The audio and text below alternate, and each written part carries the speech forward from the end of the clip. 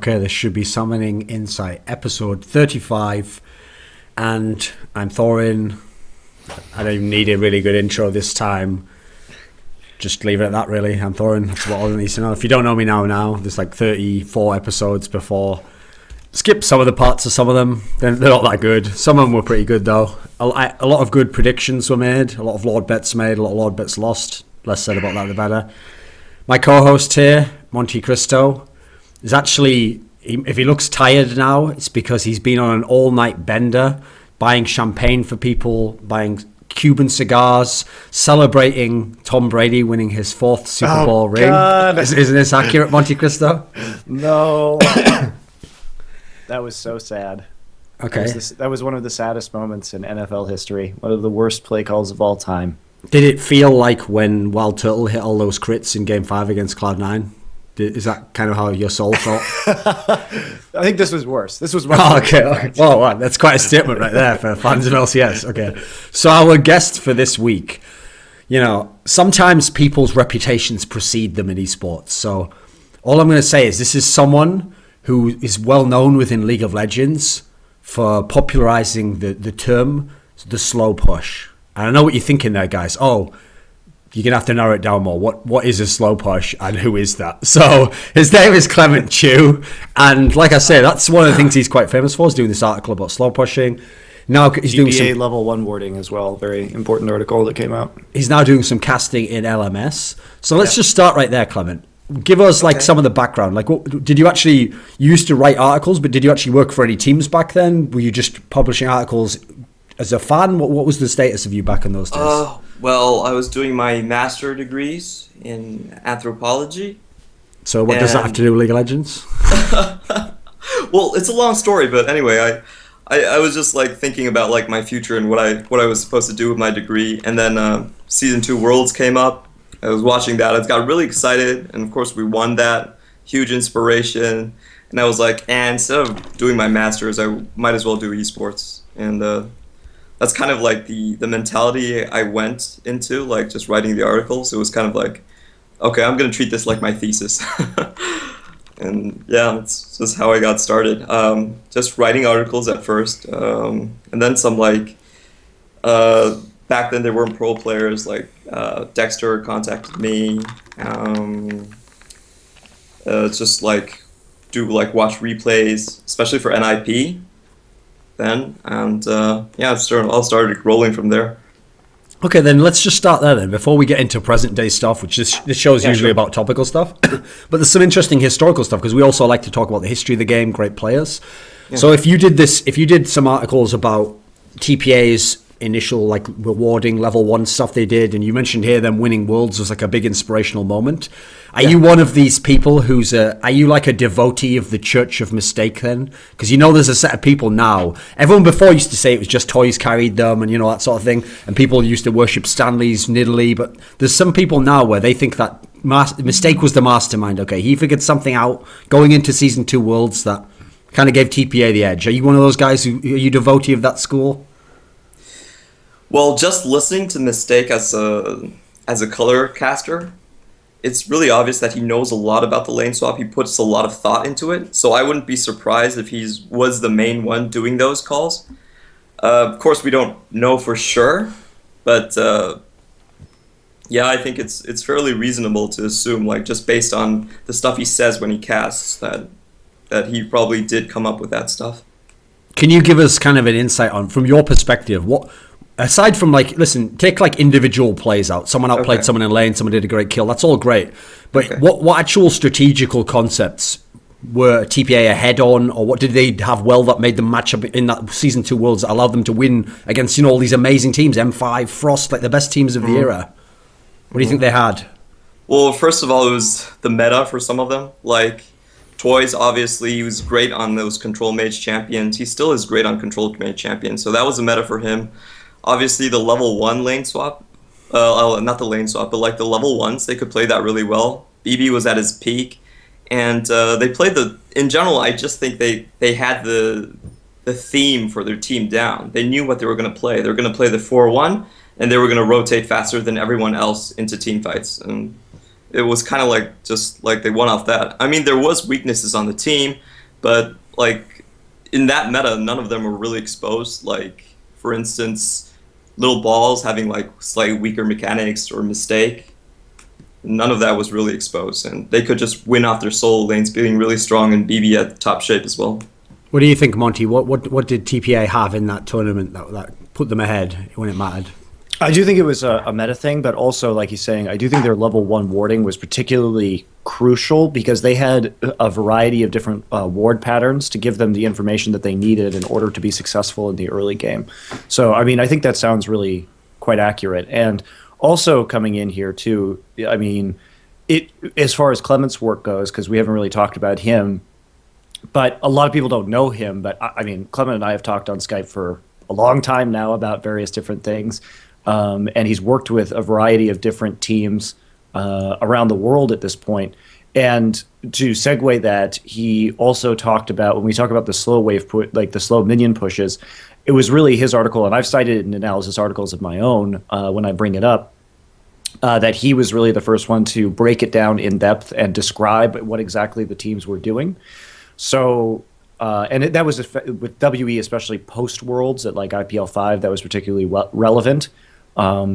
So, I mean, he's just a guy that a lot of the analysts and the teams in the scene know, but he's not now. Obviously, as casting, you're becoming much more well known. But he's been around for a really long time and has been an important kind of genesis of thought about certain strategies. So, props to you for that. I'd like to go into that a little bit. So. The way I discovered the slow push was I was watching a lot of WEE games back then, and back then Wei Xiao was at his peak. Like his Ezreal was absolutely amazing. He could hit like a mystic shot between like 3 moving minions and stuff like that. But what I noticed about in his games is that when he shot his arcane barrage to clear waves, like on the other side of the map, he'd oftentimes just like miss half of the wave, or what he'd do is like he'd only clear like the back line.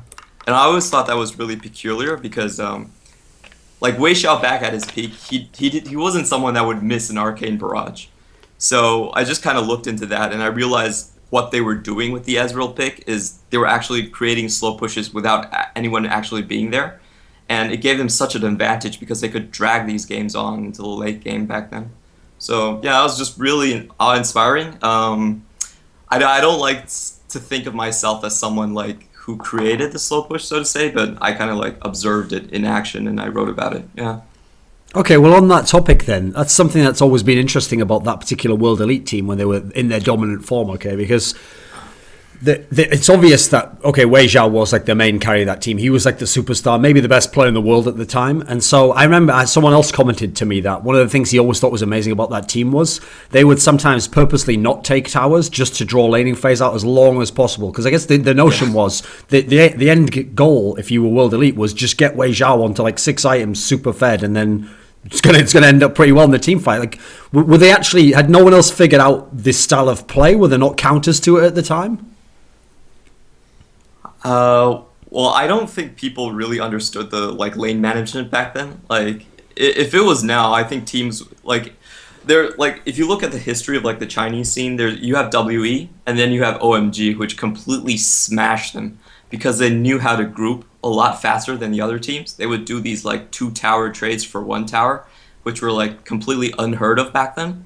So if you're just asking if there's a counter, I'd say yes. And it was really obvious, like OMG knew how to play this style and they completely just wrecked WE back then with it. They never let them get to that late game point where like Wei Xiao could just carry out by himself.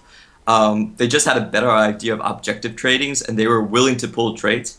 Back then, a lot of teams played a little more like CLG EU. Like they held on to towers like it was their grandma or something. Like they just loved their towers. Like, I'm gonna defend my turret. But OMG completely didn't play that style. They were like, okay, you're gonna take a turret, I'm gonna take 2 for yours. And I think that really spelled doom for like the WE club. It's just their play style.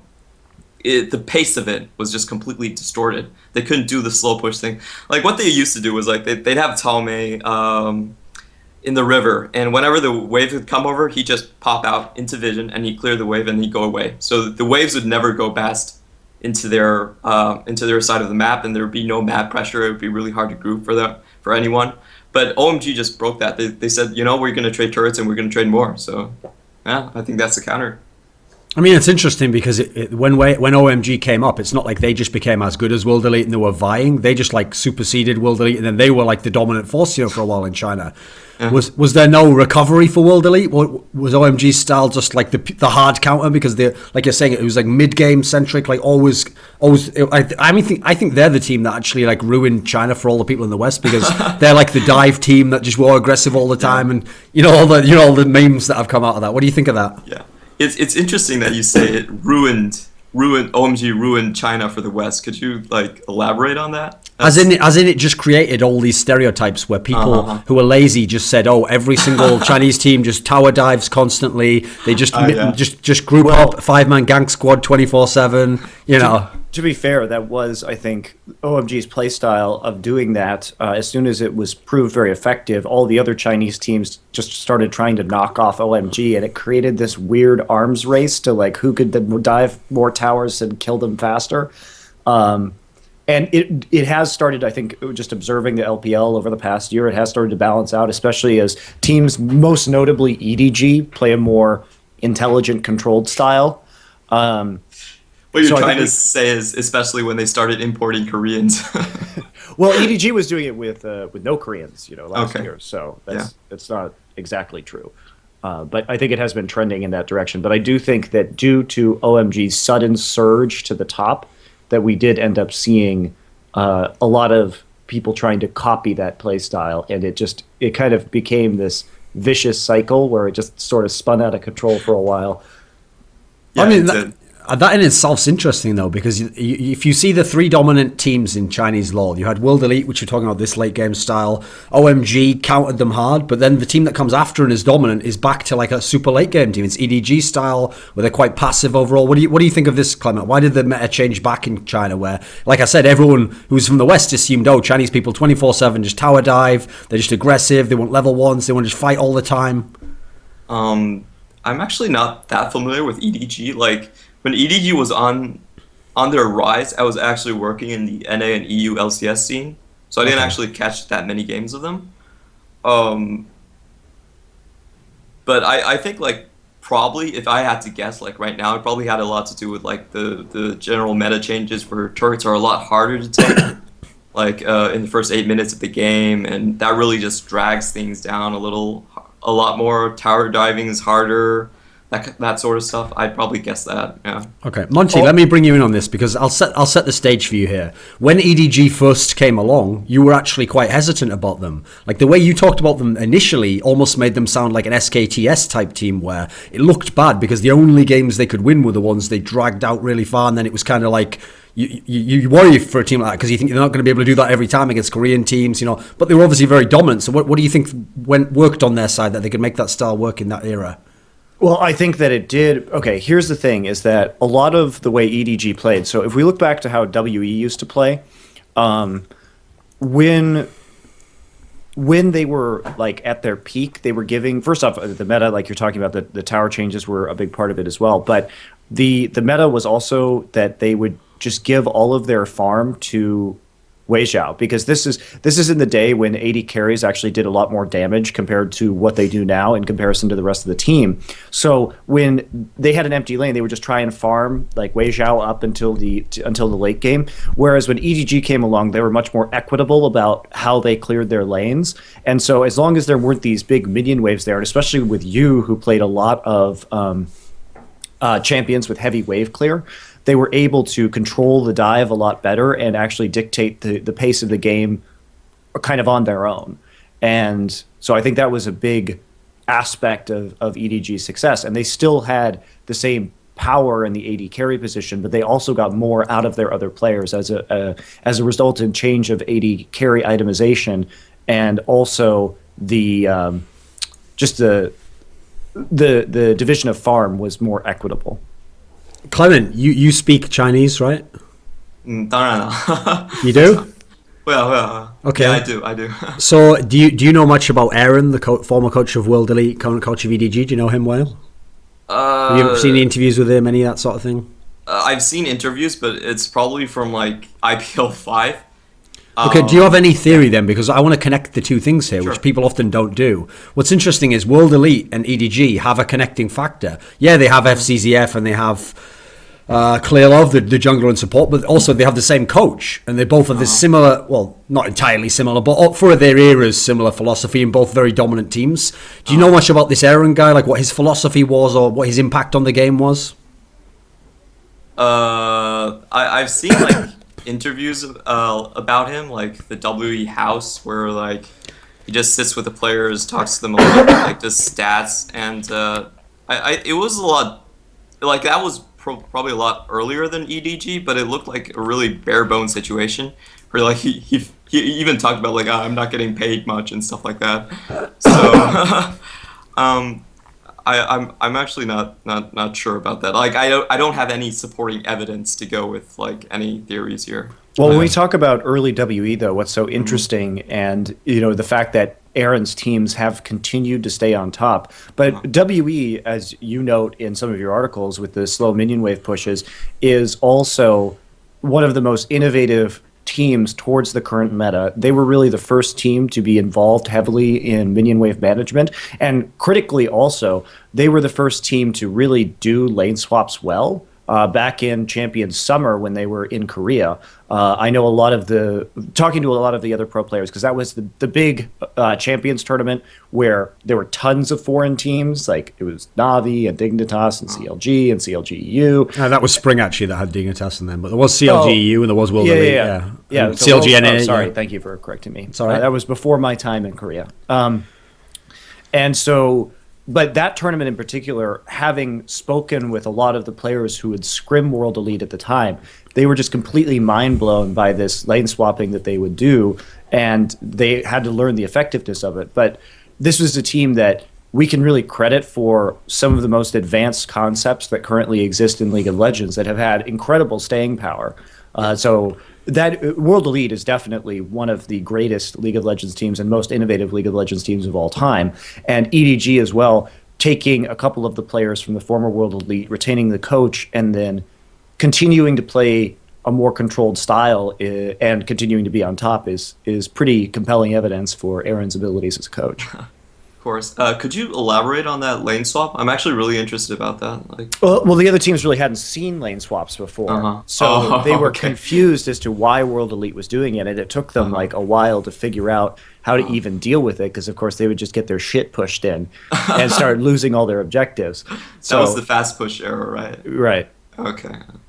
So let me ask you, I'll play the role of the naive Summoning Insight listener here, Monty. And I'll ask you this question because it's a topic. Lane swaps in the West actually it was one of the slowest regions to adapt to lane swaps. And famously, we've often mentioned that, especially in Europe, they never ever considered lane swapping mid. They would never consider, because in their mind, if our mid is really good, no, we'll just play 1v1 and he'll win 1v1. Like, this was never even a concept to them, okay? So, to Westerners, I imagine why they were so slow is the good players were thinking, well, why would I want to lane swap? Like, I'm better than this guy I'm going to play. Like, I've got the correct pick, etc. But actually, isn't part of the strength of a lane swap that you can actually use the lane swap to always ensure your best player is in a good, favourable scenario? Because I know Copenhagen Wolves famously were one of the first to employ lane swaps all the time. And they essentially just did it with the concept that we always want Forgiven to have a solid laning phase. Like, we always want it to be in a good position no matter what champions are picked. Can you explain this concept to me?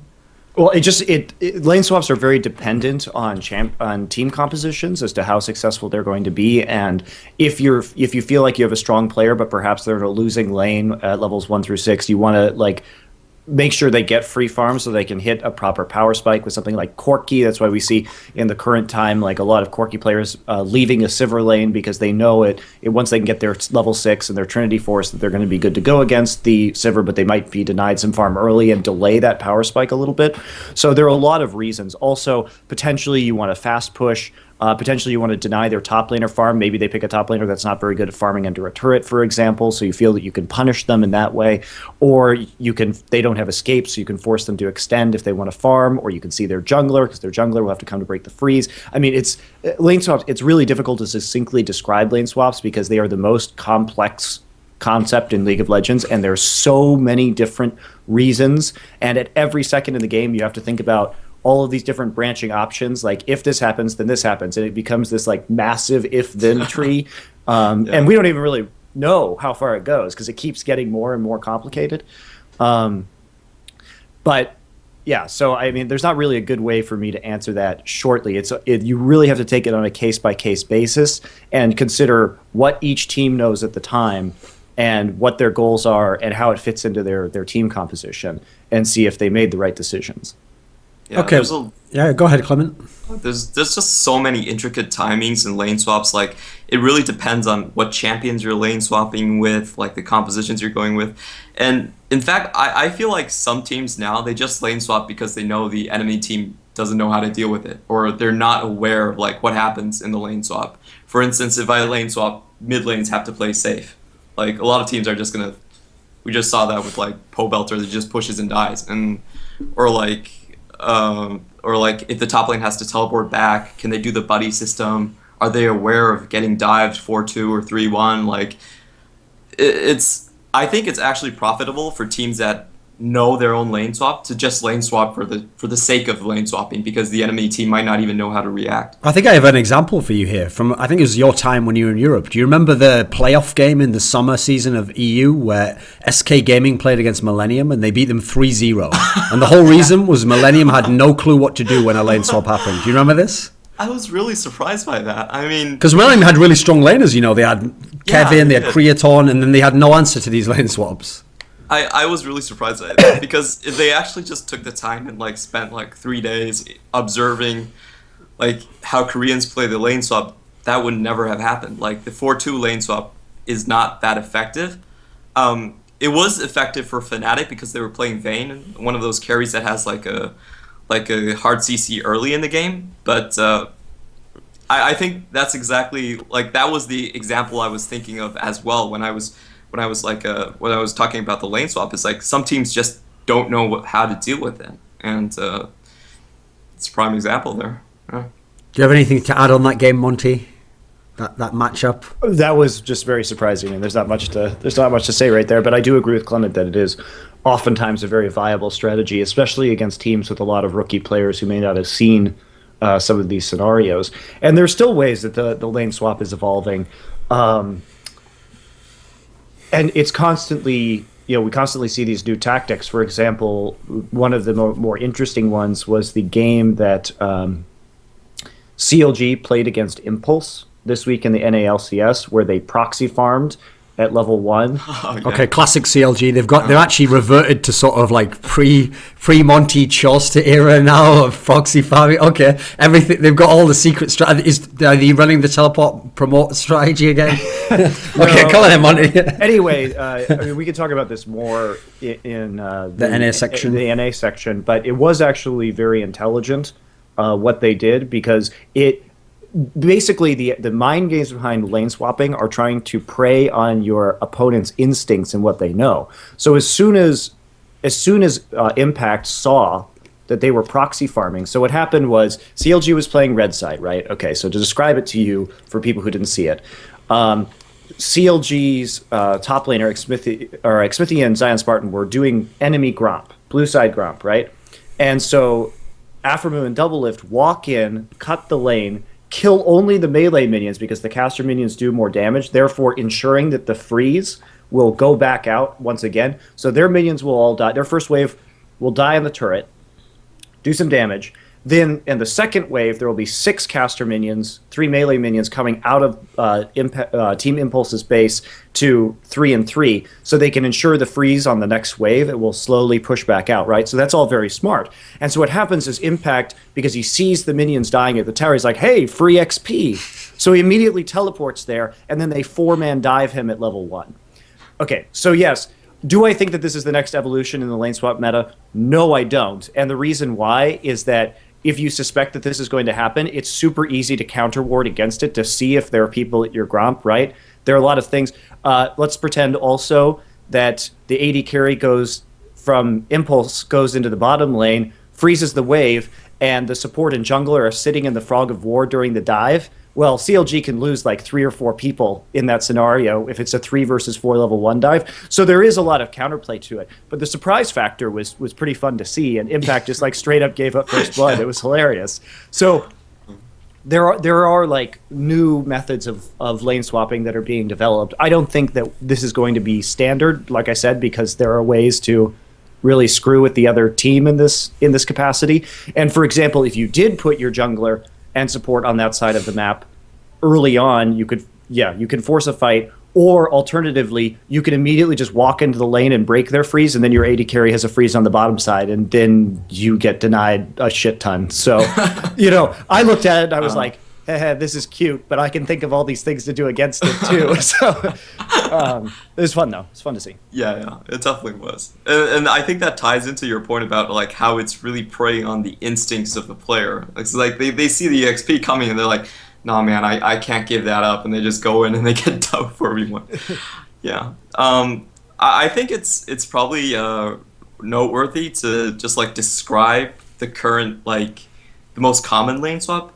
I call this like the Korean standard because it's like how all the Korean teams basically play it. So at the start of the game, they put their 5 wards down.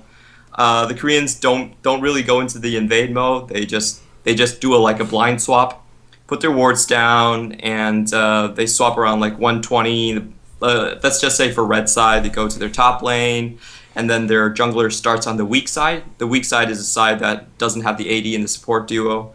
So they go top lane and they do a freeze, and the interesting thing is that the support now, level 1, they don't want to share EXP with the AD carry because the AD carry might have to lane against the top laner from the enemy team. So what they do is they just go into the enemy jungle and AFK via ward, or either they just roam to mid lane and try to get a gank off of that. The jungle and top laner these days. Yeah. So that's kind of like how the Korean standard to play it. They freeze a lot. They try to keep the AD carry tries to keep the wave in front of his own turret, and then when the jungle and support finish their first clear from the weak side to the strong side, they both back and they go into their bot lane, where presumably the enemy Korean team is also freezing, and they try to unfreeze the lane, and it sort of just rolls like that. But what I'm really interested in seeing is that teams starting to pull out different methods. Like, we see a lot of experimentation going on where teams aren't actually freezing, they're pushing, or you can see like C9 where they're really interesting. Is what they're doing is that they're actually letting their jungler do the camps by themselves, and then having balls just start a camp on himself. So there's really a lot of variations about this, and especially for a team like OMG, I think they're lane swapping every game right now, and sometimes it doesn't really work that well, but you can see that. We can get into OMG. I don't even think they know what the hell they're doing these days. Yeah, exactly. So, okay, here's the problem, is that it's all well and good to talk in a general abstract sense about like lane swaps, and I know that you two guys, that's like your sexual fetish, okay? That turns you guys on, you fucking nerds. We are like, Monty's got his monocle. He's like watching like he's got one of those things that people who like examine diamonds have, where they're like, oh god, look at the facets of this. A jeweler's incredible, yeah. Meanwhile, Clement's like adjusting his pocket protector, like, lane swaps. I can only get so erect. But anyway, you have to realize, I know that most Western players don't give a fuck about. They'd rather lane swaps didn't exist. They'd rather just play the way they've played every game they play in solo queue. So here's what I want to ask.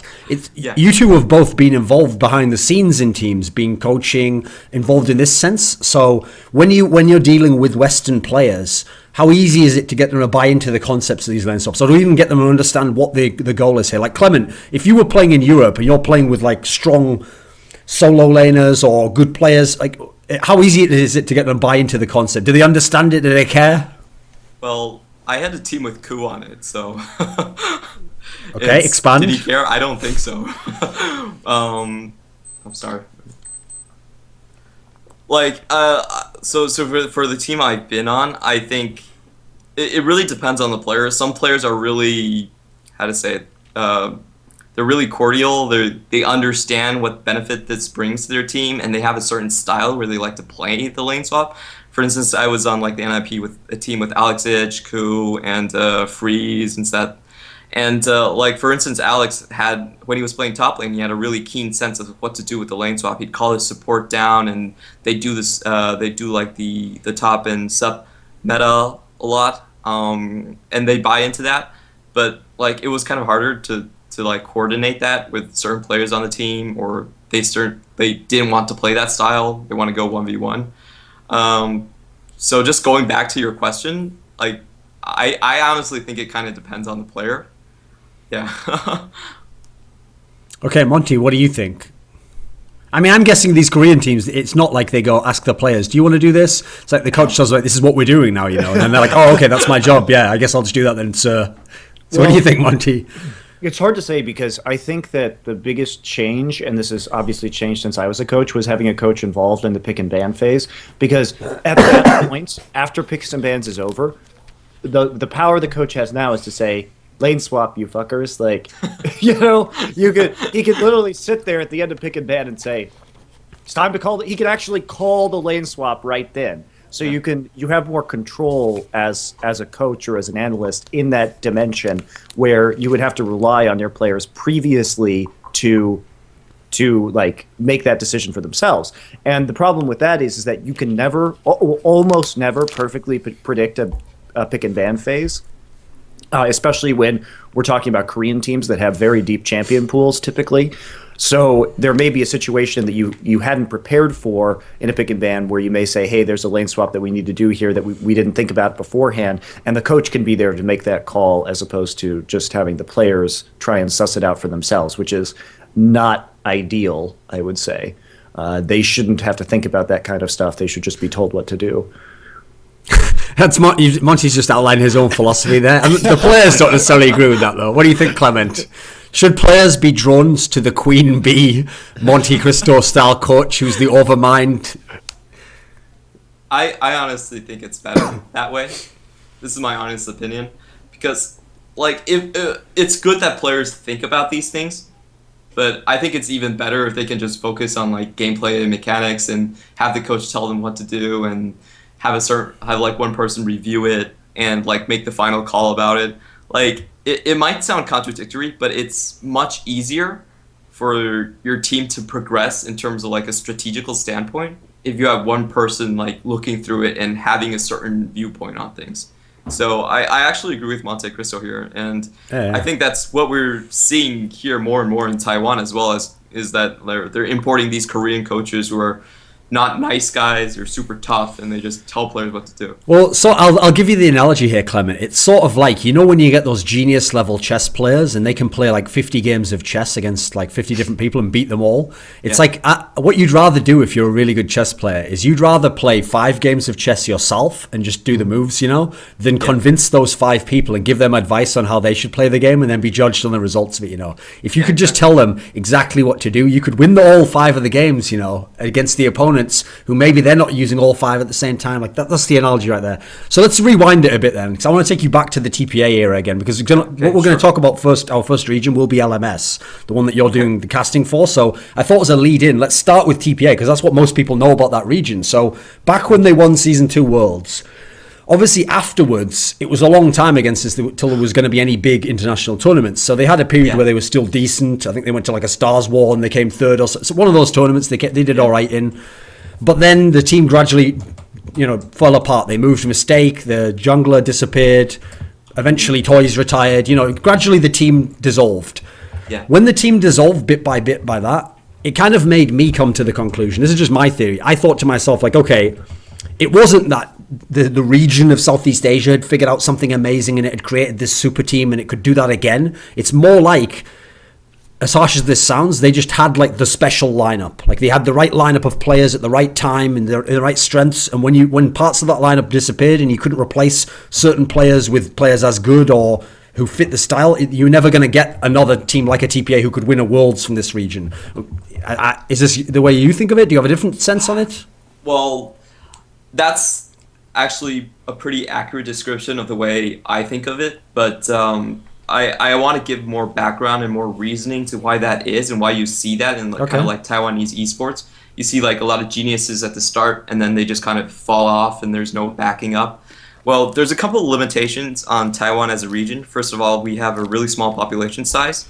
We have military conscription. That's mandatory.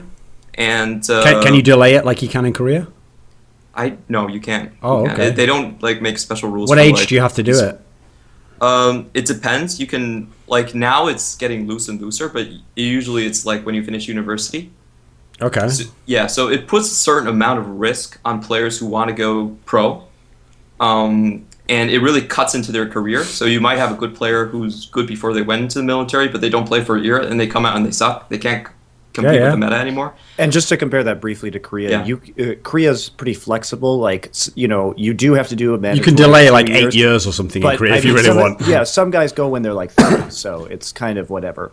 Most guys go when they're like 22, but typically pro gamers tend to go 27, 28, 29 after their careers are over. Yeah, you can delay it like from some technical aspects, but it's not really that easy, and at most maybe 2 years. So there's that certain. It's really common where you see there's like certain age gaps where there's suddenly feels like there are no good Taiwanese players, and you have to think especially after season 2 when they won Worlds, there were actually some good Taiwanese players, but then the right age ruling came in. You had to be 17, so you saw like players like Wins, like Maple being pulled out, and the talent pool just suddenly like evaporated really fast. So it does kind of give you that feeling that there's there's one wave of good players and they're all good, they're all special, and then there's like nobody. But the talent actually there exists, but it's just like outside circumstances really like cutting them into the teams and pulling them out of the situation. So that's how I feel about it. And the other thing is like Taiwan actually at that point was a region that was really accustomed to League of Legends. We had our own Garena servers fairly early, even earlier than the Korean servers. And also, like, a lot of these players were, like, NA pros. So they had a lot of experience on that team that I think a lot of other regions didn't have. Not even China, not even Korea had. And they're, like, having that low ping environment earlier also helped their mechanics as well. So they did have the lead start. They did have the good lineup. And then, like, the Taiwan scene kind of gradually fell apart. And you felt like the talent wasn't there anymore. Yeah. Let me ask you a dangerous question, Clement. Oh, sure. The answer to this question might involve you having to immediately leave the country and never be allowed back into Taiwan / Southeast Asia. You ready? So the question is, do you actually think that at the end of Season 2, Taipei Assassins was the best team? Now, we're not saying they were a fluke as in like they were total shit and they just magically like they tripped over and won Season 2 Worlds. But was there some element of fortuitousness to them winning? Were they actually the best team when they won that tournament, do you think? Were they just the best on specific days? What do you think? I think they were either number 1 or number 2. Because, frankly, if you go down the positions, like, Toys back then was amazing. Like, Rapid Star wasn't really that close. Bebe, huge improved. Like, he just outplayed Gung the entire series. And Stanley back then was in top shape. He was a really good player. It's arguable for like for Lil Balls. I think Lil Balls still played pretty decent, and he found a niche champion in Mundo where he could farm and just get in more to that tank position later in the game. So they found a way to circumvent their weaknesses. And just in terms of player strength, I actually do think they were really at the top of those 12 teams at the time. Where I'd really argue, like maybe you could say M5 was better. They won the first game out of that BO3, like huge landslide, Eve mid. But the thing about M5 is I never really feel like M5 was on the same level strategically as say a team like TPA. They were innovative, but they weren't innovative in the sense that they'd actually like make a plan and say we're going to execute this plan, blah blah blah. Okay. They're more like they're innovative because there's going to be 2 players on the team that pick whatever the fuck they want. So I also think that at the time too, we can't discount the fact that really that was still Korea. This was pre the Kespa teams really investing in a lot of infrastructure. And from being at Season 2 Worlds and observing the teams myself, I was pressed there. I was doing interviews and writing articles and stuff. So I was behind the scenes and I could see what was going on. TPA did have the best infrastructure of any team at the World Championship. They had the most like backup support. They had analysts. I mean, we saw it all come out kind of afterwards when we saw their team training environments. And Korea, even at that point, because it was Azubu Frost and Najin Sword, these were not Kespa teams at the time. In fact, Azubu was pretty much just a rebranding of the old MIG team. So they had a bit more money, but they didn't have like the same resources that they got when they joined CJ.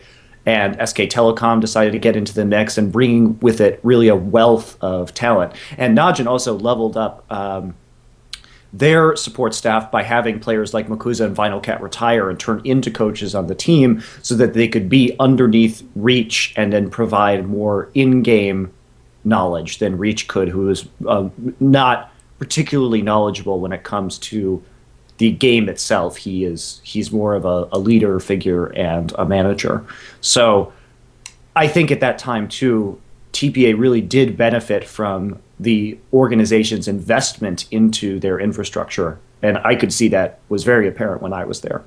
Yeah. They had like extra people taking care of the players. They had a coach who was I believe he was like a Warcraft 3 coach who coached like WCG teams and whatnot. So they had people that were looking after them. They had people that were doing scouting for them and coaching aspect as well. So I honestly can say that TPA was, if not the best, maybe the second best team there at Season 2 Worlds. So I don't have to leave the country right now. Oh, okay. You've saved your job. Okay. Monty, I have to bring you back, though, because I notice that, interestingly, you just, like, skipped over that whole part of the question where he was bringing up, like, position by position. He was running on, like, strength of players.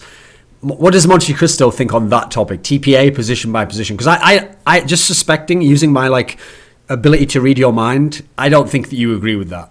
I think Toys was better than Rapid Star. I think Shy was better than Stanley. I think Cloud Templar was better than Lil Balls, and I think that Mad Life was better than Mistake. And I think that BB was better than Womb. But in the tournament in general, like I don't think Monte Cristo thinks Little Balls was even close to Diamond Prox. No. Or that Bebe was close to Wei Zhao. No. Yeah.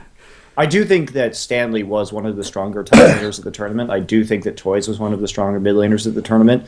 And I also think that Mistake had he was a good captain and had the good in-game shot calling. So perhaps he was the best shot caller at the time. Because Frost wasn't really very variable in terms of their strategy. Meanwhile, I think TPA showed a little bit more depth and also, like he was saying, had that 4-1 split push really going for them at the time. Yeah. So let's transition then into modern day LMS. Oh boy, say the viewers. I love me some LMS. I can't wait. I'm very well versed in this league. So no, here's the way we'll transfer into it, because the exciting thing about LMS being created was not that like Taiwan's got its own league, all that stuff. It's actually that while we heard this news, Toys is coming back. He's actually coming back to be an actual player. He's going to play in Hong Kong esports. He's going to play with Dinter. Apparently he's forgiven him for being total shit and ruining TPA, but he's going to play in LMS. Okay, so here's my problem, Clement, okay, was that Toys' time of when he retired as well, because he never got to play more big international tournaments, means I feel like in a weird way, I'm not saying this to blame him, but in terms of like fans, he kind of like cheated fans a bit in terms of his legacy, because what he did is play 2 amazing tournaments, one that he won over every best team in the world, then sort of retire after never getting a chance to play other tournaments and maybe like just do okay or place like 5th to 8th, or something like that would have put his legacy more in context. So as a result, the fan who saw him at Season 2 Worlds could say like, hey, Toys was the best mid laner ever, like if he'd have played another tournament, he'd have beaten all these other mid laners, he'd have beaten all the ones from China, Korea, but we never got a chance to see him. So now he's coming back, or at least going to get some more results in his career. What Toys back then, Toys coming back now, is he ever going to be back at an elite level again as a mid laner? I think he has the mechanics to be a good mid laner. I don't necessarily think he's ever going to be on the level of like the best mid laners. And the reason I say this, because he has a very particular champion pool. He plays basically control mages. He's not someone that we've ever seen do well on assassins or favored assassins. And if you think about season 2 going into like season 3, where assassins were really the big thing, I honestly don't see him doing that well in that type of meta. He's more of like the stay back, Orianna, Karthus, Anivia type of player. So, and you can see it now as well. Like he really hasn't branched out that much in terms of champion pool. He's playing like Lissandra, Azir, and not much else, especially with Athena's nerf. So, to answer your question, I don't really see him as being going to like that top level. Oh, but Clement, let me just bring you back in. Let me describe that sure. player again. So you're saying he's a player who plays like Karthus, Anivia, Orianna, and he's like a control mage champion. He's not so good on assassins. I've heard that description of a player before. He was called Froggen, and people said he can't play any playmaking champion, can't play mids. But Froggen now plays Ahri all the time. He can play Fizz. He can actually play Zed sometimes. Couldn't Toys transition away? Is he just stuck in his playstyle? What do you think it is? Well, I think if he was going to play those champions, we would have seen it in the LMS, and so far we haven't. Okay. So, like, we've seen his champion pool be severely limited by bans. He even had to go for, like, TF one game. He's trying to do, like, a rookie imitation and completely failed. Wasn't TF way back in the day one of his main champions, though? Like, back in early 2012 or something? No, I don't think it was. I don't remember him playing a lot of TF. Yeah, I don't think he I played believe TF that was much. a famous champion, but okay, continue. So, my point is, like, if you're going to compare it to Froggen, then I actually need to see him bring the champions out to say, like, okay, I believe he can do it. But so far, I don't think he's really proven that. Yeah. What about when he was back in his day? Do you actually, like, okay, you might not, maybe you don't follow Reddit much, maybe, so you don't know this is actually his reputation. I do follow Reddit a lot. Have you ever seen, it's quite a popular opinion on Reddit, when people talk about Faker, people will say, back in Season 2, like, Toys was the Faker of Season 2. He was like the god mid who was just above all the others. Now, listen, if you've ever followed any of these shows before, Clement, you know that I don't think that. Like, I actually think Froggen was the best mid overall in season. Listen, he wasn't on the best team. He didn't win all the championships. But I think if we're just going position by position and not discrediting a guy for having bad teammates or being in the wrong position, you know, just as the best mid, I thought Froggen was the best Season 2 mid. What was your take? I agree with that. I think Froggen, like, he had really innovative, like, mastery rune choices back then. Like, he understood how to play the lane. And I've scrimmed against Froggen a lot of times, and he's just... You can't land a skill shot on that guy. Like, his laning phase is just incredibly strong. And, yeah, I think that's pretty much it. And I do think he's one of the best players, and he's also, like, a playmaker as well. How do you come into this debate, Monty? Whereabouts is Toys? Where are the other Season 2 mids at that era? You know, in their primes. Oh, well, I mean, back in the day, when I was still doing stuff with GG Chronicle, like, we all agreed that Froggen was the most standout player from Season 2 as a whole. So for me, it's not really in question. He also was, I think, just ridiculously skilled compared to the rest of his team too, and the fact that CLG EU was so successful was in large part due to Froggen's own individual talent. Where was Toys at the time, though? I mean, Toys was pretty good, but there were a lot of mid laners that had they won the world championship and just immediately gone away, like Toys did after IPL 5, that we probably would be reminiscing about, or fans would reminisce about him in the same way. I don't really see him as ultra dominant. When we start bringing up a lot of the big names from that period, I mean, it had all the Alex mids then, Itch, Monty. Messiah. I mean, these were all Ambition. These are all great players, and I don't really see as Toys being like next level compared to them. Competitive, maybe slightly worse than some of these guys, but in the same tier. If everyone, Clement, at Season 2 Worlds had just gone in and known what they know now and they just banned Orianna every single game, would it have shut him down? It would have shut the strategy down a lot, because the 4-1 relies on that wave clear control mid quite a lot. If you don't have Orianna, let's see who else you could take. You could probably take Karthus, but there's a lot more risk doing 4-1 with the Karthus than with Orianna. So I'm thinking that from like a strategical level, it would have weakened their chances significantly. So, okay, Toys is back in LMS, but here's the interesting thing. For people who only know the famous names, they don't follow that region, is that obviously his team isn't actually the best team. They're not even actually close to the best team. He's probably not the best player. Now, here's my problem for you, Clement, is if we'd have had this discussion at the beginning of the season, everyone would still be super horny after Worlds. They'd be like, oh, TPA had some cool games where they were close. You know, AHQ, I love West Door, he's so good, man. They beat EDG. But here's the problem. There was just a tournament the other week, and the winner of the tournament, IEM Taipei, wasn't TPA, it wasn't AHQ, it was Yoei Flashwolves. You know that famous team, everyone loves them, all the star players, we all, household names. People actually do know them because it's just Gamma Bears minus wins. Yes, the Gamma Bears, that team who Riot gave them a gift. Okay, they say, hey, Gamma Bears, come to the World Championship. Now, what we're going to allow you to do is just play 2 games against the best team of all time and then get the fuck out of the tournament and no one will ever see you play again. So it was an unlucky draw. So give us a reasonable sense. What was Gamma Bears like and what is this team like now? Are they the best team from the region?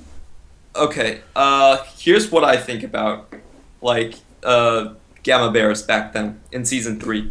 If you look at their ban pick phase, they weren't expected to do well, okay? They were like 50-50 in the regular season. TPS was much more favored to come out of the region, and totally. But you have to think about like who their analyst was. They had Mr. Remember, who's now like a famous play-by-play caster in the LMS. He basically cast the entire league by himself. And they had another one called Asen, who was also an analyst. And if you just look at the ban pick phase, they were actually really good at the ban pick phase. They completely outbanned BP'd TPS to get that spot. And even at Worlds, you could see they had some like ingenuity where they picked the Shyvana top lane, where nobody else was doing that. And that was like 2-3 months before that became the dominant meta. Of course, even though they got the Shyvana in a good matchup, like Stake is just got completely trashed by Impact. Stake was the guy who's like identical to Skara, right? Yeah, he's the Taiwanese Skara with the afro. Yeah. Skara with an afro, exactly. It's like a GTA character or something. Okay, keep going. Okay. So I think they had points where is he their star player? No, not by any means. Do they have a player who not only just in their team is the best, but he stands out in the region? Is there like a top? Is there a player on their team who's the best at their position? Maple is the reason I feel like Flash Wolves is currently the strongest team in LMS. The reason I say this is because he has a very, very deep champion pool, which is rare for Taiwanese players in general. He plays everything. He plays the control mages. He plays his Fizz this season, Syndra. You look at other players like in mid-term positions, like I just talked about Toys, not really an assassin players. You talk about Westor, he has like Zed, Cassid, and Fizz, and then you drop off to Mordekaiser, so that's not completely viable. And you talk about Chaoya and TPA, hasn't really been a dominant mid laner. Maple is the reason that they are so strong because Maple himself, he draws off 2 bans from the mid lane. And he allows them to play the game with, even though they have Stake, who's kind of like, honestly, he's kind of like Pokemon on IG. That's kind of the comparison there. Oh, it's okay. Like, Stake is kind of like in an N-rated position, where he's a shot caller on the team. He's really important, but his mechanics and his individual playmaking can be really questionable sometimes. It's a popular saying in Taiwan that if you're playing against a Yoei Flashwolf, all you have to do is you just camp Stake, and he's going to make a lot of mistakes, and he's going to die repeatedly. Just throw Stake on the campfire for a delicious meal. Yeah, exactly. Which is why it was so interesting. I mean, I haven't seen very many games of the LMS, but I did see some of the IEM of Taipei, and just from talking to guys who follow the scene, like Obscurica and Reasony, who's the analyst for Machi. For Machi, yeah, Machi. They were categorizing because Stake's performance in the finals was pretty good, but they were like, this is a big overperformance by Stake. Like Stake normally doesn't play like this. It's really weird. So Clement, which team, if it wasn't for someone doing really well in this one tournament, interesting for that region, who actually should have won this tournament? Should it have been AHQ? Should it have been TPA? Who do you think is the actual best team in LMS at the moment? This is the problem, I think, with LMS. I think if it's just the regions fighting amongst like the teams in the region fighting amongst each other, Flash Wolves is always going to come out. Okay, but internationally, you feel like a team matches up better. Okay, internationally, who's that I then? actually feel like TPA has a better shot. Why is Just that? because we have Morning in the top lane, who's playing really well. He didn't do so great at Worlds, but now he's transitioned into the top lane. He has a great Gnar, he has a great Lissandra. It's almost ban-worthy every game. Like, you watch Morning's Gnar, and then you watch Stake's Gnar, and there's a huge difference there. Teams are going to give Stake Gnar every time. Like here, just take it. Because you're not going to get your Gnar ultimate in the team fight. You don't control the rage well. But that's really different for someone like Morning. Every time he comes in a team fight, its rage is always full bar, and he uses a lot of initiations that are very, let's say, I don't think I can see other top laners performing that well. Like, for instance, on Lissandra, he's always going to do the wall bang trick, where you guys just, like, ease slightly past the middle of a wall, and then he just pops up in your team, and there's no indication of that. Like, he does that really often, consistently. So he's like this huge presence in the top lane, and his own mechanics are really good. And also the top side for like TPA is just really strong at the moment. Wins, he's now touted as like the best jungle player in LMS. Well, he was really good at Worlds last year too. I think AHQ or I mean TPA as a team didn't do very well, but he was really a standout player at the World Championship, and he was playing excellently. I also wait a minute. Save your question. I got to hold you up on that there. Wins was good. He was all right, Monty. He was all right in the first like 2 games or something. Didn't he drop off like a motherfucker as the games went on? Well, I don't think that was his fault. Yeah, I don't know. Okay, I think he trapped in Elo Hell. Yeah, pretty much. I think he actually had a pretty solid tournament. I mean, obviously, Outstanding is going a bit far though. Compared to the rest of his team. Okay, let's get the caveats in here, man. The disclaimers. Bring them in. If you watch the LMS, it's impossible not to notice how dominant Wins is playing here. Like, a lot of his Lee Sin ganks, they're not good because, like, how do I say it? He has you just look at those ganks and you realize not a lot of other junglers are going to be able to pull them off because they're really good ganks because he has really good mechanics. He's willing to flash and hit the Qs, and he can just pull off a lot of ganks in close turret dive situations that a lot of junglers would probably die to, or they would just walk away from the situation. So he puts a lot of pressure on the lanes. Okay, so that's Type A Assassins. The other team, obviously, AHQ.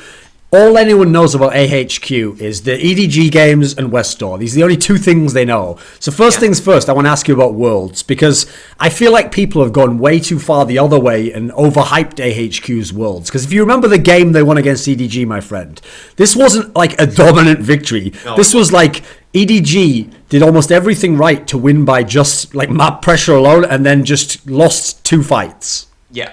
Exactly. And the thing about AHQ is that people characterize them as like a mob.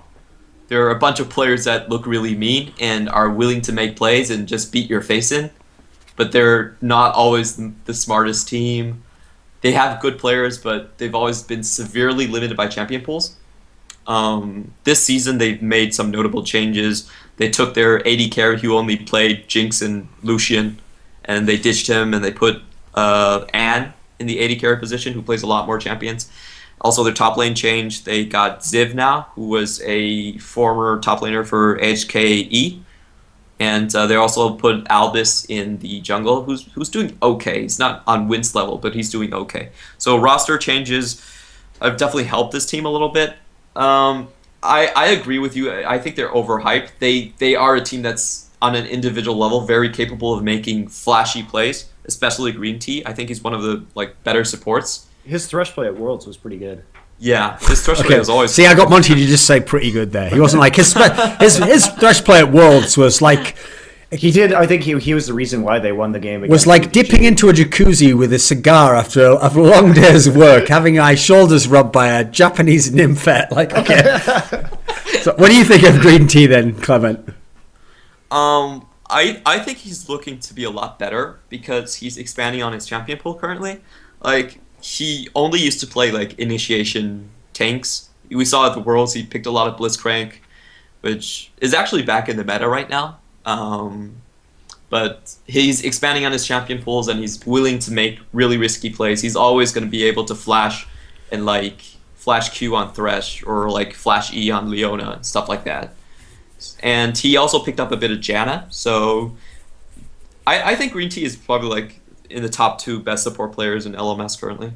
So now, if we, Monty, you have something to add? Well, I wanted to go back to TPA real quick because like I want to talk about Chawi because I haven't seen too many of his games yet. But Chawi's a player who, for those of you who don't know, was a really famous Dota player as well before he went into League of Legends, and he's always been very interesting because he's bounced around positionally.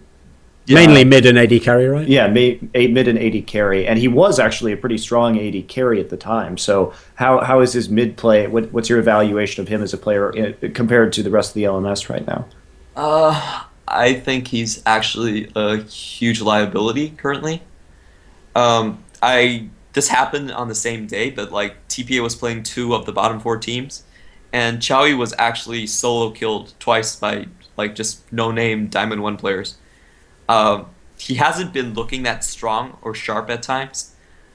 He can play the map really well, but I think in terms of mechanics, I think we've probably seen a decline from him. Also, his champion pool is pretty limited as well. It's pretty obvious that like at this IM Worlds as well, is that if they can limit Chawi's champion pool, then it puts TPA in a really difficult situation where they have to ban Maple out, and then Flash Wolves is going to ban Chawi, and they have some overlapping champions, and then suddenly it just feels like TPA doesn't really have any more champions to play mid. So overall, I don't think it's been a great season for him. Mechanical decline, but he can still play the lane decently in terms of like vision control and what he should do in the lane swap. Yeah. So speaking of players with a limited champion pool, I want to talk about Westdoor now because the hype is insane around this guy. Here's the thing, Clement. The reason why I brought up the toys thing from before is because the reason why the idea that people on Reddit, there's like a ground swelling of opinion that toys was this super uber mega player, is that the expert guys I know from that region don't think of him that way, and they're the ones who saw every game of him. And it's not normally you'd think the guys from the region would be the ones overhyping him. So it's weird to me when foreigners are the ones doing it. I don't know if you saw this, Clement, but Frank Fields, who's a writer for LoL Esports, recently did an article where he made this statement. This is a direct quote. I'll read it out for you.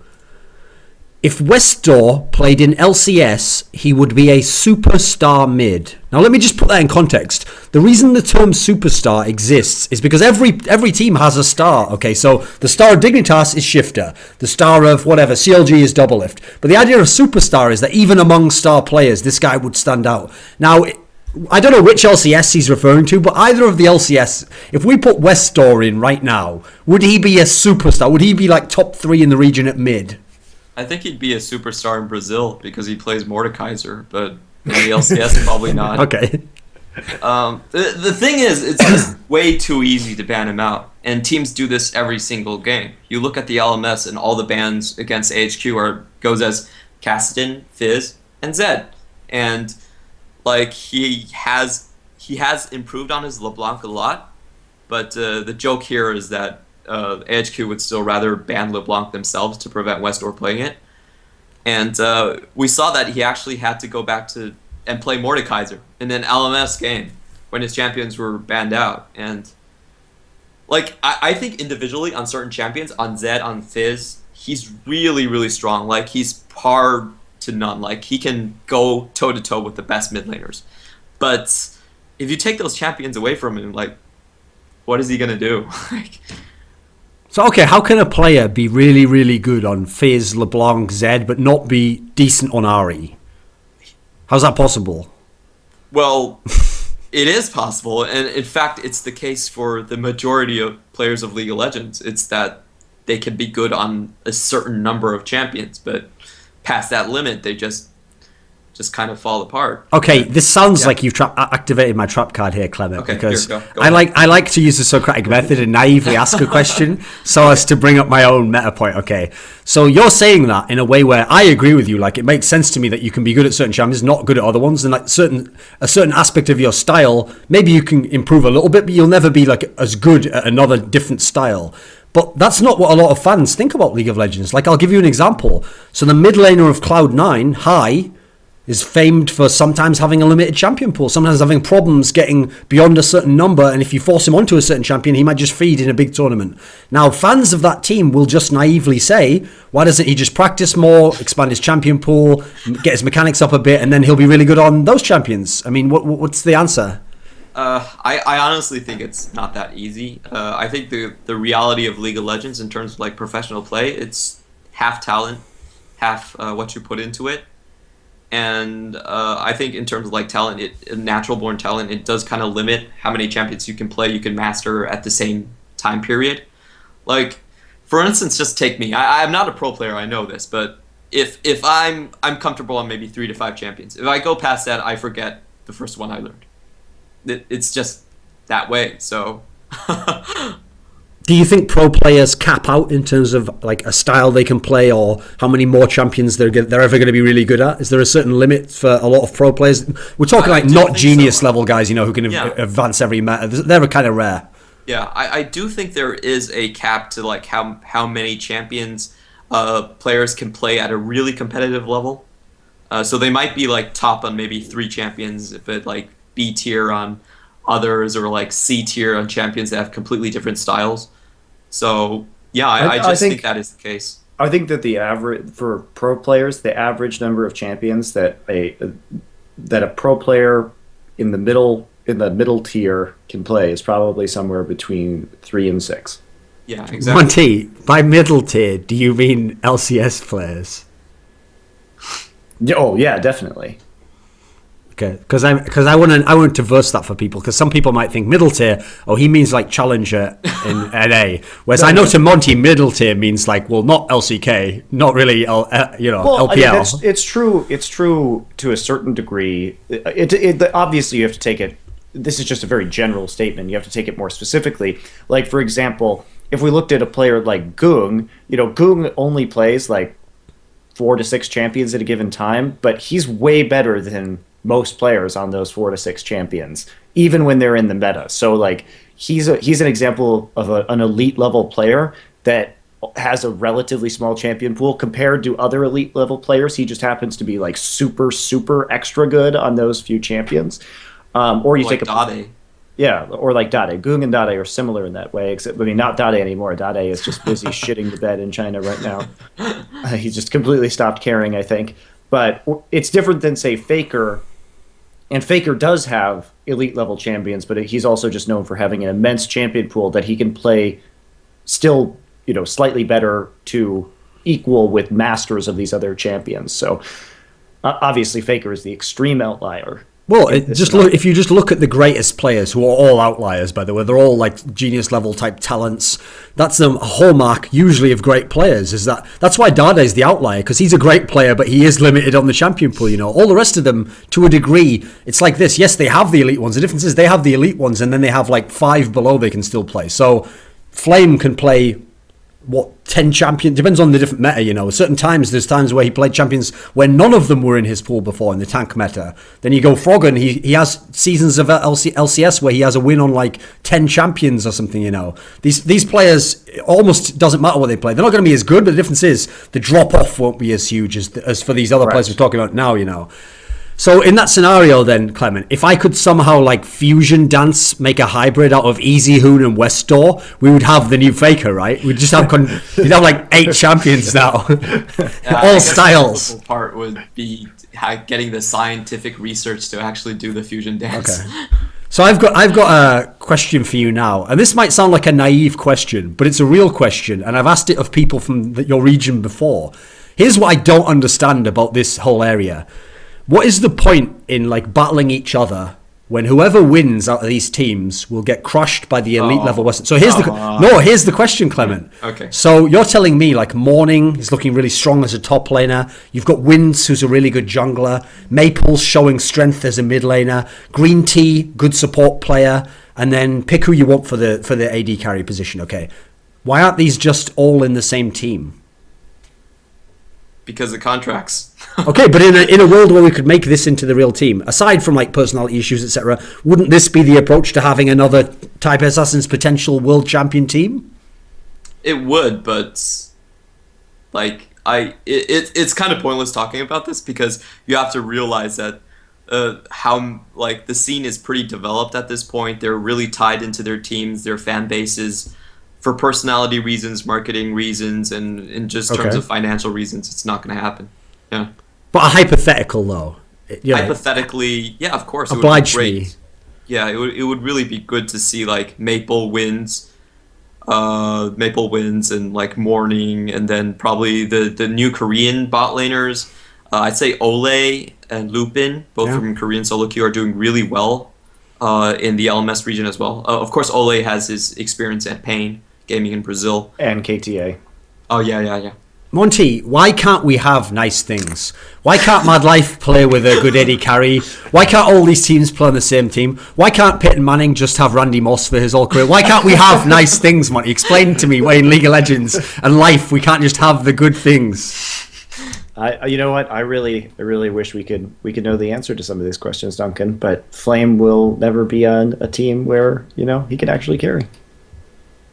Well, he was, but you just have to get a time machine to go back to then. And then also kill Dade like the day before.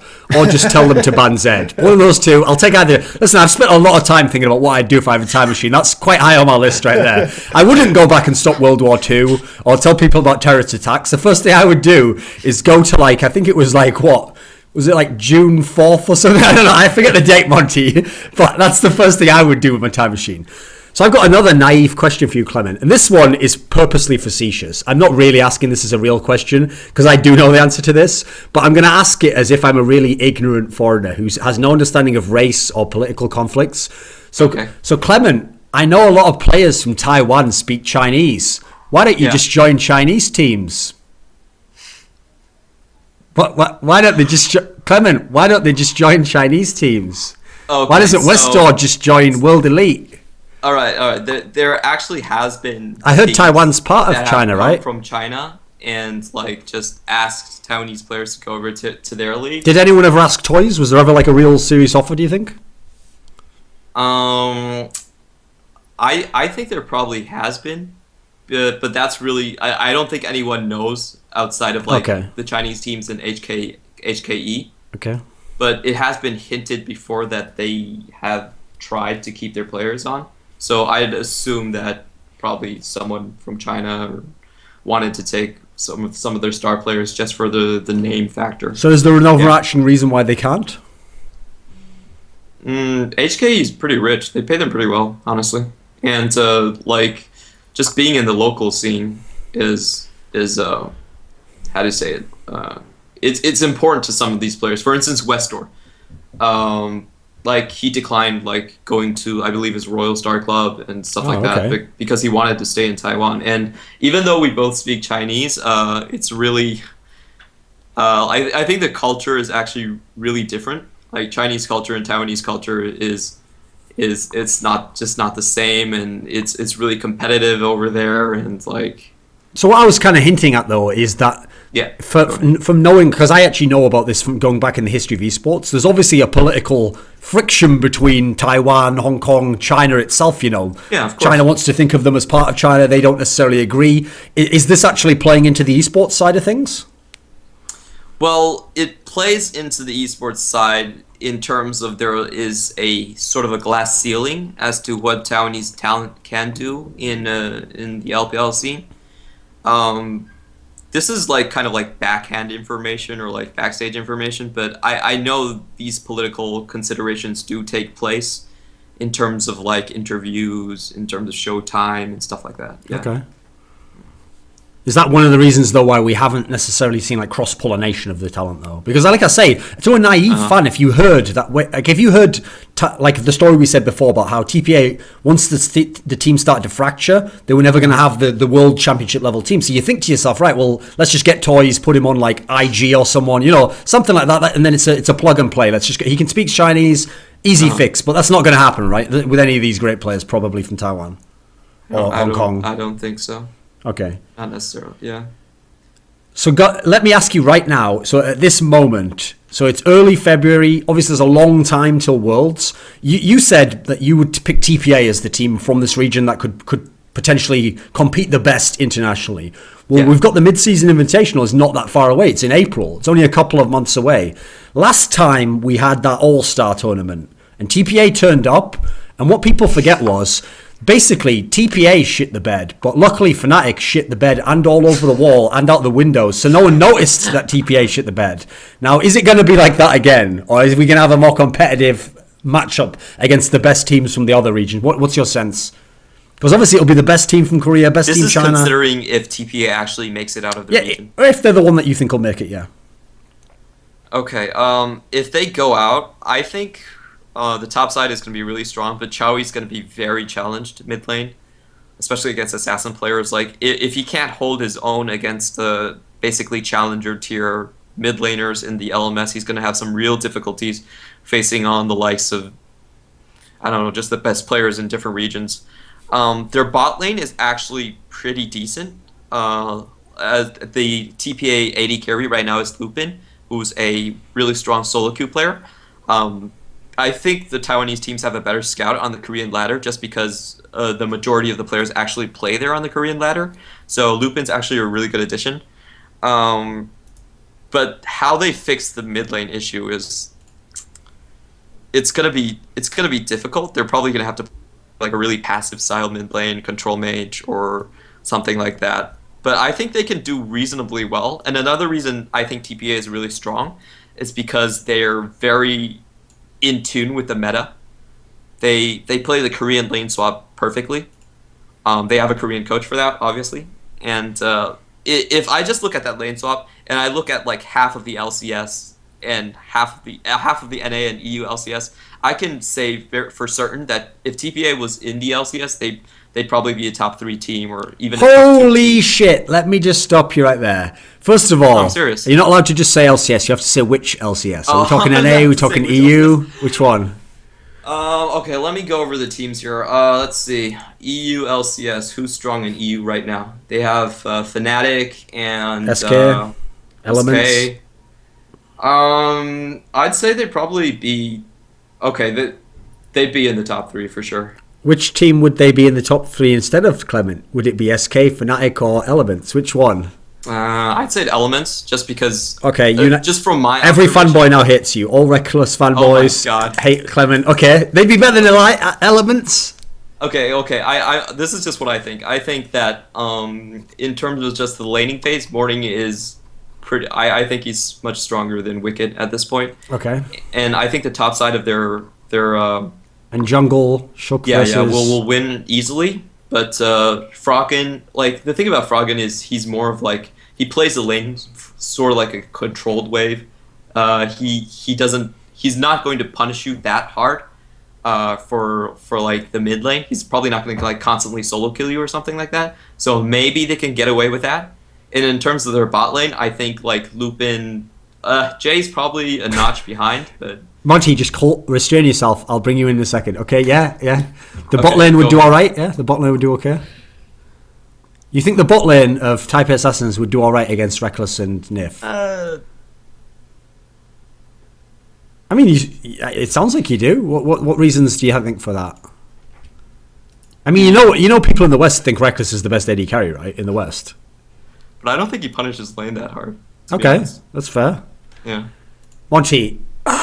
Let me just lean back here. Okay. Oh my god. I'm just going to tag you in now. Go on in, Monty. What do you think of this? Elements versus Taipei Assassins. Okay. Well, positionally. To be fair, I don't have enough info on. Fuck TPA. You. What mean? Fuck me. I seriously don't. Okay. So by not having any evidence for TPA. Okay. Keep going. Do I think they would do well against Elements? Probably not. But what do you think of this notion that the bot lane of Type A assassins could be stronger than the bot lane of? I'm not saying stronger, but I think they'd do okay. Like they wouldn't just They like wouldn't completely feed? roll over. Okay, and let me top. Yeah. let me clarify that then. What he's saying is the bot lane and the mid lane of TPA assassins could do enough that I'd they say wouldn't they're weaker, lose, but- and therefore the top side of the map Yeah. would be able to win out and win the game. What do you think of this concept? But it's kind of hard, just like because a lot of it comes down to strategy as well. And I actually think that TPA might actually have a slight lead in that terms. No, So that's I mean something we've Elements often has criticised shown elements very strategically. Yeah. good strategy so far this season. that's something I will- take into consideration. So I will give it that. I also think that the elements that we're seeing right now is not the elements that we're going to see down the stretch either. So, of course. Okay, but, I mean, it's so early to be talking about Worlds, but I think it will be intriguing at the mid-season invitational to see what becomes of these Taiwanese teams. Because after watching at least IEM Taipei, I'm inclined to a certain degree, like believe you or agree with you. I guess for me, I do think that they're going to get thrashed at the midseason and invitational. We're talking about the number one team from each region going. They're probably not going to stand a chance.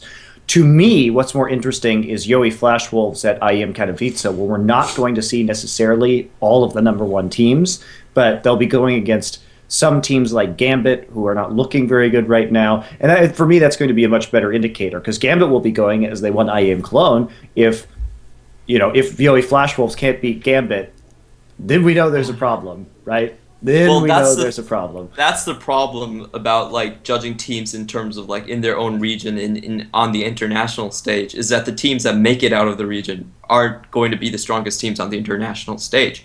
Like the reason Flash Wolves is so good is because they control the ban pick phase with Maple playing everything, and once they go out, they're not going to have that advantage. And I think their weaknesses in terms of like their jungle and top lane, like just knowing Cabochard and knowing Stake, I can tell you right now that Cabochard is going to completely shit on Stake. It's not going to even be close. But what about when we talk about the Flash Wolves and you talk about Maple, wouldn't he just like destroy Neek in theory? If he's so I haven't good. really seen enough of Nick to make that statement. Like, I don't purposely watch yeah, Gambit games. no, the problem is people who've seen Gambit games could say that as well. He's just invisible. He just doesn't. He just does okay, and he just Okay. If they win, he's just watching like Well, good job. if that's the case, then Well done.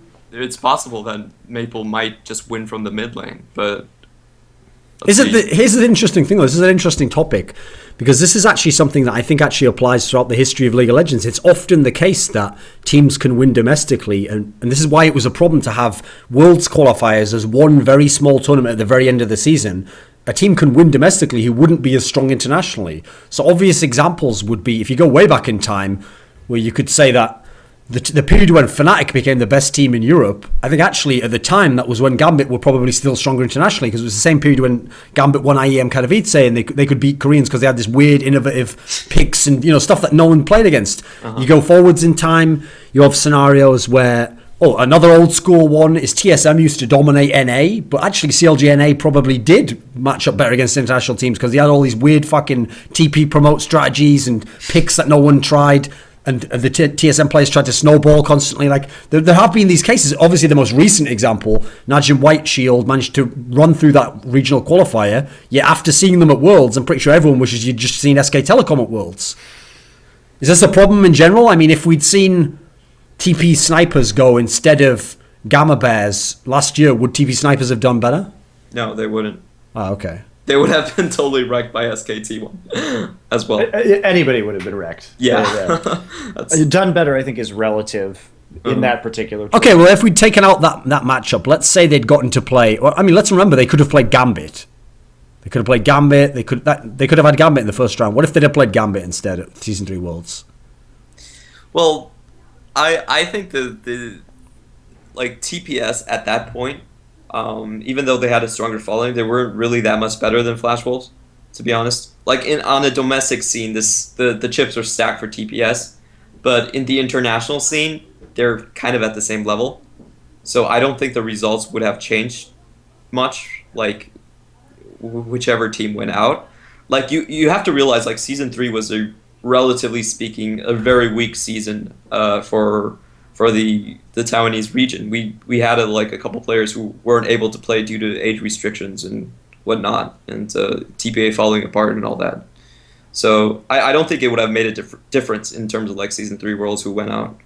What about, you said EU LCS there, in NALCS, if we now let's insert Taipei Assassins into NALCS, where are they going to be? Gravity Gaming is number 1. So the way he said that, shout outs to St. Vicious if you're watching. So the way he said that, I didn't say shit, but he said it like, is this accurate? Is this been updated? Is this by alphabetical order or something? What is this shit like? Okay. I didn't mean it that way, but like I watched the Gravity versus Dignitas game where they had this huge lead, full. My condolences to you.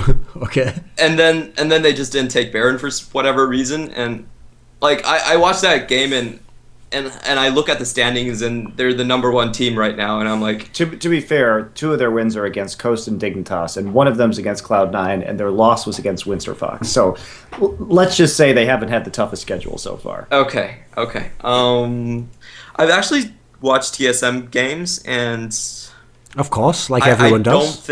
I don't think Chai would do well against Bjergesen. I think Bjergesen would just flat out kill him multiple times in lane. So I don't think there's a good chance he's going to be able to compete with TSM. Okay. CLG, CLG's kind of harder to say because they're playing, it kind of feels like they're playing their own game. They always are.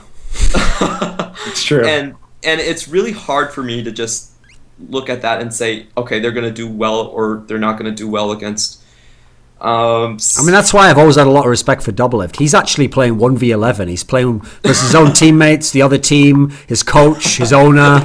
And sometimes he wins. Hey, listen, give him props. Sometimes he wins those games. Anyway, continue. Which other teams do you see? They have a really unique style, so I really can't. I think I'm going to have a hard time judging that. What about Cloud9? Cloud9, oh man. The thing about Cloud9 is I watched their swaps, and I watched them against like CLG, and they just lost the swap super hard. They probably didn't expect them to actually push, or I think like in the current meta, if you're doing like support and top laner against a support and AD carry, then I usually give a huge advantage to the support and AD carry lane. Okay.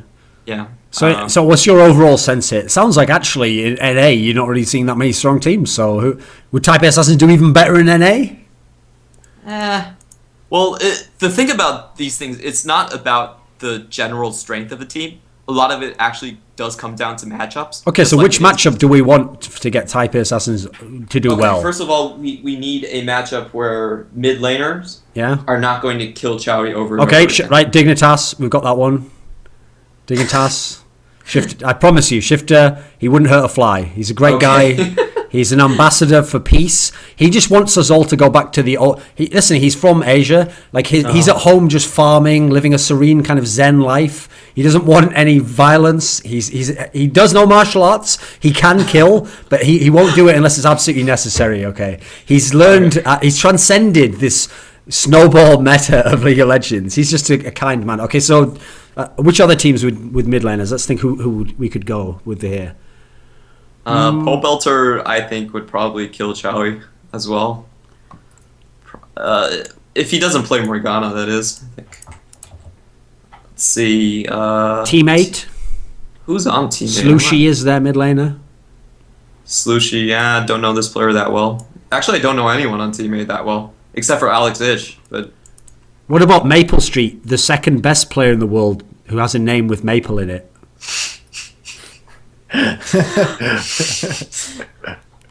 Actually, there's a joke in Taiwan where they say like, "Hey, isn't Maple Street from Taiwan? Is he Taiwanese?"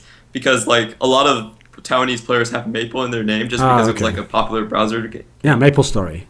Yeah. Faker played it. Maybe that's the secret. You get everyone to play Maple Street when they're 15, then when they're 17, they become the best player of all time. That's how it works, right? No, I would have thought a better joke in Taiwan would be like, wow, people are such big fans of Maple, they named a street after him.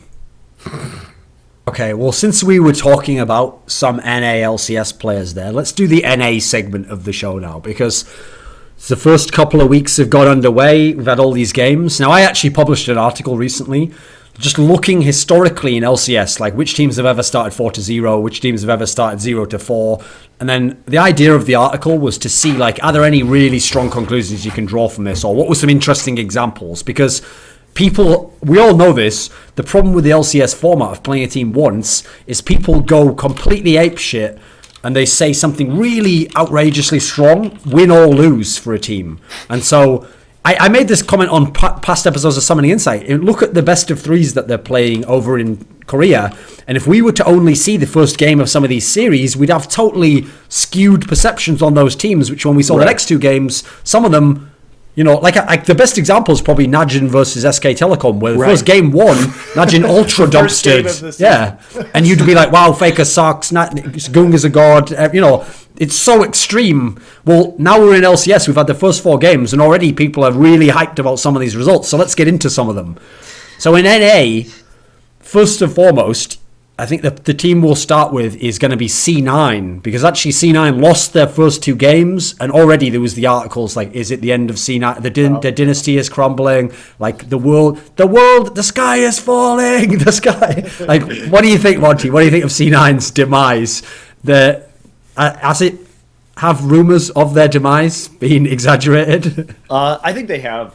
This is a team. Remember that C9 really wasn't doing very well in the summer season last year, up until the very end, where they kind of squeaked back into the top of the standings, and then they had a respectable run through the playoffs, pretty dominating performance up until the finals. And I'm not as confident that that's going to happen again this year, but it is important to keep in mind. Critically for me, what we've been seeing is Hai really doesn't seem to be up to the task in terms of his individual skill, and whether or not this may be the point that other mid laners in North America are now finally have reached a level of individual skill that his shot calling, his excellent shot calling, can no longer balance out his own deficiencies as an individual player. And so if they keep getting rocked in the mid lane, there's not going to be a lot of chances for them to have those good shot calls to come back if they find themselves at too much of a deficit.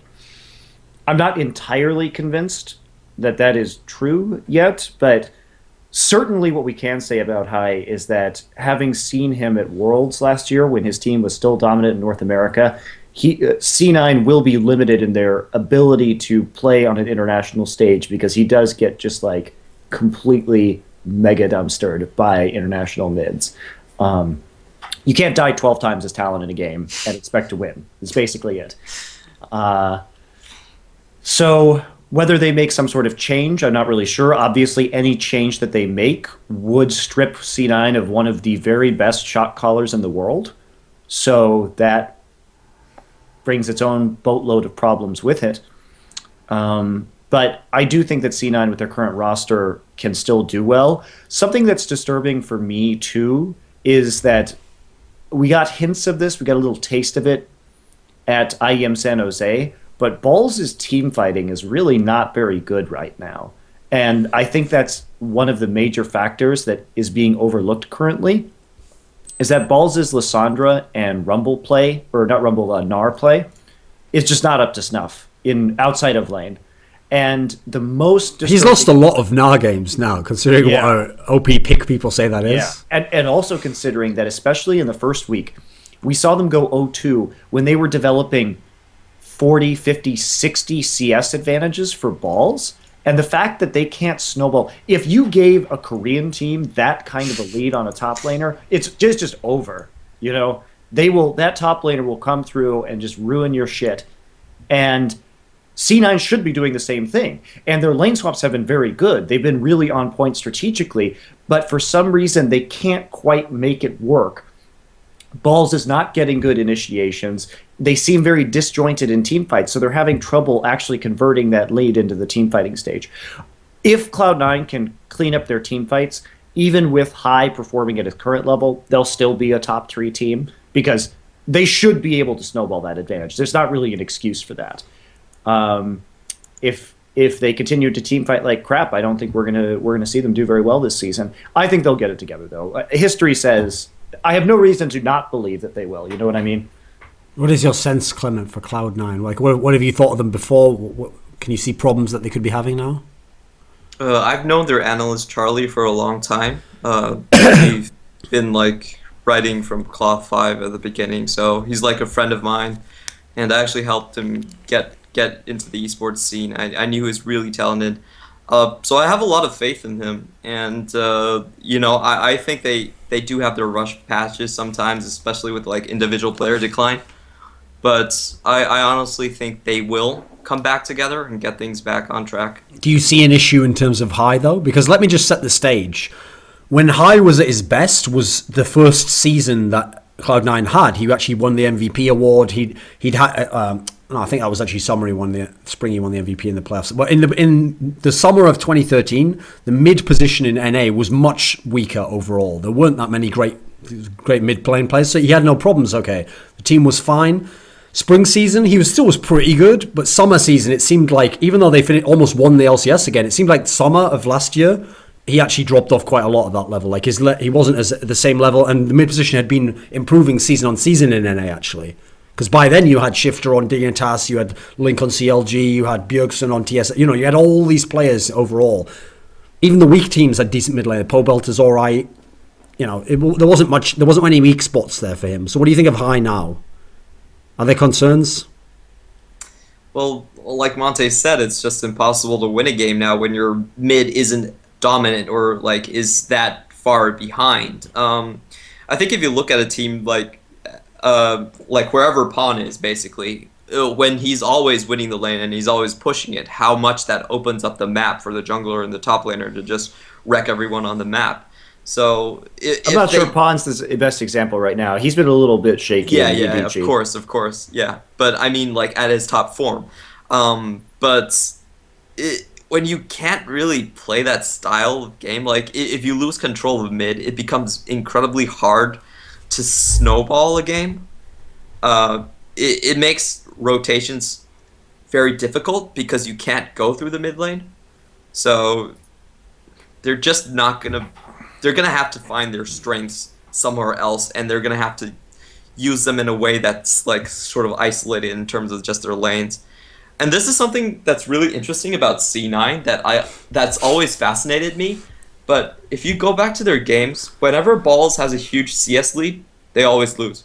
Like it's just been true for their team for a while. Well, there's actually a famous stat. It was in season 4 that whenever Cloud9 was like got behind and then just farmed up a ton, they never won those games. The idea was they only won games where they, like, if they were behind at all or they were in positions where they were just farming, they just made plays. Cloud9 was at their best when they were rotating around, they were forcing the fights they won. If they just sat back like Alliance style and just tried to farm till the end of the game, they would nearly always lose those games. Actually, the gold leads, it didn't help them somehow.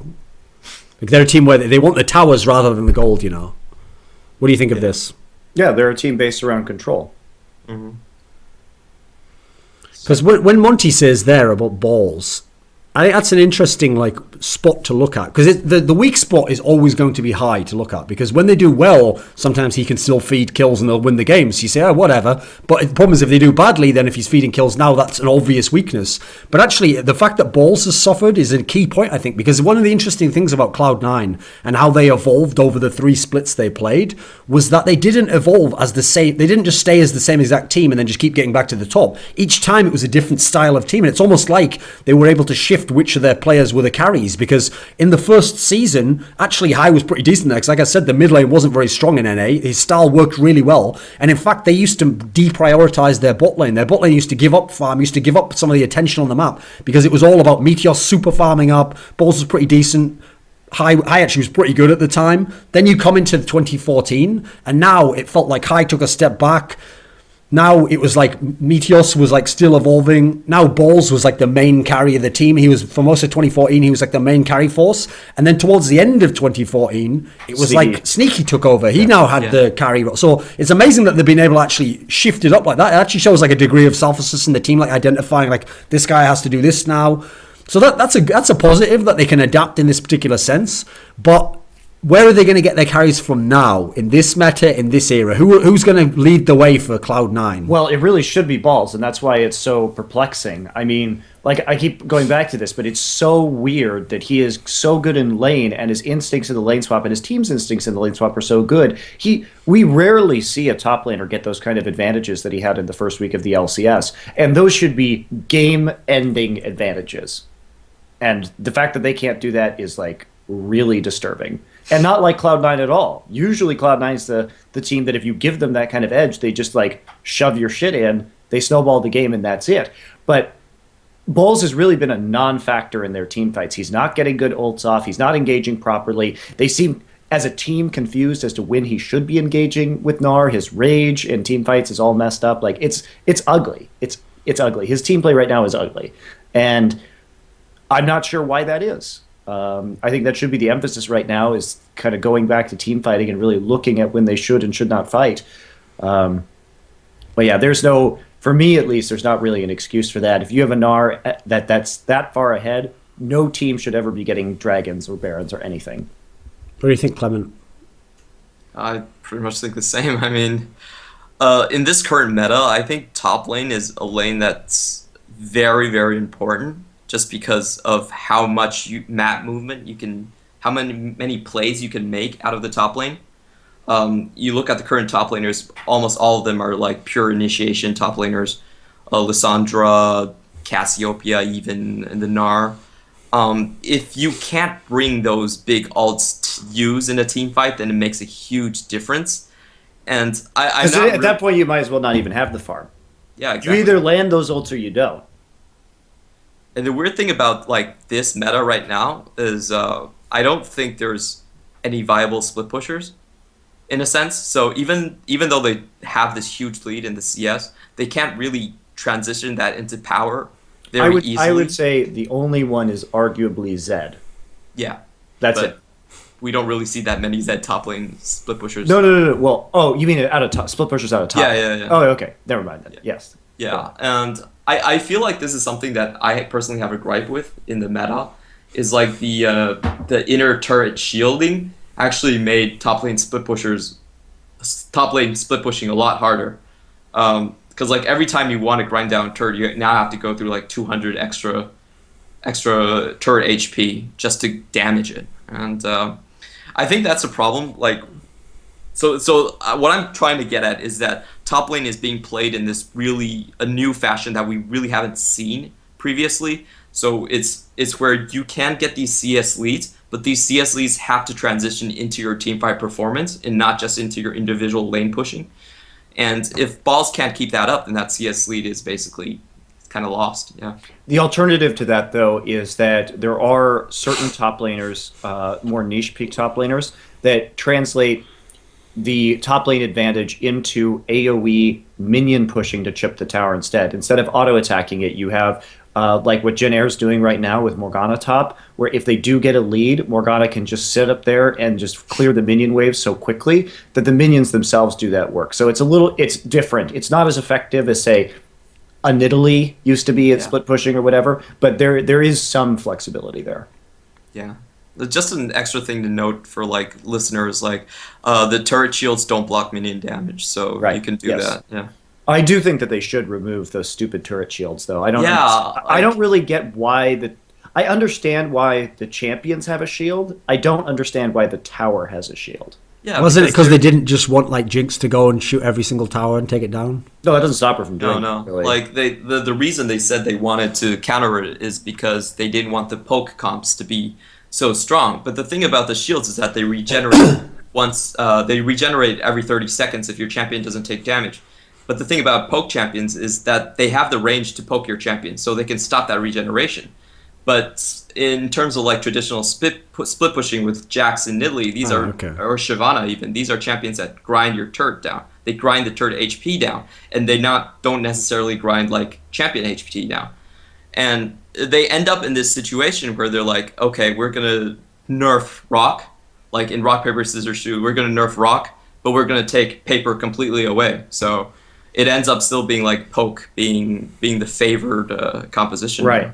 And the poke composition is still somewhat buffered by the champions getting the shield, but it's not the turret shield really doesn't do anything really against poke. So that's why I'm happy. I don't mind the champion shield around the turret. I do mind the fact that this turret shield exists, and I think that Clement said that very nicely. I agree. I don't understand the turret shielding, and of course part of it is just like split pushing champions being completely nerfed to hell, like Jax, Nidalee, and Gnar doesn't really have that much of an easy time doing the split push. So that's something I want to see back in the meta. Just Even so, we could see something like Mundo be more prevalent. Mundo, why? Sunfire with his wave clear. I mean, even he still provides some split pushing pressure. Yeah. At the very least, when he's itemized in a certain way. So that could come back. But considering he has to just stand and melee a turret right now, it's not really, that has this big shield on it. It's not really going to be that viable to exert like these split pushing strategies. And you have to have split push coming out of the top lane too, due to the reliance on teleport at the moment. You can still have Zed out of the mid lane, and that still is effective to a certain degree. The other thing about this, too, is I think personally, and I keep saying this, that Elixir of Ruin is an underappreciated item. Uh-huh. And I think if players were more willing to use that, and also, I want to see what happens with Zerat Portal. Because, actually, that may not be a terrible item. So why would people want to use Elixir of Ruin in this scenario? Just because it allows you to split push, really. So what we need is just put Lord Flame on Aurelia, Elixir of Ruin, just go to work. Just go to work. Because the interesting thing about Zerat Portal is that because it provides you armor and MR, it's basically just like a Guardian Angel alternative that provides more map pressure and less team fighting. So there is, I think, some very interesting potential uses of that item as a GA alternative in certain comps. Has Korea gotten the patch yet? Like 5.2? 5.2 is coming. I got an email about that right now. 5.2 will be out next week on the command. Next week. Okay, yeah. I really want a chance to play with that as well. It kind of hurts my feelings just because, I came up with the slow push, and now people don't need the slow push. They can just build portals. It's like, then my it's place even is stronger with this slow push, though. So I don't know. I think I think Zerat Portal is going to be a really cool item. Yeah, definitely, for sure. But who do you think is going to build it? Top laners? Yeah. Like I said, I think it's a GI. You can easily, let's say you have Aurelia. Can't you see an Aurelia potentially building that item if you want to split push? Again, it gives you the armor MR, just like GA does, except it's just it's going to be less useful in team fights, but apply more map pressure. And she still has essentially the same defensive stats for dueling as she would with the GA. So it seems okay to me. Yeah, well, I guess we really have to see the numbers and whatnot when it comes out. Yeah. Bringing this back to Cloud9, when I think of the current, what League of Legends is like right now, the thing I find so confusing about how poorly Cloud9 is done is that this actually seems like a time when their core strengths as a team should be awesome. Think of how CJ has been playing in all these first games, Monty. The games they were winning, they were nearly always, they had players who had mechanical, let's say, disparities to the players they were playing against, and they were even losing certain team fights early in the game, but they would win by just creating good fights at the end, like the proper ambush, proper fight, and they would constantly prioritize getting the dragon, fighting around dragon when the other team can't take the dragon, playing off a Gnar so that he has to go away. This is exactly what you'd think with Cloud9's strengths. These are historically their strengths, creating the mid-game fights they want, dragon fights, knowing when you can sneak one, when you should fight, when you shouldn't. This should be their time. Except the difference is that Shy is significantly better at team fighting than Vols is. Shy's Mundo in team fights has been really good at zoning out the back line. His Lulu has been on point as well. Space is more of a playmaking AD carry than Sneaky is. Space has changed games so far. And also they have Coco, who's been on a tear. That's the other big key here is that Coco's dumping on people one-on-one in lane, and we don't have High doing that. So he just exerts more pressure and has more of a presence. Do I think that High maybe should start thinking about mixing it up? We saw them play double AD carry compositions at IEM San Jose. They can, in fact, go back to that and make that more of a staple in their play so far. I think it would do really well for them. But there are some, I think, yes, stylistically we can talk about that being an acceptable, way to play the game out right now, but they don't have the same tools that CJ has. So speaking of teams who lost 2 games were buried by fans. Condolences were sent. People wrote books about their legacies. TSM apparently is able to win games again. Like, it turns out they're not dead. IEM wasn't a big deal. TSM's doing all right at the moment. In fact, Bjergsen had a great game in the game they had against Cloud9. TSM looks pretty strong, right, Monty? Yeah, they do. I think it's really no surprise. I think we can continue to assume that TSM will do well.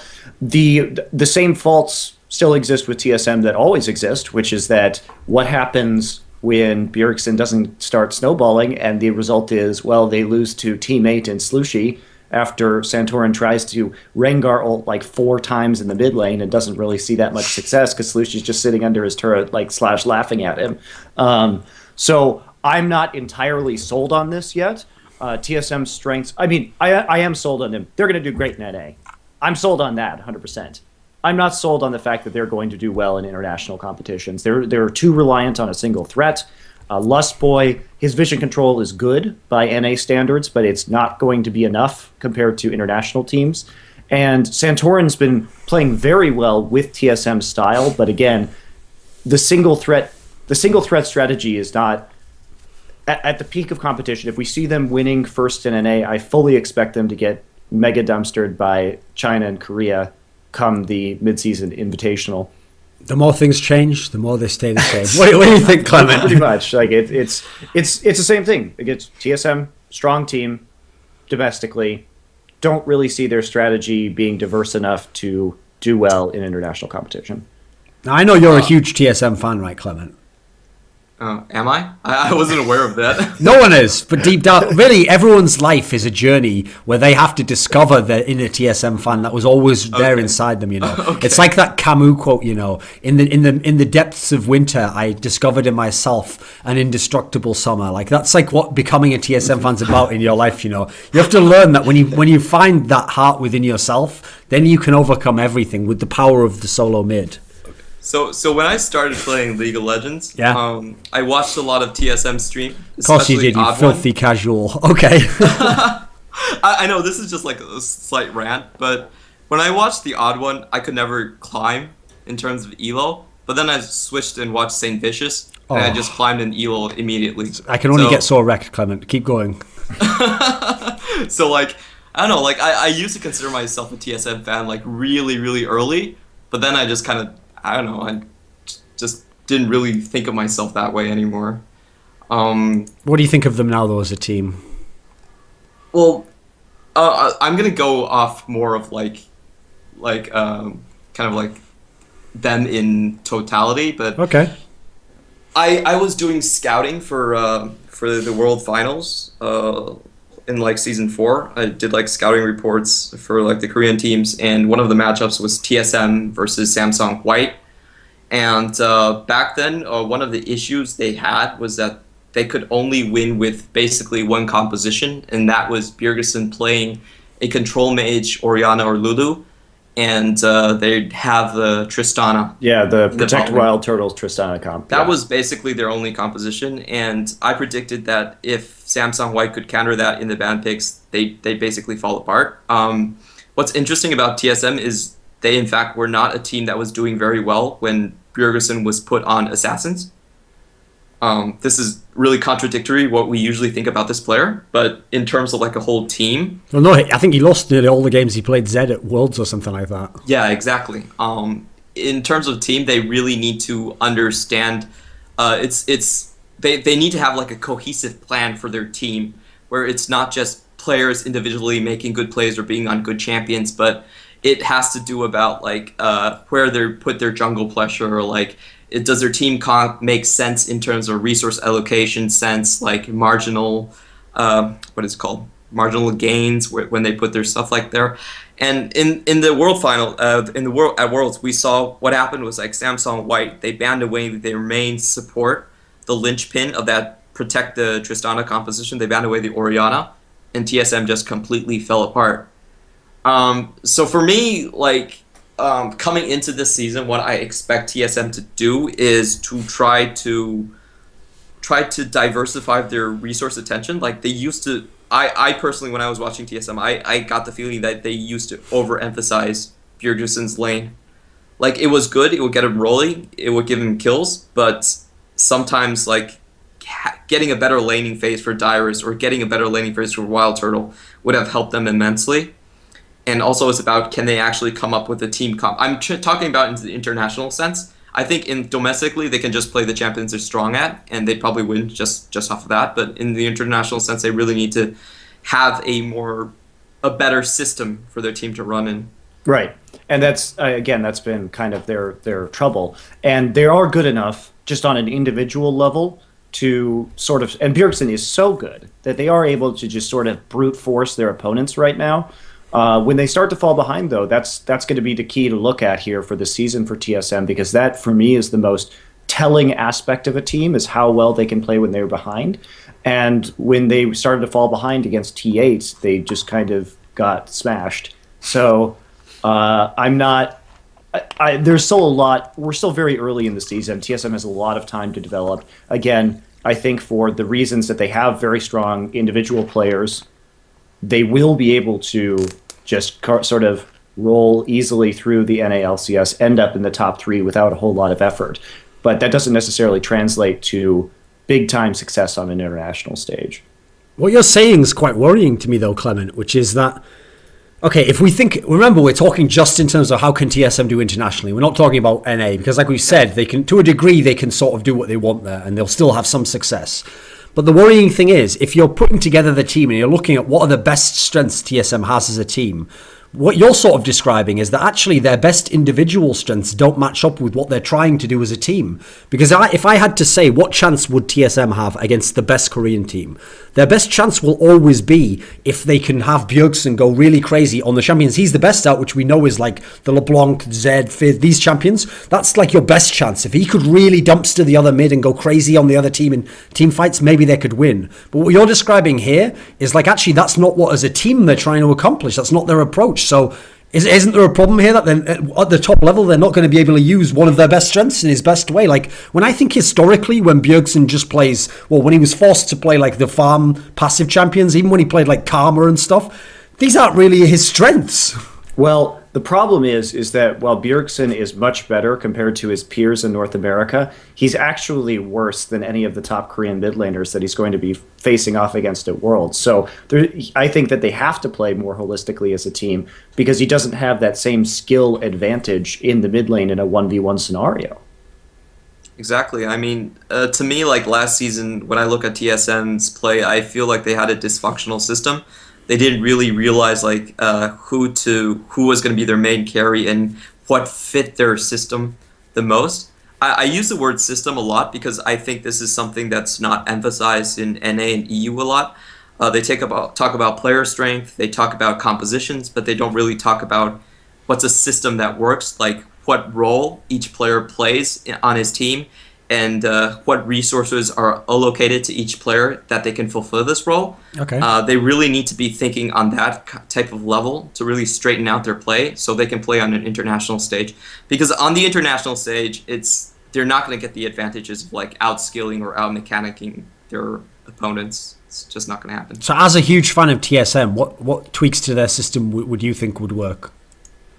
I think what's better for them is actually like they should just let Bjergsen just sort of like play on his own.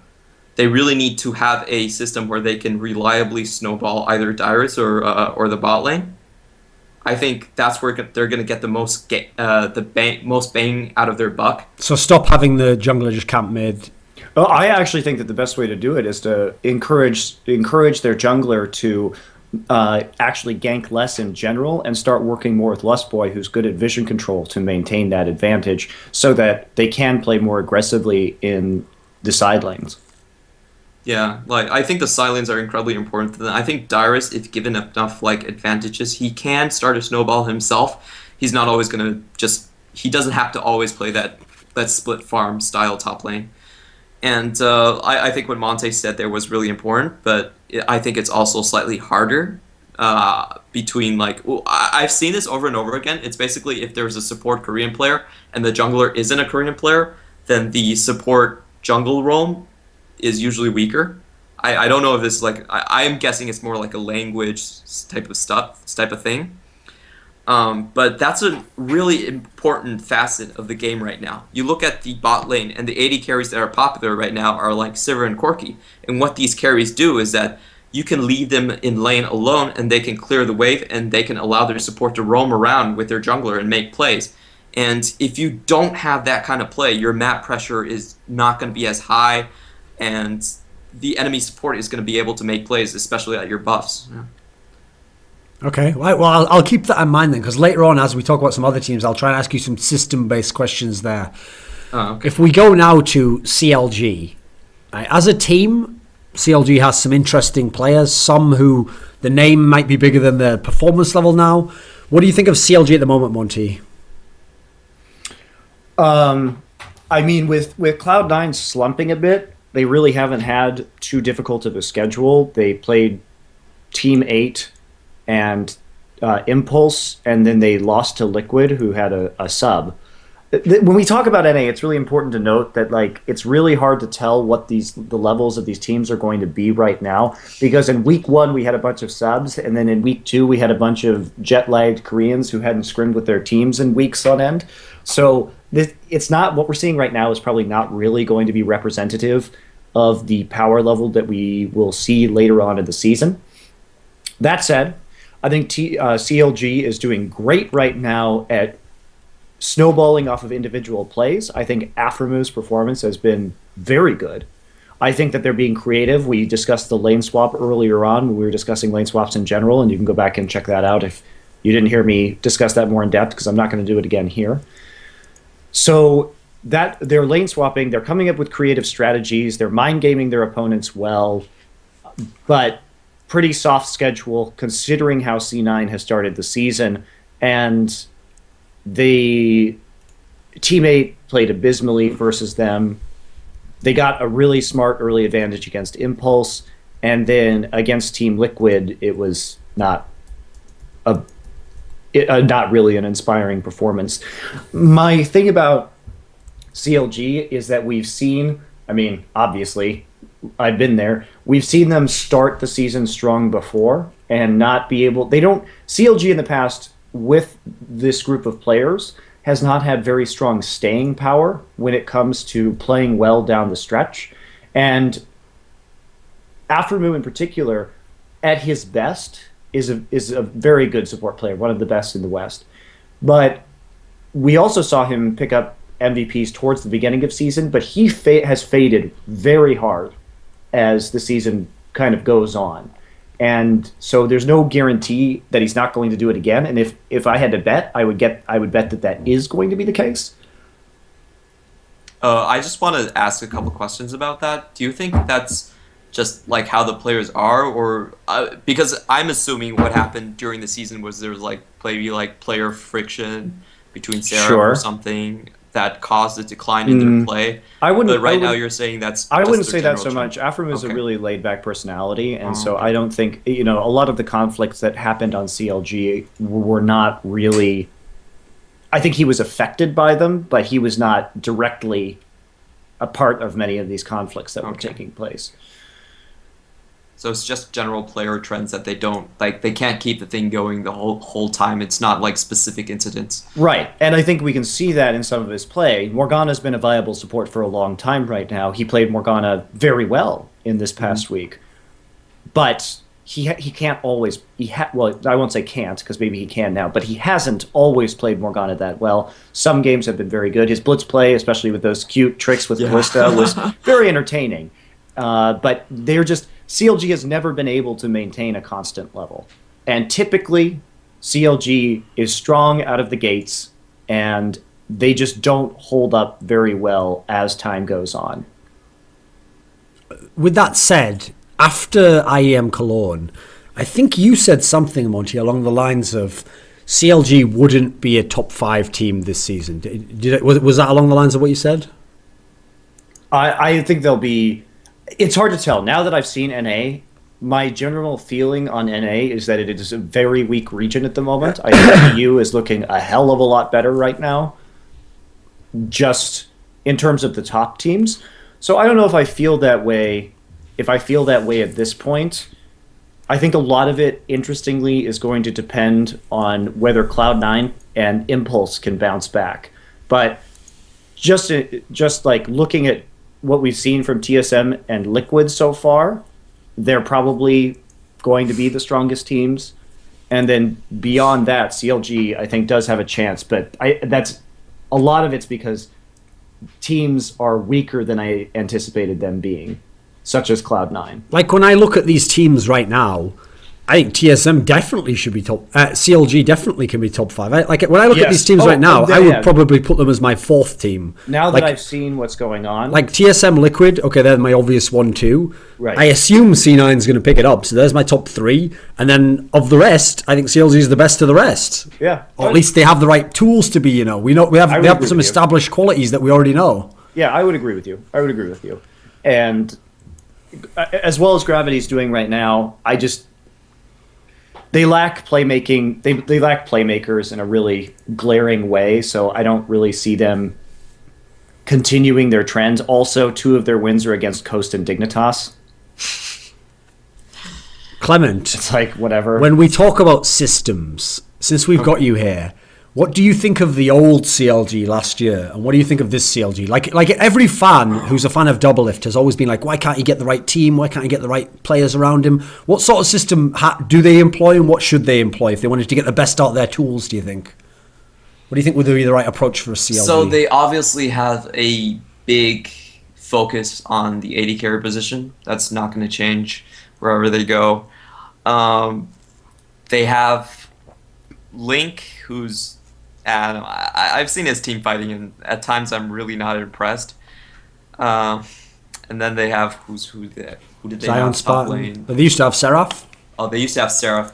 Yeah, Seraph was he's kind of like Steak sometimes. So if you gave me the team last season, I think I would really struggle to come up with a functioning, like a good system that functions well in a lot of senses. Tell me about it. Anyway. Because in general, you have to, when you're thinking about systems, you're thinking about what this player is good at. Like, what aspects can he play really well? For instance, something like Samsung White, it's like, okay, our system is going to be 4 damage dealers. We're all going to play assassins. We're going to roam along a lot with like Mata and the jungler, and we're going to leave AD in the bot lane alone. That's not going to work with something like CLG. You can't leave, I don't think you can leave like Doublelift alone in the lane and try to focus on other carry points. I will say that I think CLG was able to maintain a high position in the last season.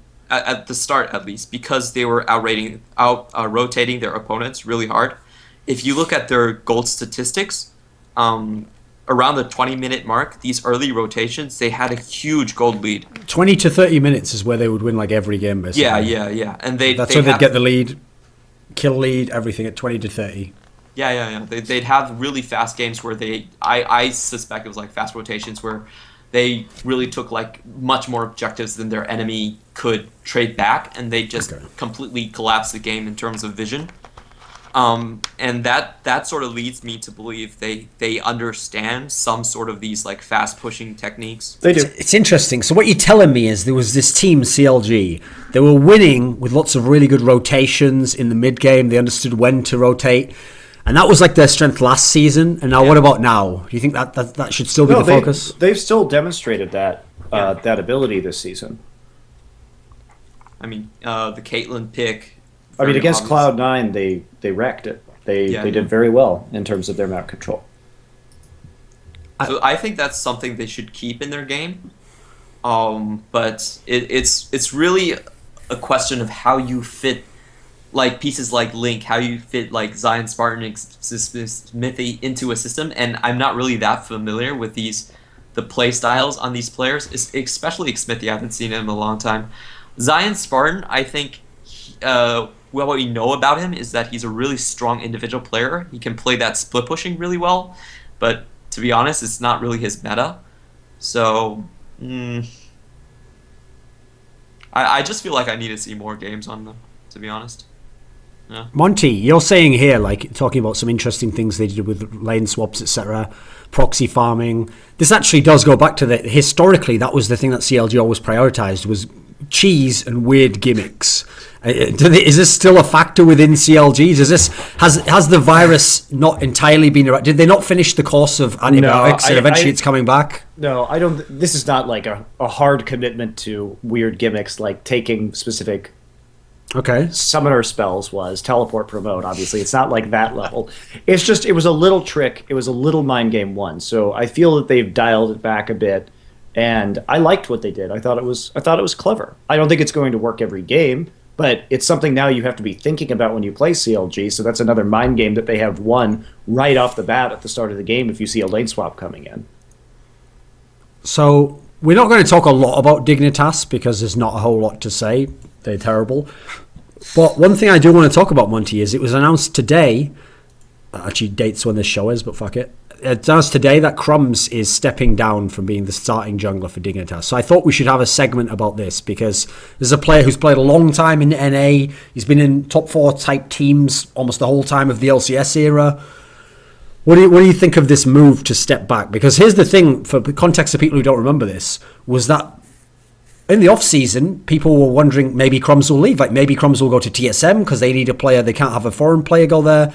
You know, maybe he'll go somewhere else in time. Maybe he'll go to CLG. But the idea that we were presented with was the reason he stuck with Dignitas is they were going to give him the captain's spot and he was going to kind of pick the players to play with him. And so it sounded like he was kind of going all in and maybe this was going to be like the season he did something different. And now, after barely any games, he's stepping back for some reason. What do you think of this move, Monty? Well, he said a lot of it was the lack of coaching. So let me back up and tell you a story because, well, to kind of flesh this out a little more. First off, Crumbs is a friend of mine. I think he's a very mature individual. I think he's a great team player. I think he's a great teammate.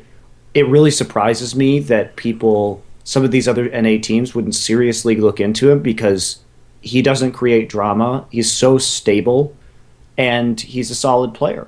So I was a bit confused. I think that if I had still been with CLG, I would have looked very hard at Crumbs because I think he brings a lot to a team environment and has the right mindset. So recently, Dignitas was in Korea because they were actually living at the Zenix Storm Gaming House right before the start of the LCS. They were training, etc., etc. When they were here, I went out to eat with Crumbs. We went out to drink. He stayed over at my house, but like on their day off. So I spent a lot of time with him, and he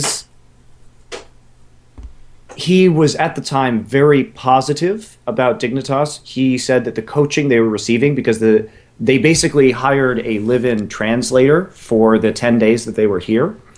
And so they were working with the Zenix coach, and he was absolutely loving it. He said that he felt that he had grown a lot as a player in his understanding of the game. He really liked the emphasis that the coach put on the team mistakes as opposed to trying to chalk up individual micro mistakes as reasons for losing. And so he was feeling, from what I could tell, pretty confident. Or at least he felt that it had been a rewarding experience. And I think that going from that environment back to America and then faced with a lot of challenges, lack of team synergy, and no coach, this is all speculation, but that may have affected his decision-making as to whether to leave the team or not. So I still think he's a really valuable player to have, and certainly an attractive free agent. He should be an attractive free agent to many teams. And I think there's something admirable about him leaving as well, because in a way, he's saying, this is what I need to be successful as a player. I don't feel that this was the right environment for success to be had, and so I'm not going to play with this organization anymore. From the way it was presented, it's hard to tell. Was it sounded like he's just going to straight retire now? Or do you think he still wants to see if he can get on the team? Or we'll see. Because one of the things about Crumbs is, anyone who's watched this show, I've brought him up many, many times. because I've always actually really enjoyed his style of play. Yeah, me but too. I've always felt like okay, when TSM had these two options to make before, when they got Amazing as their jungler, and now when we knew they couldn't get a foreign jungler, so they were going to have to get, and they ended up with this scenario where they got Santorin because of the people who were left who fit all this weird criteria. It was one of the only choices they had. So okay, maybe because they're winning now, people are going to think, well, that's fine, Santorin's great, all the rest of it. At the time, I really thought to myself, like, whether TSM just couldn't get these people, they really missed out on two chances. The two people they should have gone super hard at, in my opinion, was I Will Dominate and Crumbs. And I Will Dominate's the better player. He's individually as a jungler, he's the better player. And who knows, maybe he could have more upside. But I think Crumbs is the smarter player. And if you're having any shot calling issues, I think adding him into the mix at least is going to add in more of a mind, because he's more of a cerebral player. He's not a strong mechanical player. So either of these two directions, I would have liked them to go in. So to me, it feels like him playing Dignitas has been a waste these last few seasons. It has been, and in my opinion, and also it has to be mentioned, he's from what I can tell from all of my observations from him, and I spent a lot of time with this guy, I really like him personally. I think he's a fantastic teammate. I think he has a great attitude. He doesn't get mad, and so you really can't underestimate that in a team house environment with a bunch of these kids. So I think his maturity and his leadership would have been a very big boon as well to any team that picked him up. We'll see where he goes. I think that there's still a lot of things he could do. He would probably make a good coach. He's still going to be a perfectly serviceable jungler with a lot of outside of game upsides to him. Because, when he came into that Dignitas, when they had the Dignitas lineup of last season, the one where they got Zion Spartan, they got shifted these huge acquisitions, I even feel like that season was a waste of Crumbs, because you got Crumbs, and the idea with those other players was, the excuse sort of presented to the public was like, oh, we just played that way because we were on like a weaker team with weaker teammates, and if we had, we didn't have a proper jungler, all these sorts of things. Well, now they got Crumbs, now they got into Dignitas, and Zion Spartan and Shifter didn't change a single thing about how they played. They played exactly the same way they played before. They both actually seem, even though Zion Spartan seems like a nice guy, but him and Shifter as players seem very stubborn. They just do the things that they want to do. Yeah. And if they win, then that's great. And if they lose, it doesn't seem like it ever occurs to them. Like we don't like what Clement was talking about, having a system. I don't think that notion has ever occurred to Zion Spartan and Shifter. They think that they just play their style, and if it works, it works, and if it doesn't, something else was to blame. They don't ever. It never comes across their mind that maybe the way they play doesn't work with whatever their team concept is. What do you think, Clement, on Dignitas and Crumbs' career and these sorts of things? Do you have any insights? Oh, you mean for me? Yeah. I think Crumbs was one of the few players starting in NA that actually had a good grasp on Lee Sin. You think back, like, when I Will Dominate was banned, like, he was probably the only Lee Sin player. I don't really know this player that well. I've seen a couple of his games, but I was neither incredibly impressed or, like, it didn't leave that much of a memory for me. I do remember him for making predictions at the Worlds, though. Well, what did you think of Dig when I brought that topic up there? Because we were briefly talking about, what did you think of them last season? Because like I said, the hype initially was like, wow, they've got these two strong solo laners. Now this is going to be the season, This is when, like we saw actually, they actually started the season top of the league. Maybe they were going to go to Worlds, and then it ended really badly. So what was your assessment of that Dignitas team and their strengths, weaknesses? Okay, so when you think about that team, their two obvious strengths is, first, they have a really good roaming midler in Shifter. He's going to give up farm for the kills most of the time. And you have a really good possible split pusher in Zion Spartan, who back then Jax was dominating the meta, who did in fact take a lot of advantages off of that pick. So you see this place where they really have, like, they have a kind of, I'll be honest, I think they had kind of a weak bot lane in Kiwi Kid and Cutie Pie back then. But they did have a style where you could potentially, like, leave Zion Spartan and he'd draw a lot of attention. You could probably hold the mid lane with your jungle and have Shifter go to bot lane and just pick up kills constantly. And to me, that sounds on paper like a really strong team. I'm not sure what really happened to them. Like I was in Europe at the time, so I didn't really pay close attention to what Dignitas was doing. So I want to ask, like, where do you think they really imploded? Was it the player decline? Was it, like, ban picks or strategy? What do you think, Monte? Yeah. I I think it was a lot of weird pick ban phases. I think it was a shift in the meta, and then just total lack of synergy. Like Dignitas's last season wasn't a team that had a high amount of synergy. It had a bunch of really weird, conflicting personalities. Like if you try and like, I like my brain broke every time I tried to think about Cutie Pie and Crumbs being on the same team. Like, how do you even have a team conversation between those two guys? So it would be like just Cutie Pie and Kiwi Kid talking and. Well, it's like trolling. If you know Crumbs at all, like Cutie Pie is he's hilarious, but he's a big troll, and it's like that environment was super weird, very strange mix of personalities, and so I think that there may have been some conflict just within the team as a result of that, or not even conflict, but potentially even just an inability to communicate with each other, like. So it might be outside of the game. It's like much more about like the players themselves. I actually thought Crumbs was a huge factor as to why they had that early success. Like every game I watched that they won early on was where he would get like really good vision control the first like 15 minutes. Then as a result of that, then they'd get like Zion Spartan would be going, he wouldn't get ganked, mid lane would be working absolutely fine, and they'd go into mid game with like some advantages, they'd win. They were actually decent at team fighting early on in the season. At the end of the season, man, I've said this on Summoning Insight before.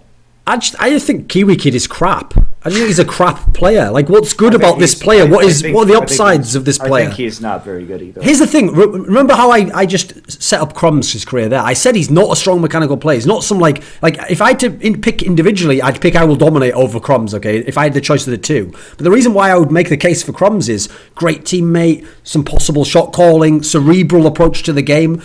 Is not even a player you think of as having like gets banned out of champions. He's not a player that you think of as being super strong on champions. He just picks things that work and he knows why he's picking them. Whereas you think of Kiwi Kid, well, he had like one champion he was good on, and then he would do okay when the team was winning, and then when the team was doing bad he looks terrible. Like, I don't see what the upside is. If you're going to be weaker as a player skill wise, you have to make up for it on the other side of the scale with intelligence or synergy with people or how to work with someone or communication. As far as I can tell, he has none of those factors and no skills. Like, I don't know how this person's staying in the team at this point. Let's do a DNA test. Is he like related to Odie or something? Is he like the secret love child of Odie? Like, shout outs to Odie, by the way. I love him. That's a joke. But I don't know how this guy stays on the team, Maybe he just butters up a really nice English muffin in the morning. I was surprised to see him still on the team come this season. I will say. Yeah, me too. From what I've heard, like, he was really close with Cutie Pie, and that's why he was on the team. But now Cutie Pie's gone. I don't understand the situation. So we're going to get to this later when we talk about EU, but part of the reasons why I never thought this Dignitas team would be good are similar to my reasons as to why I thought Fnatic wouldn't be good, is that it's one thing if you gamble on one sort of unknown Korean guy and hope that he'll just be really good when he comes to the West, but Dignitas, and to a degree Fnatic, gambled on a whole bunch of them all at once. And in Dignitas' case, they got all these Korean players, and I just don't know what the concept is. Like, I don't know, like, what are the odds all of these guys are going to be really good? And so far, a bunch of them have been terrible. Like, their bot lane seems like dog shit as far as I can tell. What do you think, Monty, is the future for this team? I mean, yeah, it's only a few games in. We're not saying like they're...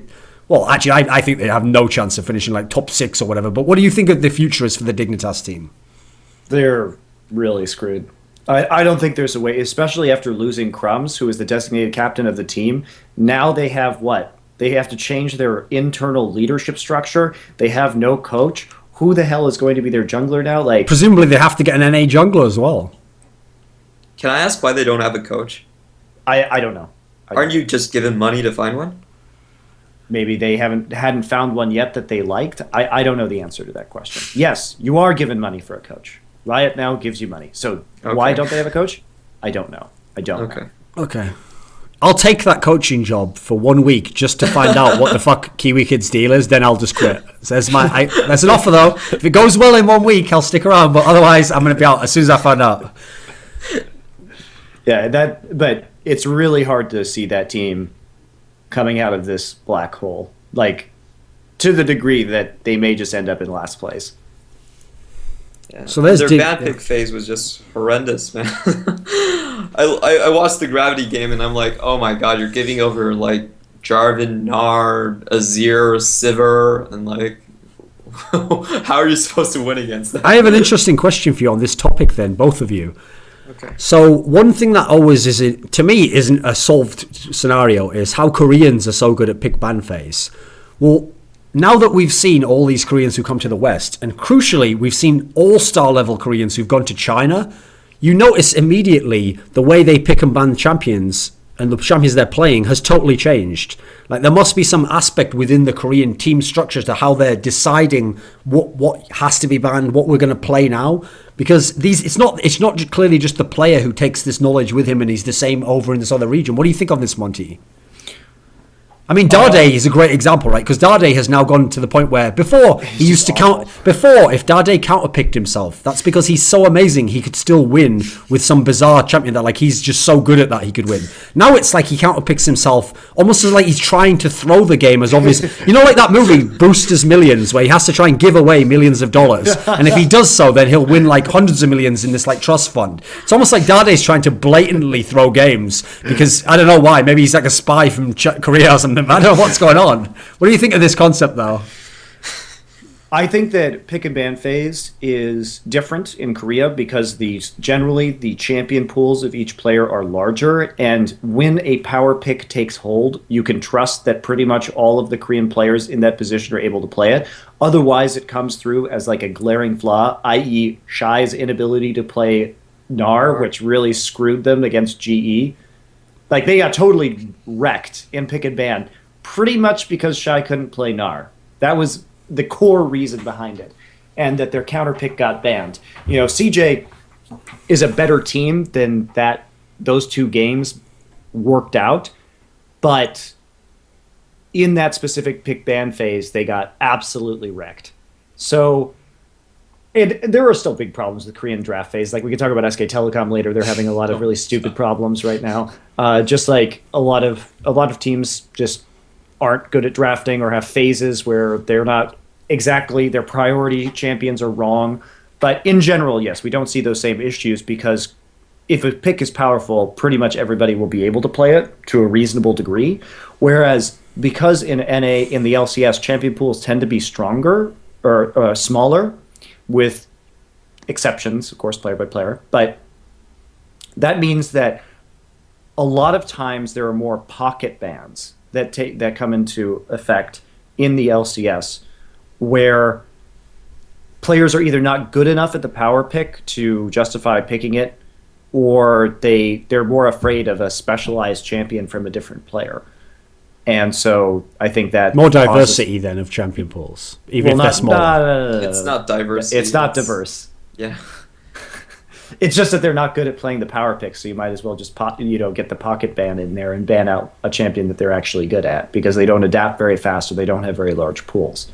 So it's a lot easier to predict Korean drafts as a result.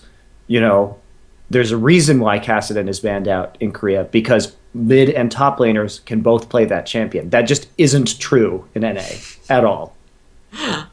Or EU. It's just not true. They can't do it. So it becomes a lot less of a priority. But if an LCS team were to play against a Korean team where they do have this extra flex pick, they would get rocked in a draft more than likely.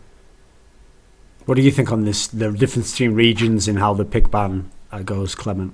Well, first off, I agree with like Monte about like just having larger champion pools. It's relatively the same in the LMS league, where you see much more targeted bans rather than bans against specific counter compositions. The second point is, I feel like when I'm looking at a Korean ban pick phase, you can tell they have a really strong sense of what their composition they're trying to go for, so they can ban champions that are counters to that.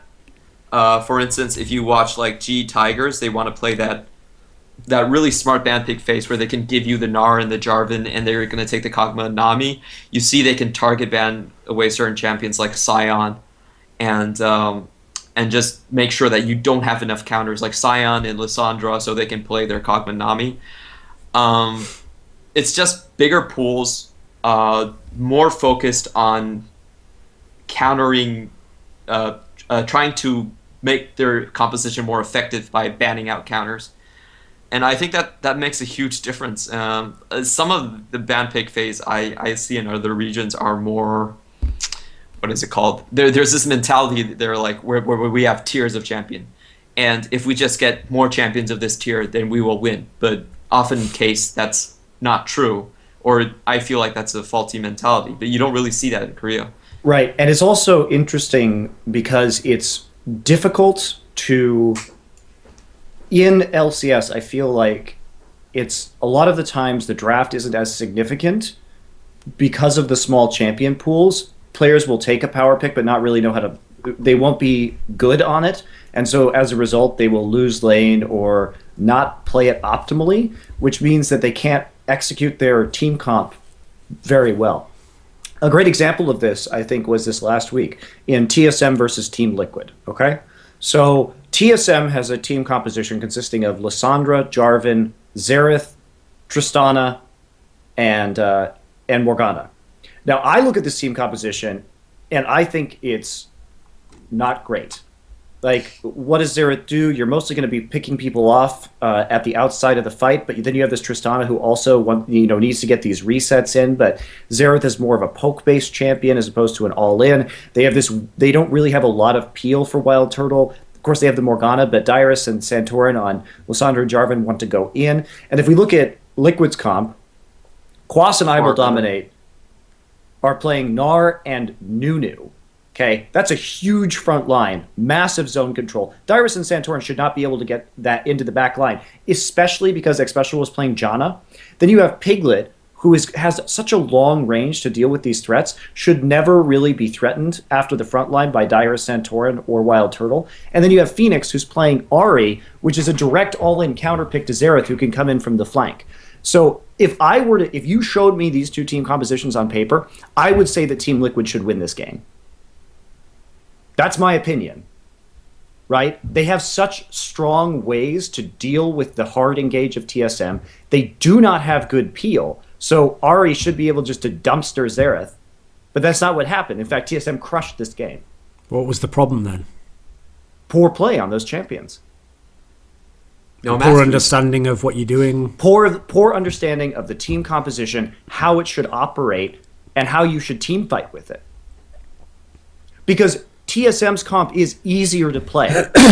Santorin and Dyrus walk in and press R.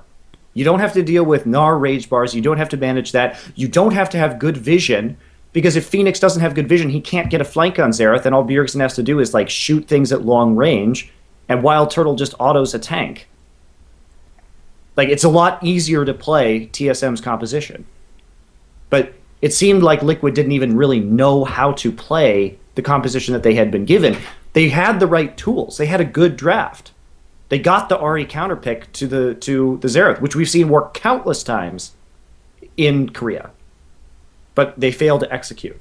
And it's that is really one of the biggest things that separates these teams, is that in the draft phase, Korean teams are much better at identifying win conditions and understanding how the enemy's team composition works and their own works, and then trying to play on that. And if you want a great example of that, all I have to do is go point you at Najin Jin Game 1, which was that crazy 4-kill 55-minute game, or a 65-minute game, where both teams knew their win conditions so well that it resulted in this extremely long, very exciting deadlock, because it wasn't that either team was playing badly. It was Jin Air perfectly playing a poke composition, and then Najin trying for like 25 minutes to get a flank with Ahri on the Xerath, trying to get in on the back line. And it was just a beautiful game of warding and counter warding and map positioning. And that's what the level is in terms of understanding of compositions in Korea. Go watch that game. Clement, you've worked with Western teams, so explain this to me. You know when you see those awesome OGN team fight videos where they keep pausing and they keep telling you, like, okay, here are the different roles that the different champions are going to use. Here's what they're going to do in the fight. And then they pause and they say, look, like now Ahri's going to go behind him here. And then look, then the CC is going to come over here. And it's like what they show is that because these are the best team fights, both teams kind of knew what was coming next and then what their counter to that would be. And then that's what makes it really awesome to watch, because it's not just a flashy play. It's like there's intention behind the play. There's understanding of what you're supposed to do here. Do some of the Western teams have issues understanding how their comp's going to work in that sense? They do. Because obviously they all know the laning aspect and they know what they're doing with the champion there. But do they have, when it gets to this team fight, are they off in some senses? Okay, what I think is a general problem in terms of infrastructure, and when players are more dominant in the organizations, the players are going to focus more on individual mechanics. And I just feel like this is true when I'm dealing with players.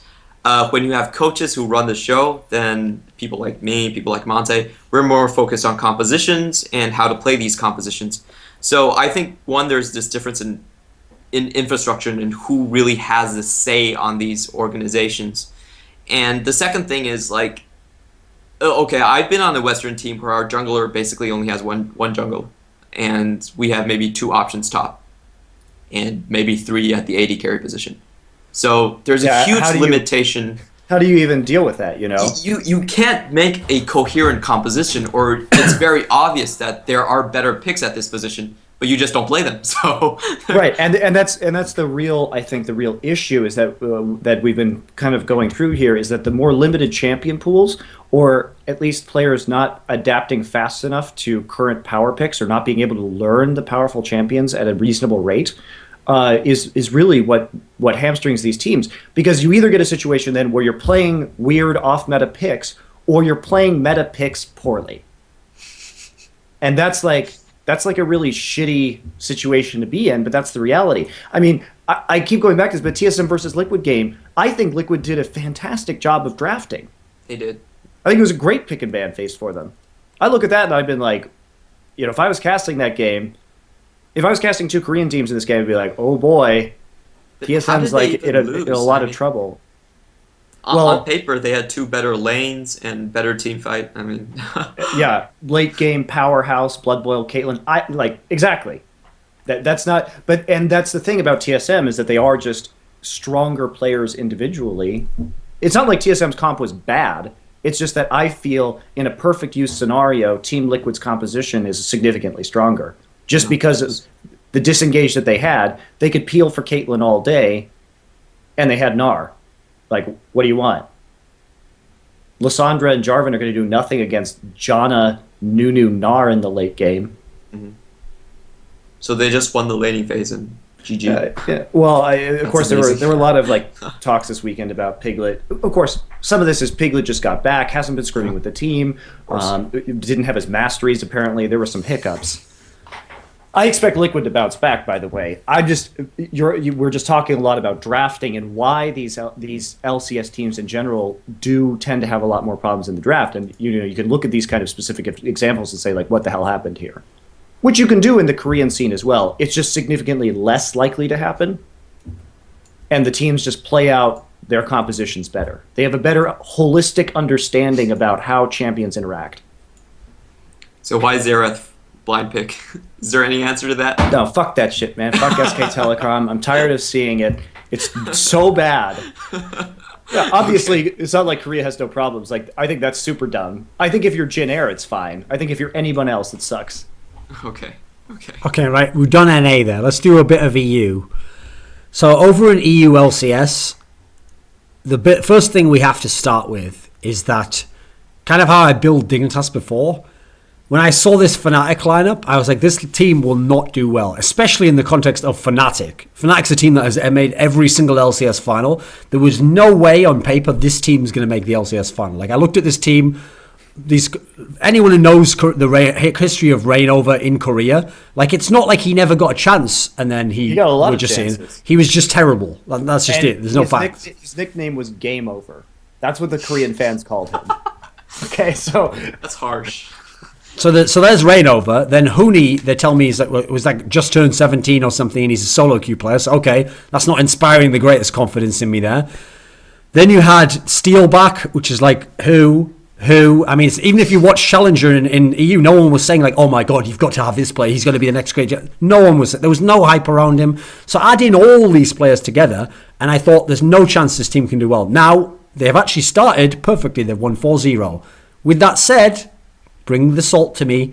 I'm pretty certain they're still not going to do that well. Like, hey, maybe they're better than I thought they were. Maybe they can be like the 5th best team or something. But as far as I can tell, they're not going to be top 3 at the end of the season. What's everyone else's sense on this new Fnatic lineup? This risky You know what? They remind me a lot of like a super ham Chinese team where they just like dive turrets indiscriminately. They do it without vision. If you watch the Fnatic Rocket game from this last week, I was like, why are they even diving tier 2 top right now? There were like 2 MIAs and then they just like 4-man dove and got massacred under a tier 2 top. I'm like, why are you doing this? And frankly, what's funny about this is I think that Fnatic's like go ultra hard style is something that the European teams are so unused to playing against because we don't really have a history of that in Europe. It's about the longer, more drawn out games. It's about long laning phases. It always has been.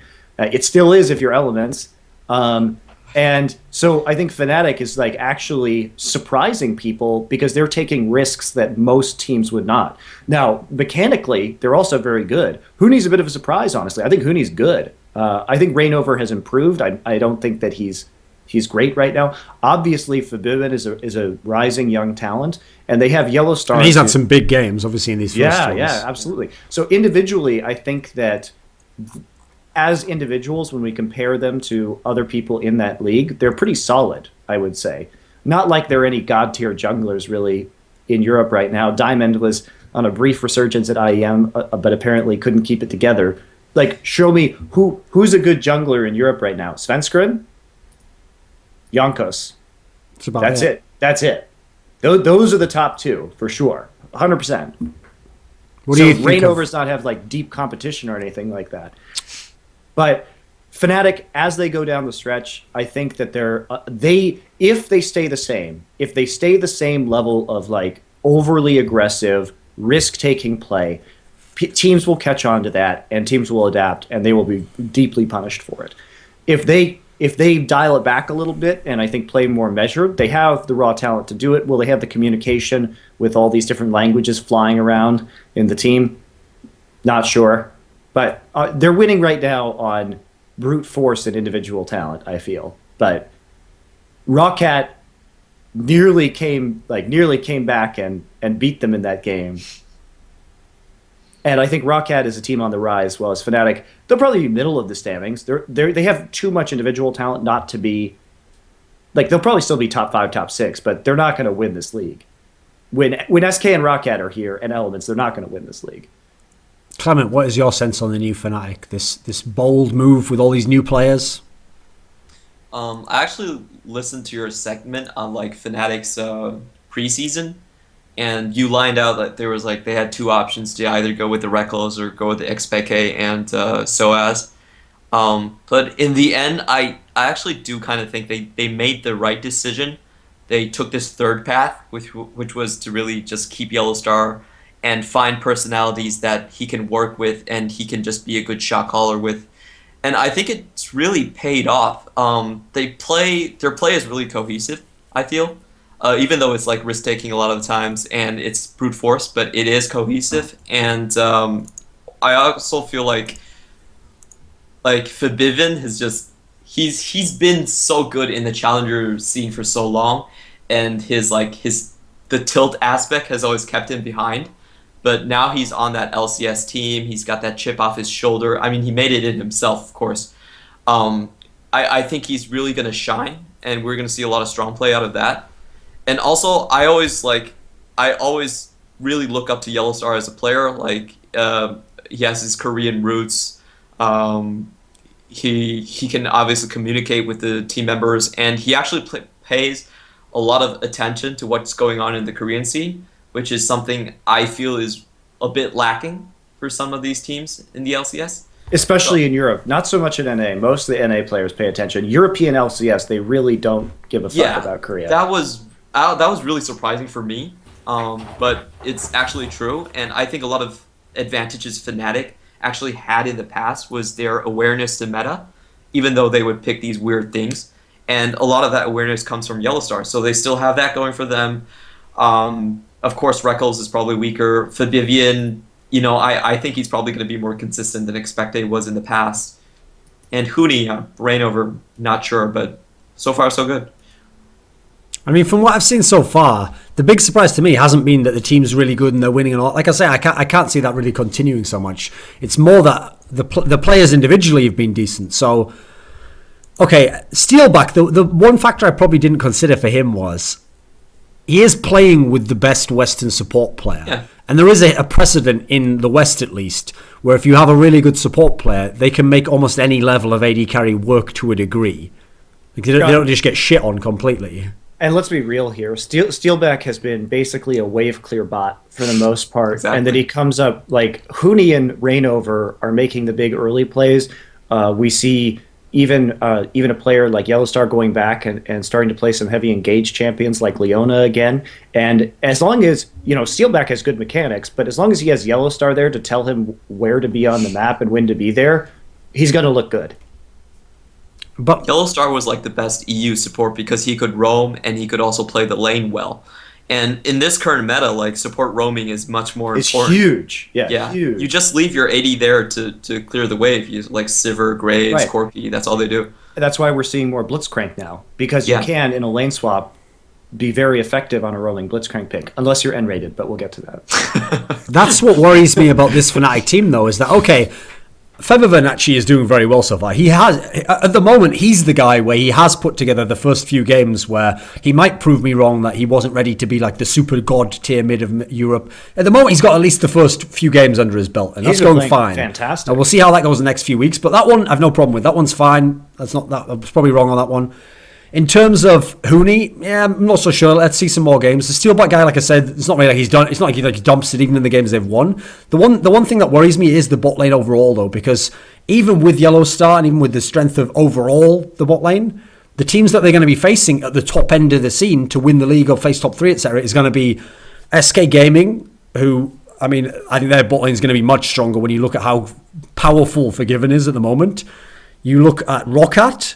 Okay, that's probably a wash to a degree there because we're talking about 2 really good supports and then 2 just okay AD carries. And Elements. And Elements, obviously, at least mechanically, have a very strong bot lane. How that actually will affect the game, I don't know. But the problem is all the teams they're going to face that are in their way to be the best team in Europe all have strong bot lanes. My feeling is that Fnatic is on a bit of a hot streak right now. People will adapt to their style, their very aggressive style of play. Eventually, Fnatic will be punished for it. And then what they do from that point forward, if Fnatic can adapt from that, will really be what the most telling factor. But I still don't see them, unless they dramatically diversify their play style, which we can't count it out, but they probably won't.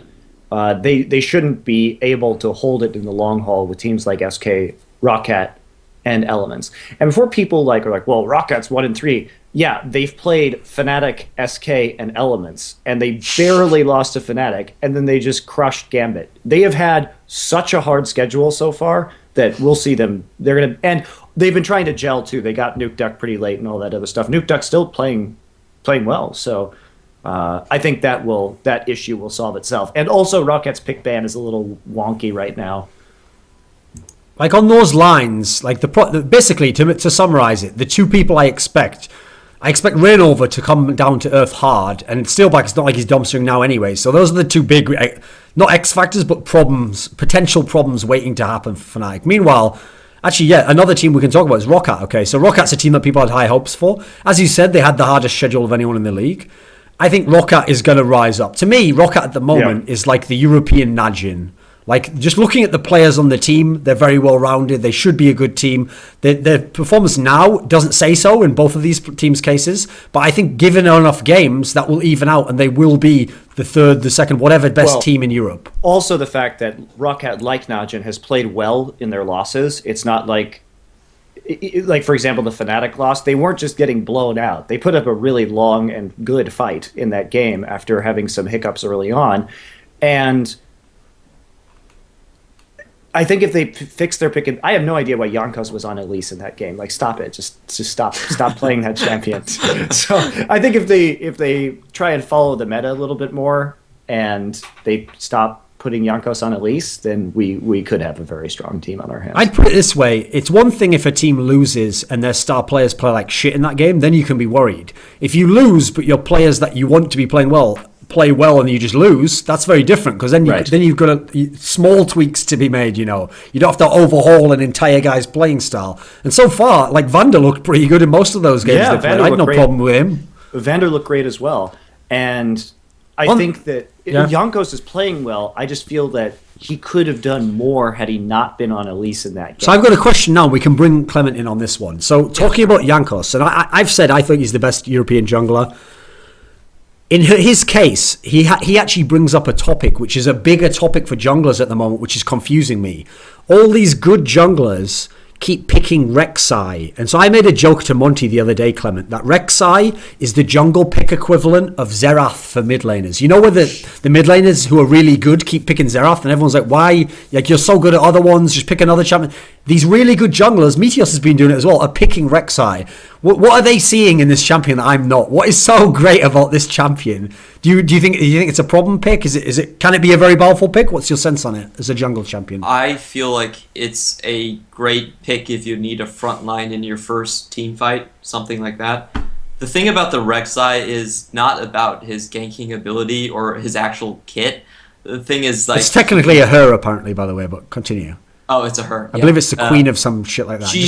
She's really powerful because she can go the Warriors and then go to Randuin's, and she can hit that 2-item power spike before any other jungler can. And that's massive when you're going into, probably not your first, but on your like second or third dragon fight. That makes a really huge difference that you actually have a frontliner that is almost as tanky as the top laner. And of course you can do a lot of, the thing I see about her is that she's more of a farming and strategical pick rather than a heavy mechanical, heavy ganking pick. So her mechanics are super easy. Which, by the way, is why it's confusing the fuck out of me that Meteos and Jankos are playing it, where these are two players who spent the last few seasons early map pressure, gank everywhere, and now they're picking a champion that the whole point of the champion is farm up. The thing is, Rek'Sai can gank very well too, because her tunnels can go through nearly any wall in the game, so you have really weird ganking paths. Like, for example, in bottom, you can go to like right next to tier 1 red tower through the lane brush and like come out behind people in really crazy ways that you can't do with other junglers. The thing is, like with her tunnel, is if you go through half of the wall, then you end up in a straight line right through the wall, but your tunnel doesn't appear where you appear. So you can use that trick to really expand your gap closer tremendously. And your ganking paths as well. You can come from angles that no other jungle can come through. So that's the power of Rek'Sai. But Rek'Sai is a jungler like Rengar that demands immense coordination from your team, and otherwise you just look kind of stupid. I actually think she's a lot more powerful than probably you guys are giving credit for. There's a couple things that are on her kit are just insane. The first thing, that she can't be counterpicked. She can't be counter-ganked at all. It's very hard to counter-gank her just because she has her sonar system. She just has such a strong mid-game. And also the 1-3-1 potential with her is really immense. I really To be fair, you can't counter-gank an ulting Rengar either. Well, you can see them if they're hiding in a brush. But I'm talking about in terms of like early game, maybe like the pre-6. Like, you can't counter-gank her because she knows you're there with her sonar system. So I actually see her as like a higher tier. I put her slightly behind Jarvan, but I wouldn't be unhappy taking that champion. Okay. And you also, the other crucial thing about Rek'Sai is you have no downtime. There's no way that a team still in the laning phase can abuse the fact that you recalled, because you will just ult right back there into your jungle and there's no time when you're not on the map to do things. You can't get deep wards in, because what if I walk into the jungle and then Rek'Sai ults behind me and then their mid lane collapses? Like, you just can't walk in their jungle anymore. I just watched this game. I think it was in China where they poked out the Rek'Sai and they were like, "Yes, we can take free dragon now." Oh, and God. they go to the dragon pit and then Rek'Sai just shows up with full health and wrecks the team. And like, that's just so annoying to play against. So is Rek'Sai the death of counter jungling? No. You mean counter? Yeah, Like, if you're playing against it, you just can't do that anymore? I don't think It's not you can't. It's that it makes it very difficult. super risky. And I really like to see how players like set up their Rek'Sai tunnels. So there's different types of players. There's these players who are like, "Oh, I'm gonna camp my top lane." So there's gonna be like 3 tunnels right out of the base that's heading straight to top lane.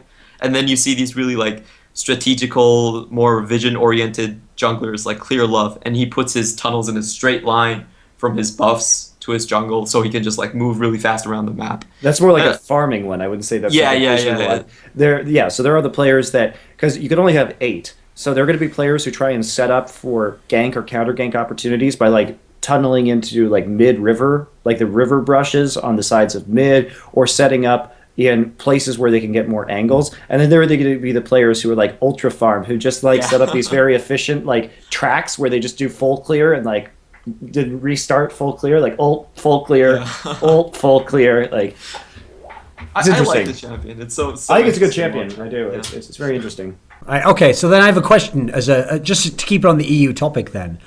So if Rek'Sai makes counter jungling really difficult, then do you anticipate EU junglers will be picking Rek'Sai a lot if they can against Svenskeren?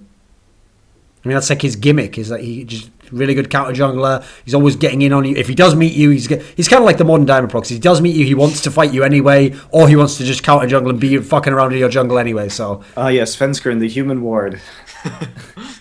we can talk about SK a little bit. Let's go to SK then. I do think that would be problematic. So SK, I feel at the current time, with the available information that we have been given, is the best Western team in either LCS. They have very strong map control, extremely solid strategically. Forgiven is an absolute monster right now. Freddy is still a great top laner. Svenskeren has, and they also play their own weird style. So I was wondering after Jesus and Candy Panda left the team if Svenskeren would still be playing like this, because his style is predicated on having bizarre amounts of pressure in all of the lanes. So he just his SK will just shove all the lanes, and Svenskeren will just walk into their jungle and serve as a human ward, looking for their jungler. And if he doesn't see them, he'll just walk into a lane and start autoing a turret so they can fast push. There isn't another jungler that does this at the professional level. He's weird. Very weird. It's effective. I like SK style. I think it's good for them. But we see that they've been initiating a lot of lane swaps as well. N-Rated is a player who is not very good mechanically, and I'm not sure why he was playing Blitzcrank, because if you compare Blitzcranks this past week at LCS, to look at N-Rateds versus Afros is insane. It's because it used to be a classic champion for him, so he probably thinks it's still a pick of his, He was many years ago, we're talking about, His control over the map on Blitz was good. He got the wards down, he got the pressure down. His ability to hit hooks was pretty horrible compared to Afromoves. But he didn't have to. They still won that game well, because that just goes to show that sometimes the actual play on the map and the presence, the threat of a champion is actually more valuable than your ability to actually play it well. Because they still have to respect it. So, and I think in the situation it was a good pick, but N-Rated still looks a little bit shaky in terms of his mechanics, but his presence is really, really good. And the strategy that SK has been employing has been excellent so far. They still under ward. I think that's one of their biggest problems. When I watch them back, I'll see 5 pink wards and 0 green wards. But again, with their style, with Svenskeren basically providing vision on half the map at a time, and their lane's inability to respond to him walking around in their jungle because they're pushed into their own turrets. It's weird, but it's still effective. It's what they did last season, too. I mean, they kind of flippantly said in that interview, Monty, that if you don't buy as many wards, you have more gold. And so the idea is if you just warded correctly, you have more items. You know what? I know to Monty, that's cancer. If a player says that, yeah. Okay. If a player on one of my teams were to say that, they would be getting some slaps. I mean, they're technically correct, but that's such a stupid attitude to have, that they're going to perfectly ward. It's not worth the risk. Yo, Monty, I need to finish this Bloodthirster though, man. Listen, I'll ward next time. I know there's no one there. There's no one in that brush. Don't worry. Yeah, you can't farm for a Bloodthirster if you're dead. That's my mentality. Okay. Better to stay alive. Clement, what do you think of SK? Are you all aboard the hype train? Are they going to roll to first place at the end of the split? Well, I have immense respect for SK as an organization. They really put in a lot of people in terms of their infrastructure. They're probably the only EU Western team I know that has specific lane coaches, has a band pick coach. I think, by the way, unless I'm mistaken, I think they literally the only Western team that has everything almost that you can have of Western They have a theatre. sports psychologist. I think they even practice in a separate. They don't practice from a gaming house. I think they practice at like a separate facility or something. Well, Liquid's doing that now as well. Is this like, I think they do. I think they practice from like an office or something. So I don't know about that. I think they have almost everything. They have the psychologist. They have the office. They have all this stuff going back. So yeah, continue. So I'm really impressed on that front, and I think it's going to show over time. The thing about SK in the last season, if you look at their like gold distribution and average gold gains, they were really, really weak in the middle and the bot lane. In fact, they had like one of the lowest gold totals at 10 minutes in the laning phase as a team in the Western scene, not just EU but also NA. Sure. And the most amazing thing is that they would be able to swing that gold deficit into a massive gold lead at 20 minutes. They actually had the most gold out of any team in the LCS. So there was this really strong preference to give up dragons and take turrets on their team, and it allowed them to snowball a lot of their gold lead, even though they weren't doing so hot in the mid and the bot lane. So now you look at this team, and they actually have a good mid laner. I think Fox is pretty good. He plays a lot of champions, assassins focused, and done some things in the challenger scene. And also, like, Forgiven is just... I'm really just amazed by that. Like, he's playing with N-rated as his support, and he's still, like, just shitting on the lanes. I mean, I don't really understand how that's happening, but it is happening. So you look at their team, and how they used to play, it's like, oops, we lost the bot turret. Let's just rotate to mid and take their mid. And now it's like, they don't even lose the bot turret, they just take the enemy bot as well. Well, the thing about Forgiven that's so interesting to me, and of course there's been a lot of talk and him writing these little blogs or like on his Ask FM about what happened with Copenhagen Wolves, and no team was willing to buy him out from his contract, so he got a little bit stuck. Now, why no team was willing to buy him out is a bit of a mystery. I understand that he does have an abrasive attitude, but at the same time his abrasive attitude is growing from his desire to win.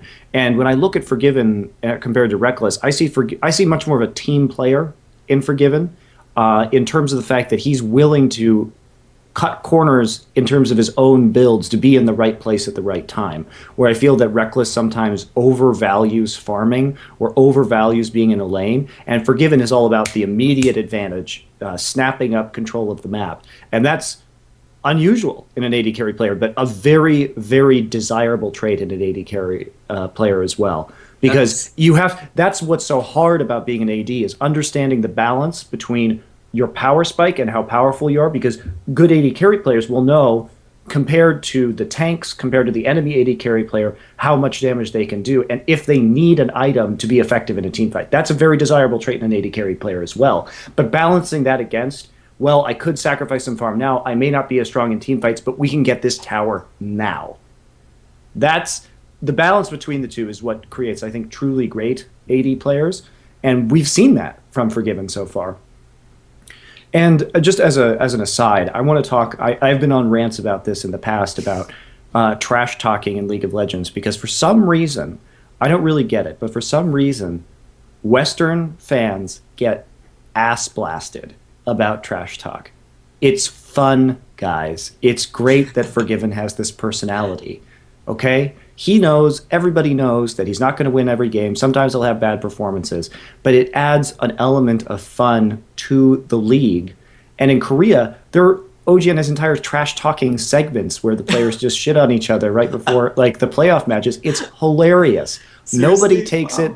Nobody takes it too seriously. It's for fun. The players like it adds dimension to their personality. It's great that Forgiven is doing this.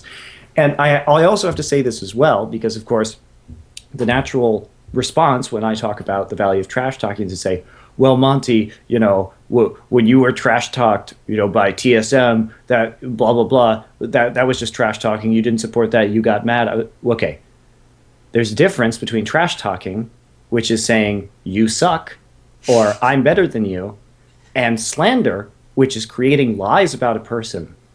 Okay, telling me I was a shit coach, fine, that's great. Trash talk me away. Saying that I wasn't a coach is career damaging lies. Straight up fucking lies. So That's the difference right there. If you can't tell the difference between slander and trash talk, I don't even know what to say to that. But anyway, so trash talk is great. Try not to get so fucking mad about trash talk. And if somebody in this community is getting super angry about it, tell them to fucking calm down and enjoy the game for what it was. And you know what? If that player then loses that they're so mad about, then they can be happy about that because they get some sort of vicarious revenge. So shut up, enjoy the trash talking. God bless you, forgiven. It's Stop also being so angry, Western fans. It's also not like we're going the other way, saying we want everyone to trash talk. Because actually, when someone who is a meek and mild-mannered kind of player trash talks, and they're kind of forced to, like you sometimes see that in those OGN segments, it doesn't work anyway. You don't buy it. Like if someone like if Looper has to trash talk, who gives a fuck what he says? Like, if I'll do much better than you in this game. Yeah, great, mate, cheers. But the idea is the people who that's their personality, they're the ones we want to be allowed to trash talk. Like the segments you're thinking of, Monty, the really good ones, is when it's like Imp and Piglet, because we know they don't like each other. So that's what makes the trash talk better. Even recently, like you saw Duke after the last Najin win, at the end of his interview be like, we're going to show GE who the real Najin players are, because it's like a bunch of old Najin. It's just like a great moment. You know what I mean? Like it doesn't mean anything. It's just fun because it brings storylines to the matches and helps flesh out some of the attitudes of the players. And it's like that's a great talking point for when the match comes up. Is these ex-Najin players with the current Najin players? Ooh, look what Duke said. You know, it's great. It's great. So stop getting so fucking angry. You know, the biggest thing was like when Alliance last season or whatever was like Slash dancing at the fountain and everybody lost their goddamn minds. Shut up. Enjoy it. But it disrespects the game and unprofessionalism, and you have to be a role model for kids. Hey, what if they dance in front of the fountain? I thought it was absolutely ridiculous that the NFL told Marshawn Lynch that if he grabbed his crotch during a touchdown celebration in the Super Bowl, they were going to penalize the Seahawks like a 15-yard. They were going to give him a 15-yard penalty. I think that shit's dumb too. They told him before the game because it's like his touchdown celebration. Don't which grab is your crotch. Don't grab. Oh my God, Monty! You know what I've just realised? That's why the Seahawks wouldn't throw to him so he could run it over the line, because they were afraid that he'd do that immediately and lose the game for them. That's why they did that like slant play or whatever it was. I actually think that may have come into effect. I'm not even joking. Because if I was Marshawn Lynch, I totally would have grabbed my crotch right there. And instantly lose the game. Well, you wouldn't instantly lose the game. No, you get a penalty, like 2 seconds or 20 seconds left or whatever. But definitely, if you're Marshawn Lynch and you get a touchdown right there, 99% chance you're grabbing your crotch. Like, but anyway, like this whole, I feel that the esports fans should embrace this aspect of the players as a fun rider to the competition. So I think what Forgiven's doing right now, Forgiven's not being distasteful either. He's just being confident. What did he say? Like, are there any duo lanes better than you? No, there's not. We're the best. Pretty much what he said. What's the problem with that? Also, here's a reasoned way to say it as well. I'm not going the other way and saying everyone watching now must not only allow trash talk but embrace it, and they must trash talk as well. And everyone should trash talk everyone. No, people who naturally want to do it should just be allowed to do it. If you don't like trash talk, here's the thing: if you don't like trash talk, right?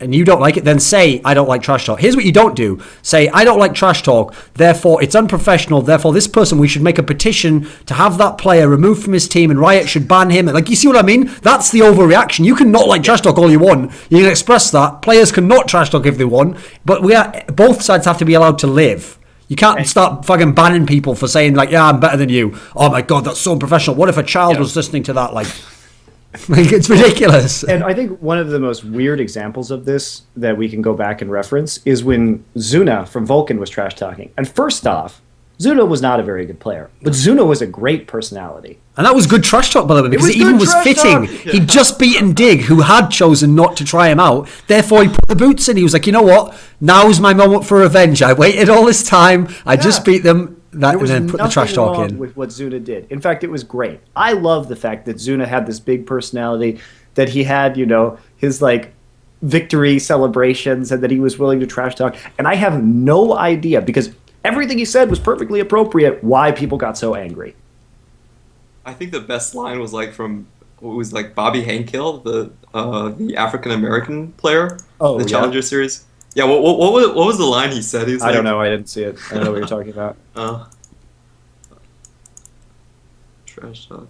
But this just came up to me because we've seen Forgiven, and then for those of you guys who watched Apex this last weekend, which was a Smash tournament that happened in New Jersey, they had an entire segment called the Salty Suite where people were making money bets, and one of the players there actually wrote a trash talk rap song to like, and the prize for this was like $200, and whoever lost couldn't use Fox's default skin for a year. And there was like this rap like trash talk that was going on. It was fucking hilarious and amazing. And like the fighting game community is all about this shit. Like they love it. Nobody gets mad. It's just fun. So calm your tits and enjoy some trash talk. That's what I think. And bringing it back to Forgiven. So that's what we were talking about, how well Forgiven had done.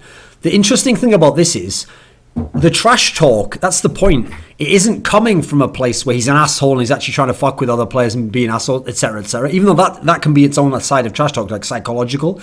It's basically a byproduct of his confidence in himself as a player. Like if you remember, I made a little video that was about like the fact that now that Forgiven had this chance to be in SK, I didn't want to hear any whining or any excuses from him, because now he had everything set. Well, listen, if he'd had all those complaints about Copenhagen Wolves, I get it. They had poor solo laners and they had problems with stuff like he didn't have the strongest bot lane, and as a team maybe some of them didn't have the work ethic. Okay, I could understand a lot of the complaints, but now in SK he had all these things in front of him where it's like, okay, it's put up or shut up time, you know. If you can succeed, now you've got every tool. I also made a video where I mentioned that I made a video where I directly contrasted Reckless and Forgiven. And the reason I said I preferred Forgiven's approach is because Forgiven's approach is like, yeah, it sounds very selfish. It's like, listen, I want my champion, I want every lane to be going for me. Like, I want everything set up, but what's the other side of that? He's saying, if you give me it, I will carry this whole game and win, and it'll all be on me. That's fucking awesome. If you have a really strong player, you want your star player to say that. You don't want your star player to be like,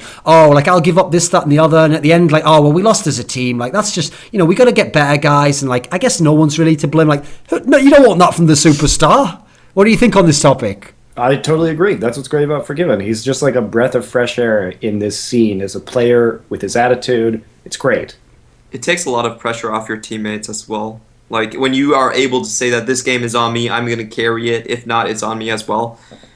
I think the mentality as a team just strengthens tremendously when you have people who are willing to put their face on it and take the risks. Well, I've said this before, actually, Clement. Whenever I've talked about the topic of Link, I've always said this, because people's approach with Link is really black and white. They either believed he was always still okay and that he wasn't going to choke, or they saw him choke and they'd be like, get him out of the team, he can't ever play shit, get him out of this fucking league. Whereas I've always said, you can have people who have like performance issues, or maybe they can't carry the game, but the way that you can alleviate that is to get like a really strong player, put it on their team, and he like kind of takes some of the pressure directly, but also he becomes, if they can't, essentially, they have self-doubt problems. They question themselves in that moment. So if they can rely that this player is still going to carry the game and he's going to do this, that, and the other, they don't have to do as much, and it's like less of an issue for them. So if you think about like the best example of someone who's ridiculous for this is obviously Uzi I of Starhorn Royal Club has taken this to the probably even beyond where it should go, where every single game he's like, give me fucking everything. You get out of my way. You know, there's a difference, Monty, in basketball between being, I'd like every play run for me, and being like the Michael Jordan type guy who literally comes into the huddle and says, give me the fucking ball and get out of my way. That's taking it even further, you know. So Uzi I is like that. But I'll guarantee that meant that the guy who was the top laner of Star and Royal Club never had any pressure on him. He knew, I just do a little bit of my job like this. And listen, it's all on Uzi I now. Like, everything's set up for him. I give him the ball. Does he make the shot? No. Well, then we lose. If he does, then we win. Like, it's actually, in its own way, it can be a good dynamic in a team, as much as it sounds very individualistic and selfish. What do you think, Clement? It really ties back to what I think about, like, having systems on a team where a player understands what his role is. And when you're talking about systems, some roles are there as a support, even if they're playing top lane or mid lane. And some roles are there to do a carry and to perform beyond their normal expectations. And I think, like, in terms of all the trash talking thing, yes, it does take pressure off, but I think behind that there is a more structured approach going on. There is just having that strong base of knowing what players should do in each game. So Like, that's one of the things I always used to get so mad at Doublelift about, was he used to do those interviews in season 3 where he would say, no, the team doesn't play Protect the Doublelift. And you know what? I don't get extra farm given to me. Like, I just happen to get that farm. Because it's like, mate, either you're lying to me right now or you don't understand how League of Legends works. Because if what you're basically telling me there is, no, in our team, we're going to let Hotshot GD carry from top lane, and I'm going to let, like, Link just dominate. Carry on Cho'Gath and Malphite. Which is like, going to happen. It's like Doublelift. If your plan is to let Hotshot carry in the playoffs now, cracking jump off a cliff, mate. Like, just end it. It's you put yourself out of your own misery. Like, this isn't the plan. Either admit it, do that. Either take it all on yourself, or just be like, I need new teammates, because this isn't a system. It's not a system, guys. There is no system. Let me just put it this way, Clement. The reason why system's a really good concept is because fans who are just fans of a team, they like all the personalities, want to believe that the best teams, everyone has an equal role, and they all do the best, and we all win and lose as a team. It's not like that in terms of the focal points of the team, and of course it's not. That's why there are supportive roles. And support, by the way, doesn't mean that you're the jungler or the support. You can have a carry jungler, therefore you might need a supportive top laner. You know, like, it's like, you have to have a hierarchy to the team to know who's going to get everything.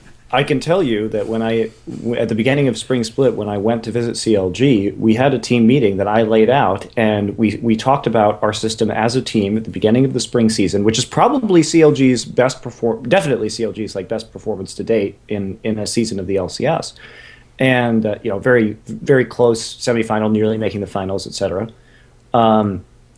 And we had a conversation, and basically the whole concept of this meeting that I led is, what is CLG? And we talked about what roles the players felt comfortable in. And at that point, like we said, we're running meta standard top laners. That's it. Nien was a player who really wanted to run some more off-meta, more carry-oriented top laners at the time, and it was just a team decision at the very early stage, in the first 2 weeks of the LCS, that this is something that we were not going to do. We were not going to do it. And I think that having that very strong identity, and the players knew at that point what their job was on the team, and constantly referring back to that. And we had this big whiteboard where we had all the things listed out. What is CLG? This is what we want to do. This is our playstyle. This is where we're going to be going. We're going to focus more on these kind of rotations and objective control. We're going to not go out of the box in terms of our picks. That was very helpful towards the structure and the identity of that team in the spring season. That's what you did when you were actually in a house with them, right? Yes. Okay. Because I was there for the first couple weeks of the LCS in February. To give the fans false hope. Hey, I think CLG had a very respectable finish that season. So yeah, they did. It's still a funny joke, though, Monty. Yeah, and that's something I feel like Western teams don't necessarily talk about a lot, is having a system on the team and understanding that there can be good and bad support players. It's about the role they function in. It's not exactly about contribution necessarily in terms of damage or in gold game, but it's what they do on the team. And I feel like a part of this is because the Western, they don't have that authority figure who can go in and just lay this out to them and talk to them about it. Because if you're just between players and players, a lot of times it's kind of hard, or you feel like you're stepping on someone's toes when you're telling them, okay, I think you're just a support player. It sounds bad in in a Western sense, and I think that's why a lot of teams haven't really taken a look into how to create a functioning system and finding out what works for them. So I hope coaching fixes this issues for LCS. Okay, so just to finish up EU, a team we should talk about is obviously Elements, because we've kind of touched on them so far, but we haven't overall. Now the thing with Elements is, I think they're the least surprising of all the teams in EU LCS this season. They're not a team that's done great, not a team that's done badly. They've done pretty decent. I think I'll use that classic line from NFL Monty. Elements are who we think they are. That famous rant that coach went on, where it's they are who we thought they were. There's nothing to say about Elements, is there? They just have the same players. We know what we're going to do. Guess what, Duncan? What? They're 3-1. They've won 75% of their games. They look like they'll be at the top of the league. They look like they'll average 75%. They're solid, reserved in their play, measured. Questions about their top and support play. Possibly their jungler, who is very inconsistent, sometimes having incredible god tier games, sometimes not doing much of anything at all. there is pretty much no change to this team whatsoever, from what I can tell. What do you think, Clement? I mean, there was a time last season where I don't think it would have been unreasonable to say Alliance looked like the strongest Western team. They were maybe the best chance for like a big run at Worlds or something. What do you think of Alliance then and now? I think they're actually really similar. I think a lot of problem with Alliance is that when they always play this kind of reserved lane style, all of their playmaking early is basically centered on Shook and Shook alone. And the way they do this playmaking is like Shook takes the second step. He tries to find out where the enemy jungler is and he goes for a high percentage gank or else he just farms. But the problem with that approach is if the enemy takes a first step and takes a really effective first step, gets a really good first gank off, then you oftentimes feel like Shook is not doing anything because he's not going to do those super risky plays.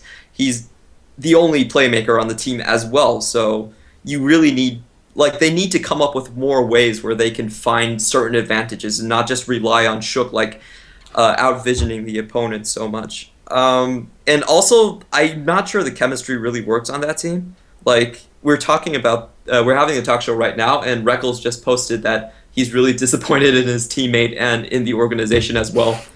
On Reddit. Great, nice thing to...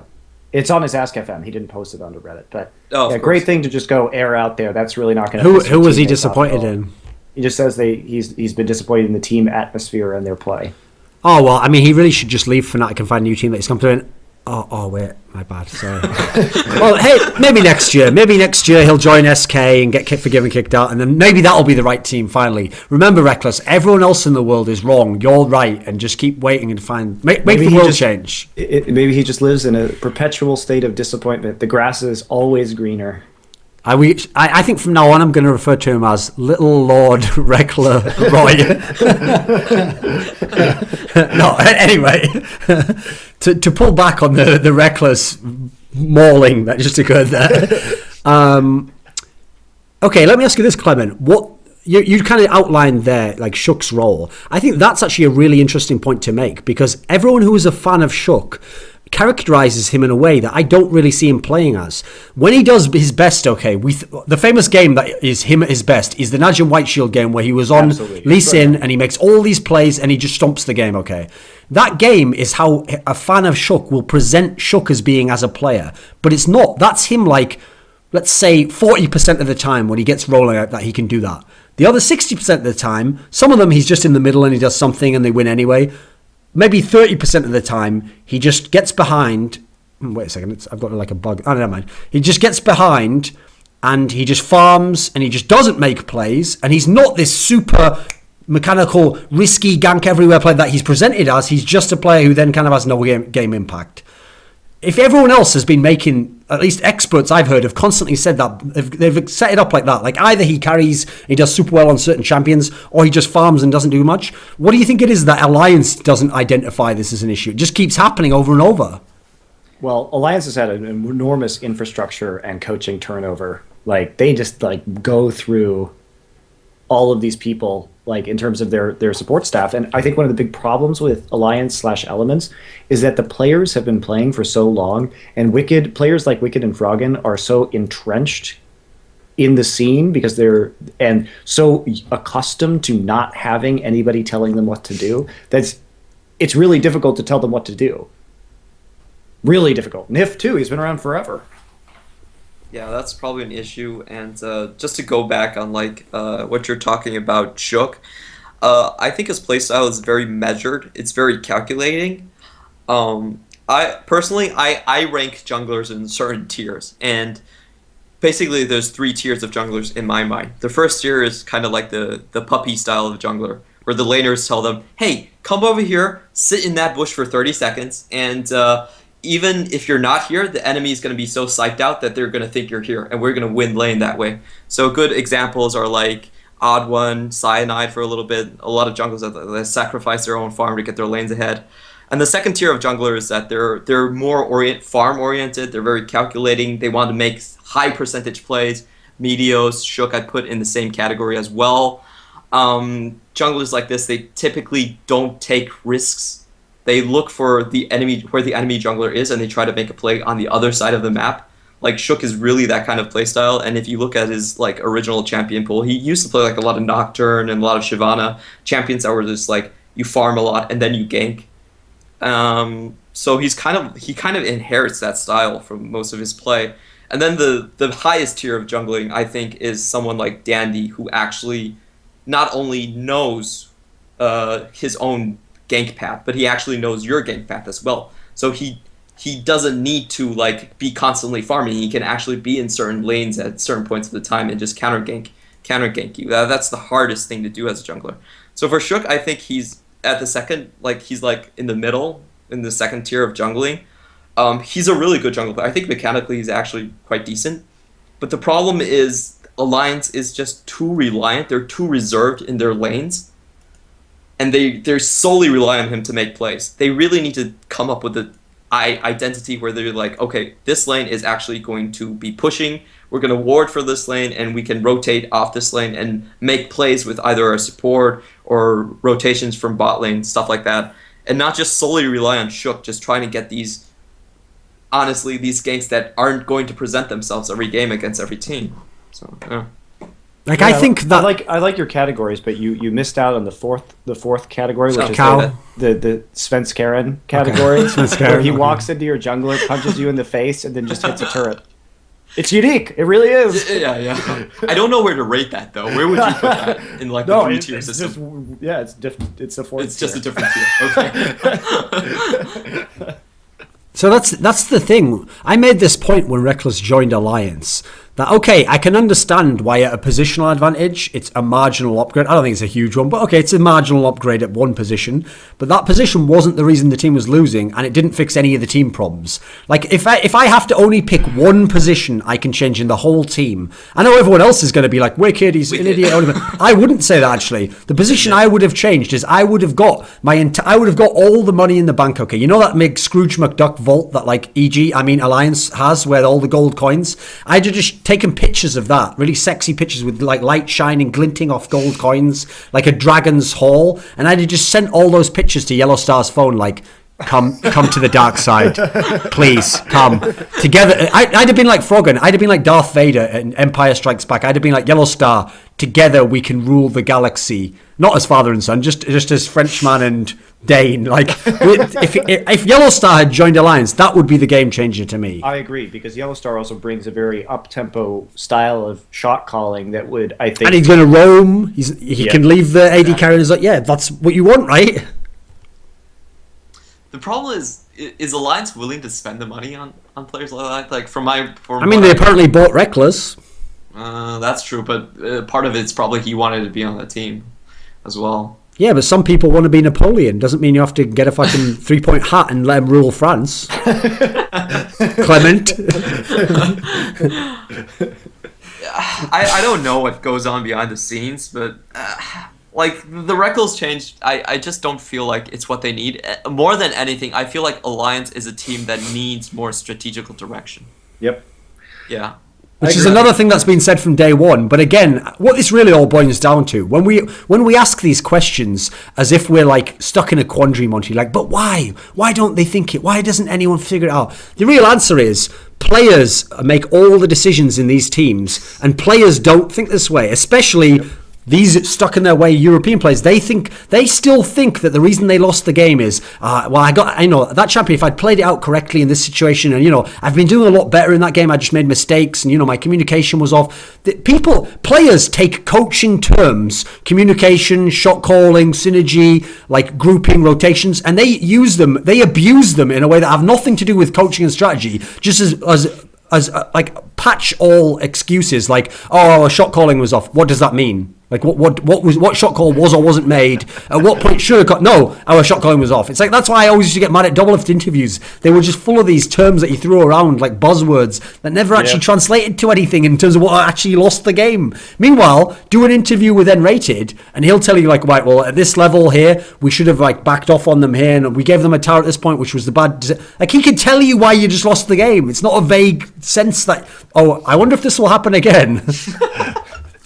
Well, to be fair, if they played a little better, they probably would have beat Kaboom. So, That if there's one thing we can take comfort in, Clement, it's that actually they might have been able to beat Kaboom. Okay, there's Alliance's accomplishment for 2014.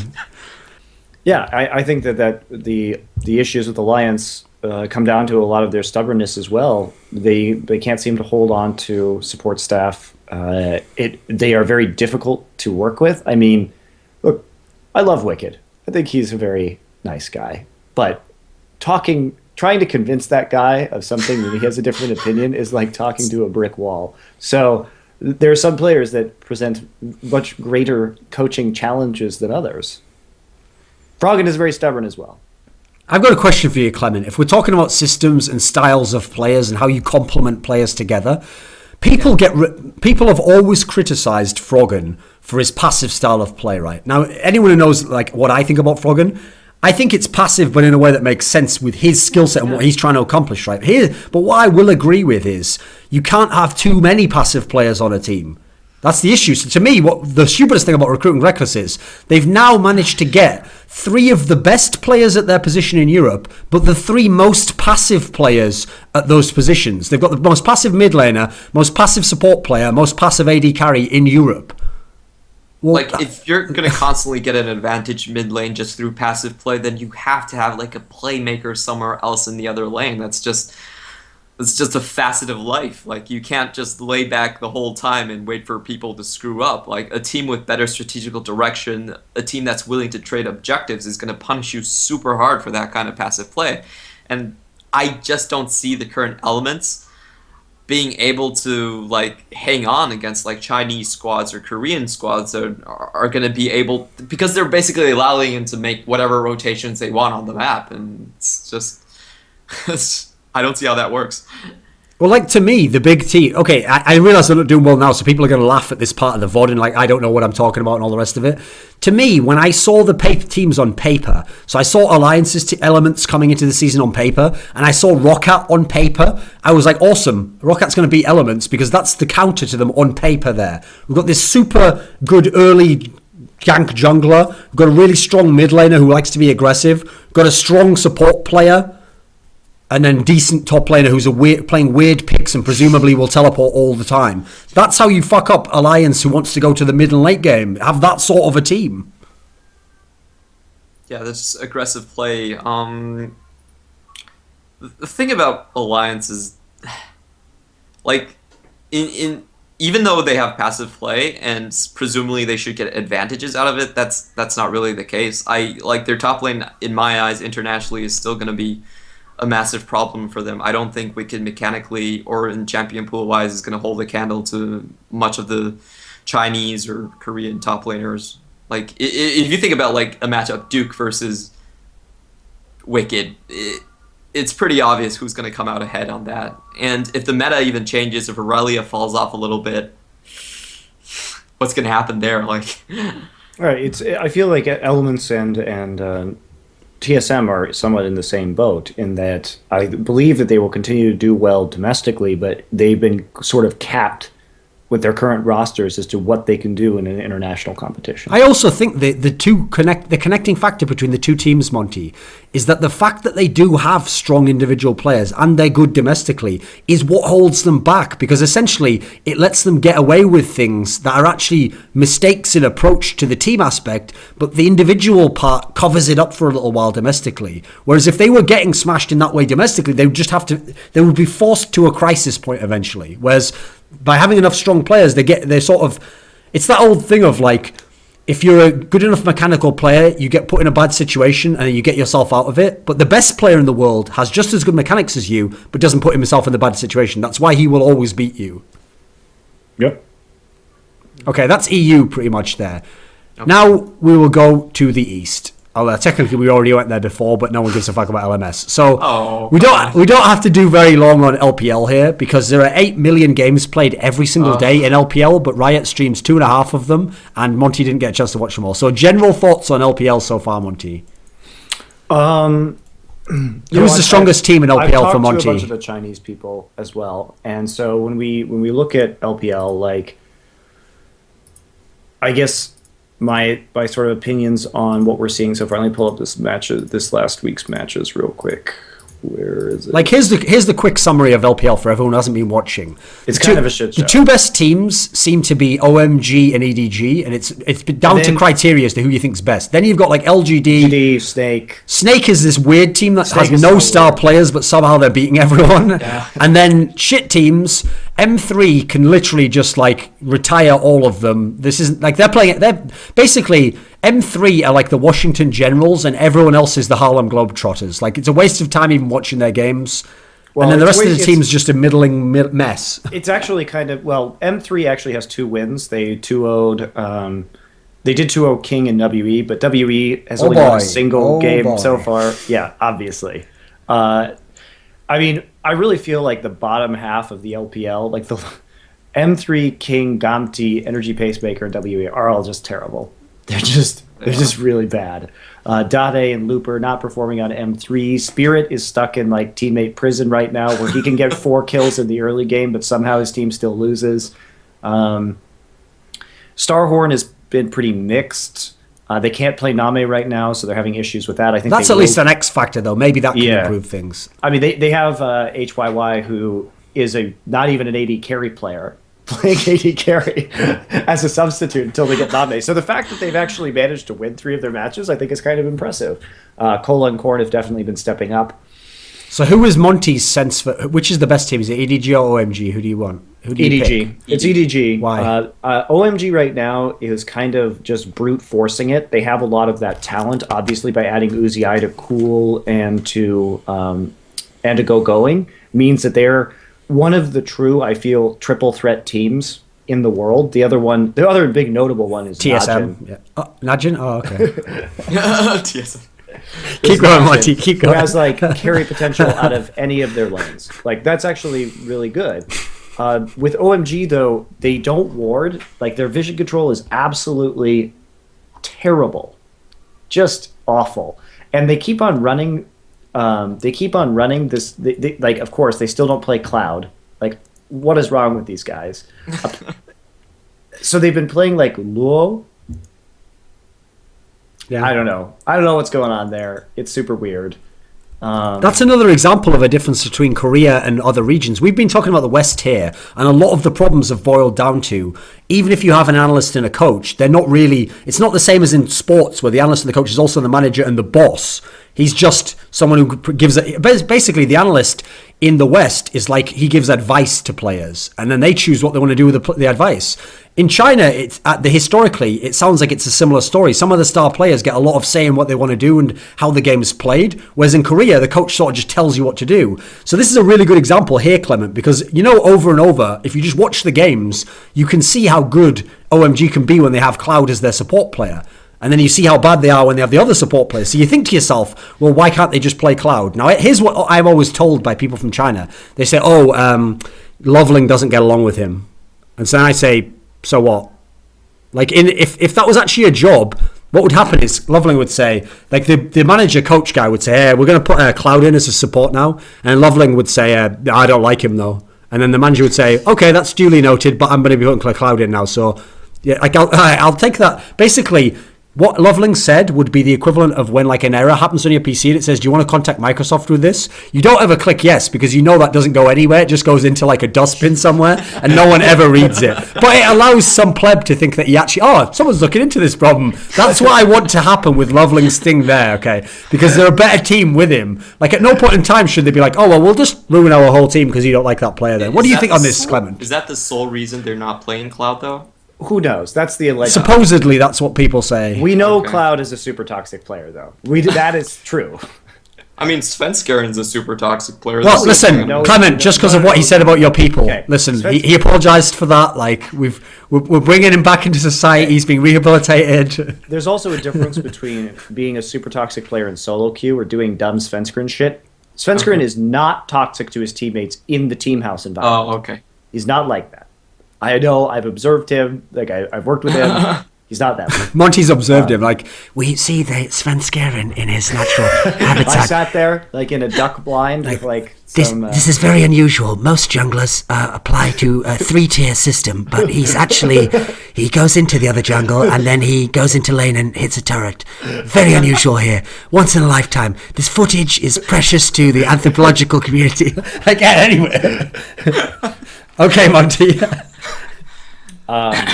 It's not so precious because you always see Svenskeren on the map because he's always just like looking for the other jungler. He's like the least elusive jungler of all time. He's like the Paris Hilton of junglers. He's just everywhere. You're seeing shots of him everywhere. You see him sometimes see up his skirt. Like we've seen enough of Svenskeren, quite frankly. Like, you're supposed to hide. Those are brushes. You're supposed to be private, not to let the paparazzi in. So, but anyway, moving forward. But apparently Cloud is like kind of a dick to his teammates. Okay. Have you noticed this trend, Monty, where we've got these really good players, but they're kind of a dick, and so the fans hate them, and they're not allowed to play in proper teams. Then we have these people, we'll call them Kiwi-esque players, who they must just be the nicest guy. They must just give the best hugs. Like when you lose and they hug you, you just feel warm, like you're back in your mother's arms. Like you feel like you're just surrounded by like it's almost like heroin or something. You know, you're in you're comfortably numb. You're just drifting away. And you're like, it's okay to lose. You're here. But if you just look at them in the game, I don't understand how they exist or how they're allowed to put down on their like taxes. I am a professional gamer. Like I don't understand how that works. I apologize for your confusion. Okay, so probably just players calling the shots more than like actual management people. Do you watch LPL much, Clement? I do try to watch the top teams. Do you have any general thoughts on interesting things you've seen or some good teams or players to watch out for? Okay, so the general distribution of the league is that if you're ahead of Royal Crew, Starhorn Royal Club, then you're a good team. If you're below that, then nobody cares about you. So this is called the Royal Club obscurity line. Once you pass below it, you may as well not exist. If you're above it, you're doing well. They're the pacemaker. Okay. That's how the casters talk about the league in general. And I think my favorite team out of like the whole league right now is really Snake Esports. They have this. Oh God, kill yourself! What? They're so fun to watch. I mean, when have you ever seen like someone just insta lock a Draven, even though the entire enemy team is supposed to focus them? And then Nunu with a chalice, double chalice, like Draven carry. Yeah, I know. Although to be fair, Kakao did ult the wrong target at that they played fight. That so bad, though. Yeah, it was a really bad team fight from IG that allowed that to happen. Kakao Vi ulted the Kassadin instead of the Draven. Like it was just, I think he misclicked because they were like kind of on top of each other. But anyway, that game snowballed out. I will give you that Snake is very entertaining to watch, but EDG and OMG are substantially better teams. Okay. I would like, I'd give you that, but I still think like just in terms of like a fan, I kind of want to watch Snake Esports because they're going to play that crazy Draven pick out there. And I think Beast is actually a really decent jungler. So Snake are the unicorns of love of LPL. I think they're better, though. No, well, obviously, that goes without saying. Come on, man.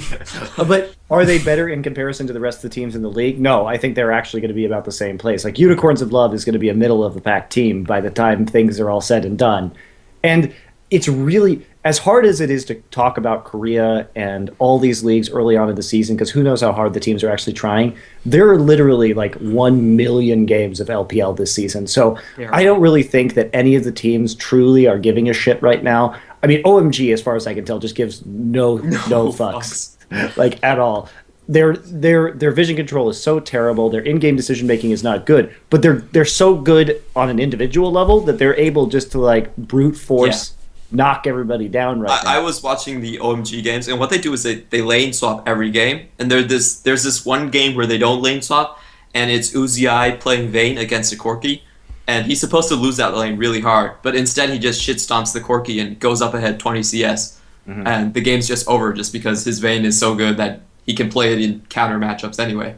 And so on paper, you would think that OMG would be the best team, but realistically, in terms of teamwork right now, I think EDG is superior. Yeah, Coral really stepped up a lot. Clearlove, I think he's found his niche where he doesn't really have to like. I think the current like. Gank. Yeah, it's true. The current jungler tiers, there aren't so focused on like heavy mechanical skill junglers, so he can kind of get away with like the Jarvan, the Rek'Sai picks, or even I think he played a Nocturne once or something. Nunu. They're not high mechanical really junglers. Nunu's really big in China right now. Yeah. So he can get away those picks, and Pawn's always really good. EDG. He's not always really good. He's been really inconsistent this season. Okay. I disagree. Okay. Compared to obviously compared to a Samsung White form, which we never expect to see again in the history. Clement, are you secretly a Pawn fanboy? Do you think Pawn's the best Korean mid laner? I like him a lot, honestly. I think like he doesn't draw that much attention on his team. Partly because you always feel like Dandy's about to counter gank you if you go into that lane. Yeah, exactly. You can play as ham as you want when Dandy's always going to be there to bail you out. Uh-huh. Let me tell you who's not going to be there to bail you out. Fucking Clear Love. If he's on Rek'Sai, he can ult to the lane. Come on. And also, if you know that while you're going mid as the jungler of the enemy team, Matter's in your bottom side of the jungle putting like pink wards everywhere and like... Yeah. So of course, like we could see his strength partly comes from the play style, the system that he had on the team. But I still think he's a really good mid laner. And Coral really stepped up a lot. I don't think Coral was that good in the previous season. They have some interesting like compositions where they run this like kill reset composition with like Kassadin, Jinx, stuff like that. So I think they're interesting. They play a much more measured style than OMG. Like OMG is just. It's just really ridiculous. They get bad matchups all the time. They lane swap for absolutely no reason at all, and some of their lane swaps actually work horribly for them. But somehow they can just get these like ridiculous like CS leads in lane. I feel like we have to collectively kick Uzi out of League of Legends because otherwise Doublelift's just never going to learn. Like it's like when you were a kid and you're in your house, you're not allowed to swear, but you go to another kid's house, like a rich kid, and then he's just like swearing at his mom, like "Fuck you, mom! Like give me the chocolate milk." Like then you're going to come back and you're going to have those bad habits. You're going to want to be like that, you know. Whereas if you go to another house and they can't swear, you're like, "Oh, this is just the way it's supposed to be." So anyway, when Uzi joined OMG, Clement, obviously fanboys just creamed themselves because they were like, "Wow, this could be like the god tier team. This could be China could win worlds. Could OMG win worlds? Yeah, they could. They definitely could. You buy it? You think they could be that good by worlds?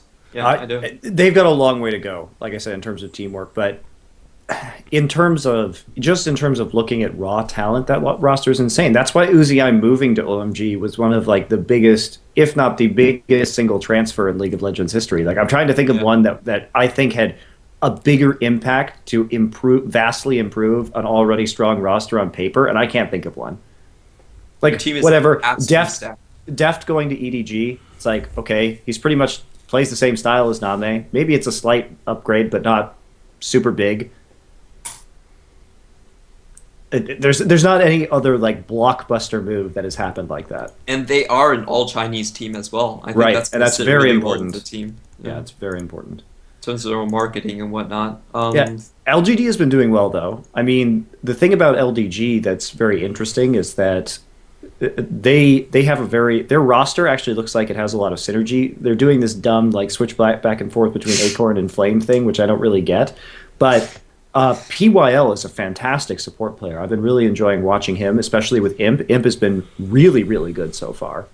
It's good now. Okay, right. Let's continue. So where were you there? Oh, that's it. About LGD. If you talk about LGD, Monty, I have a point which is going to actually eventually bridge us over into Korea. Because you know two of my favourite top laners of all time, Shy and Flame. Both from the CJ, both with slightly different aspects to them, but also like a shared quality where they're both monster solo laners, really good wave control, certain champions that overlapped. Now, in this particular scenario, I saw something from both players, like almost like one day after each other or something retarded, where in China, Flame played a game where he played Rumble into Gnar. Then it didn't work at all, because then I realised truly how broken Gnar is. Then over in Korea, you know what's happening, Monty? Shai did the exact same thing. It's like they met privately and were like, this Gnar is bullshit. Like, we can beat it with anything. But you know what? Fuck it, Rumble. I'm going to beat it with Rumble. It's like, well, if you beat it with Rumble, I'm going to beat it with Rumble. Right, let's go beat it with Rumble. And then both of them found out that, like, actually, this doesn't make any sense whatsoever. This matchup does not make any sense. What do you think, Monty? I think that matchup is absolutely terrible for Rumble, and I don't know why SK CJ didn't lane swap at all. They just basically sacrificed Shy to the Smeb gods. What do you think of that matchup, Clement? I think it's a really common matchup. Like, one team thinks they can play this kind of like poke disengage, and if they get the Janna in the Rumble, they're like, fuck it, okay, we can deal with the Gnar. And then lane swap. That's part of the strategy as well. Don't you dare lane swap, Clement. And it just doesn't work out at all. I think Gnar is just like he's such a broken champion. Like, he's better than Malphite in a team fight, and he's also so much stronger in lane. Is there ever a time as a top laner you wouldn't want to have Gnar? No. No. There isn't. There absolutely isn't. There's never a time where I go like, Unless your strategy is to go for some sort of wacky, like, pure poke composition, and you need to have your Jace top lane or something like that, that's okay then. But even then, if you take the Gnar away from the enemy team, I'd say it's worth it. It's like, okay, we're playing a poke comp, but we took Gnar away from them. I'm fine with that, seriously. Like, I'm actually fine with that. So, I think it's just a broken pick right now. Although I would say that if there's Janna still available, that Janna should be, if you're running a poke comp, Janna should be higher priority than Gnar. But it's very subtle situations. It really depends on how good the Gnar player is on the opponent's side. Like, you can get away with it, some players, but for others, it's just going to kill you. So. Yeah. Okay, let's go into the Korean section then. Now, over in Korea, at the beginning of Summoning Insight for this season, when we asked Monte about the different teams, for some reason, in the preseason at least, he wasn't feeling GE Tigers. He thought Prey was washed up. He thought that GE Tigers just wasn't going to be that good. Yeah, he had knowledge. Yeah, they had Gorilla, who was a good player before. But yeah, this team doesn't particularly look like it should be any good at the moment. Yeah, admittedly, we've only played a few games, but they've won every single game in Korea. They're leading the league. They've won every single match. They have lost a game. Okay, they won every single match then. What do you think of GE Tigers now, Monty? Look fantastic, but before the season started, if we just looked at their qualification results and their preseason, they looked, after qualification, it was like, they qualified 2-1, they actually dropped a game, kind of whatever. But they really have been growing as a team very nicely, and we see some very steady development. Prey is playing amazingly well right now. It's incredible. Actually. I mean, Monty, we're almost halfway there. Are they still living on a Prey? See, Doa, I can do that shit too, but continue anyway. Okay. That's pretty good. Okay. I think that they are definitely contenders. I like the fact that now we see some more diversity in terms of their strategy. I think that they absolutely smashed CJ in a pick and ban phase, which was really impressive, actually. They were so evasive, and their draft was so intelligent in the way they took away all of Coco's champions. And then he picked Orianna when he couldn't hit anybody with a shockwave. Not because that was his fault, but because you couldn't hit it was like Ezreal, LeBlanc, like Cassidon. It was crap like that you literally just can't shockwave because they will just jump out. So they played this highly mobile pick composition, forced all of the ultimates out of CJ. It was really well done. So we've now seen some more diversity from the GE Tigers. In my mind, they are right now the best team in the world. I agree with that. Clement? The bad pick phase is just so good. Best team in the world? What? Best team in the world, Clement? Best team in the world? GE Tigers, best team in the world. Co-sign it. Do you co-sign what Monty said? I feel like it's so hard to tell just because I feel like it's still the start of the season and a lot of teams are developing. No, right now. Right now, if you put them in a match, yes, I think GE Tigers would beat anyone. If you took all the top 10 teams right now in the world, so let's just say, who are the other contenders really? Like OMG, EDG, SK Telecom. Maybe. I think they would get it together for a big tournament. Yeah, for big tournament. Jin Air, SK Gaming. CJ. SK isn't top 10 right now. Whoa. Are you suggesting that no Western team is top 10 right now? I am suggesting. Monty ended his own career again. I thought he'd learned this in Season 3. I thought he'd really gotten the balance right and finally figured out how to talk about these Western teams. Oh, okay. Clement, no Western team is top 10 in the world right now. You want to end your career as well, buddy? Oh, it's kind of like popular opinion. So here as well, I don't think that's really debatable.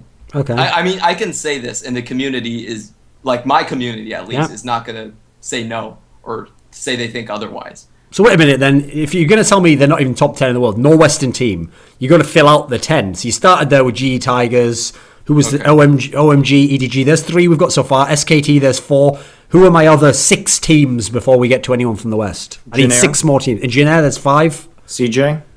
CJ is better than every team in the West right now. Yeah. Seriously? I don't think so, but okay. CJ is better than every team in the West. Yeah. Are you on board with this, Clement? We're only up to like 6 teams so far, but Najin. Najin, there's 7. Yeah. And then LGD. There's 8. I mean, Snake is playing better right now, purely from a mechanical aspect. Snake better than every Western team. Monte confirmed sacking the Asian dick. Total blind hater, fanboy. Why do you hate America? Apple pie, all that good stuff. He hates freedom. You hate us because you ain't us. All the memes, Monty. Any more? We've got up to like 8 or 9 now. Another team? Give me another team. Like, basically the top 5 teams in Korea right now are all better. So you could just eliminate... basically top 5 in Korea and China. Top 5 in China are superior. Are you on board with that, Clement?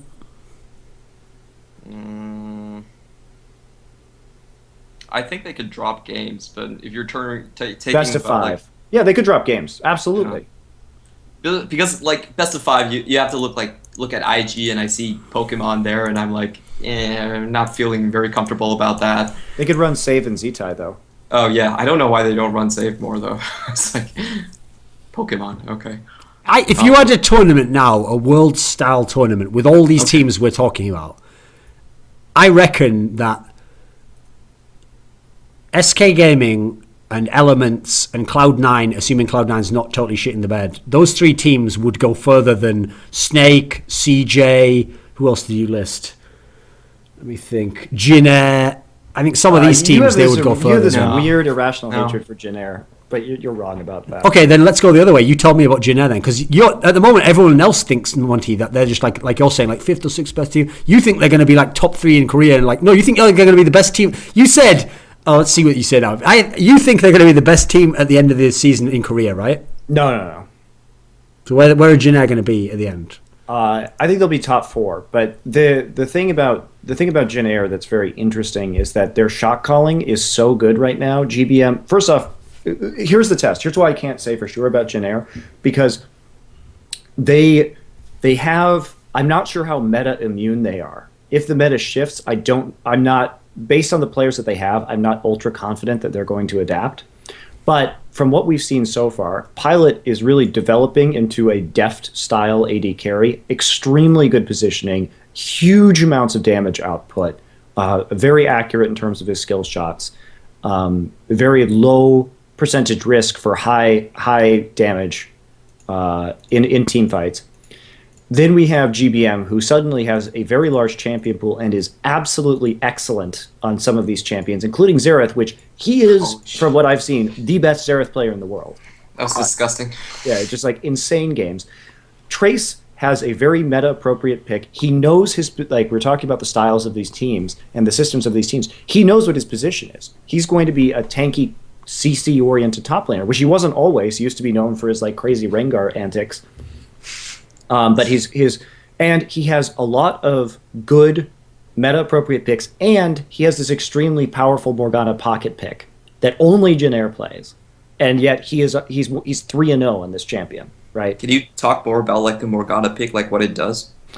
Pushes lane really hard, because the way Jin Air likes to play is very far forward in lane, and how they've been winning is through hard presses. Especially in mid and top, where GBM and Trace chip your towers down slowly through a lot of wave, just minion pressure, not really committing to it, and then Chaser playing the top side of the map and getting good vision up on that side. And so, just in terms of their vision control, except for some of the games against IM, I think that they really underestimated their performance right there, and Che played the worst I have ever seen him play in that series, and also IM played much better than they usually do. So I don't think that's going to happen again. But it's just every passing match, Jin Air looks better and better. GBM is legitimately looking like he's developing into a star now, just in terms of how good he is. It still hasn't been enough games, though. Oh, I agree with you. I can't go all in on Coco and GBM. I have to see more before I can say these are the best players in the world, Monty. I agree with you. I'm not saying that. Like, what are the odds both of them were just magically, like, mid-tier in Korea, and then now they're both just, like, top 5 in the whole world? I totally agree with you, which is why I said the question mark for me around Jin Air is when the meta shifts, are they going to shift with it? The difference between GBM and Coco, though, critically, is that Coco used to be really, really good on certain champions. Coco used to be excellent on LeBlanc, Kassadin, Nidalee, okay? So now these champions have come back around, rolled back around into the meta, and he's still doing well on them. Coco had some really high points. GBM never was good. Yeah. You can't go back and point to a time when you're like, wow, when GBM first got out of Prost, he was good. He wasn't. He was below average. When Coco was on Zenix Storm, Coco was flipping out sometimes and getting 20 kills on Kassadin. That happened. That never happened with GBM, ever. And now all of a sudden GBM has GBM on the Falcons. I'm going to play Heimerdinger. I'm going to play Morgana mid, out of meta. And he was, because he did this shit because he wasn't even strong in the power picks at the time, and he was just trying to do weird stuff to help his team win because he wasn't individually good enough. Okay, then, Monty, by your logic, you're saying that Jin Air is a triple threat team. No, I don't think Trace is really a carry top laner. So then I think their Trace, two threats is going to be Pilot and GBM. Well, so we'll we see need about both these Pilot. players to really develop and be super good. Like, Yes. that's the thing. If Trace had lived up to all the hype of him in the past, and they had at least 2 super good threats, I'd say, okay, they could be very strong. I still don't know about the supportive players. I don't know the AD carry. But now it's like, it has to be Pilot who goes really ham, because Trace isn't going to be some god top Pilot player. is going really ham. Like, Pilot was fantastic. Yeah, but unfortunately, there's no AD carries in Korea, mate. There's Prey. There's Prey. We'll see. In that matchup too, Jin Air versus GE, that was a very close series. Like, I think Jin Air has a decent chance to be like 3rd best team or something, but I think they have no chance to win the league. They will never listen, I don't know which will be the best out of GE and Najin or whatever, but I'll take either. Hey, I don't think they're going to win either. I just think that they're on a strong upward trajectory right now, and I anticipate that they will be top 4 and that they will be very competitive come playoffs. Clement, what do you think of Ganked by Mom and Jin Air? You didn't seem too enthused. You weren't like dodging to Monty's defense there. Like, yeah, I think they're awesome as well. What do you think? Well, generally in Korea this year, I just feel like the talent isn't as strong as it used to be before. So I'm not sure if it's just like certain players suddenly rising to another level, or it's just like the overall competition the bar has been lowered a little bit. Clement, didn't you just tell me that GE Tigers is the best team in the world? Well, yeah, I did, but yeah. You know, how did they manage that without generic. any star players? You can tell this based they on do the have star players. Yeah, They have Yeah. one star player. And well, Smetter's really good now too. yeah, they're good because they have an incredibly good draft phase. Actually, if you look at their draft phase, all of them have been pretty much excellent and spot on. Okay. But are you feeling Ganked by Mom? You liking his play so far? Yeah. His Zeroth is absolutely disgusting. If you watch that game, it's like So you mean he's now going to be the UZI to the double lift for all the Western mid laners? They're all going to be like, I want to pick Zerath too, Mom, and I don't want to eat I my wouldn't say vegetables, so. and I want candy I for wouldn't say dessert so. as well. I think it's a little too early to say Okay. that, but he's definitely shown that he has a better champion pool and he's playing really well on some of these picks. And it's That's all I not can just say. his Zerath too. He is really good at Ari. He's really good at LeBlanc. He's really good at Lysandra. He has that's like 5 appropriate- champions that he's the best at. Well, I wouldn't say he's the Okay, best, he's but really good at 5 champions. he's so. the best at Zerath. I think that is true. That is a true statement. He is top tier on some other champions as well. Okay, at the end of this season, Monty, Ganked by Mom will be a top 3 Korean player. Ooh, probably not. Who would be better than him? Faker. Yeah, Maybe keep going. Prey if he keeps on his current trajectory. Monty, I wonder what happened with Monty and Prey, because somehow it's like It's like they had like a perfect one night stand where he was just so sexually in touch with Monty that he like touched deep into his soul, and he just realized like things about him, that his perceptions fell away and his illusions were shattered, and now he knows deep down, like, you don't know him like I know him. Like, what happened with you, Monty? How did your life turn around through the power of prayer? Through the power of prayer.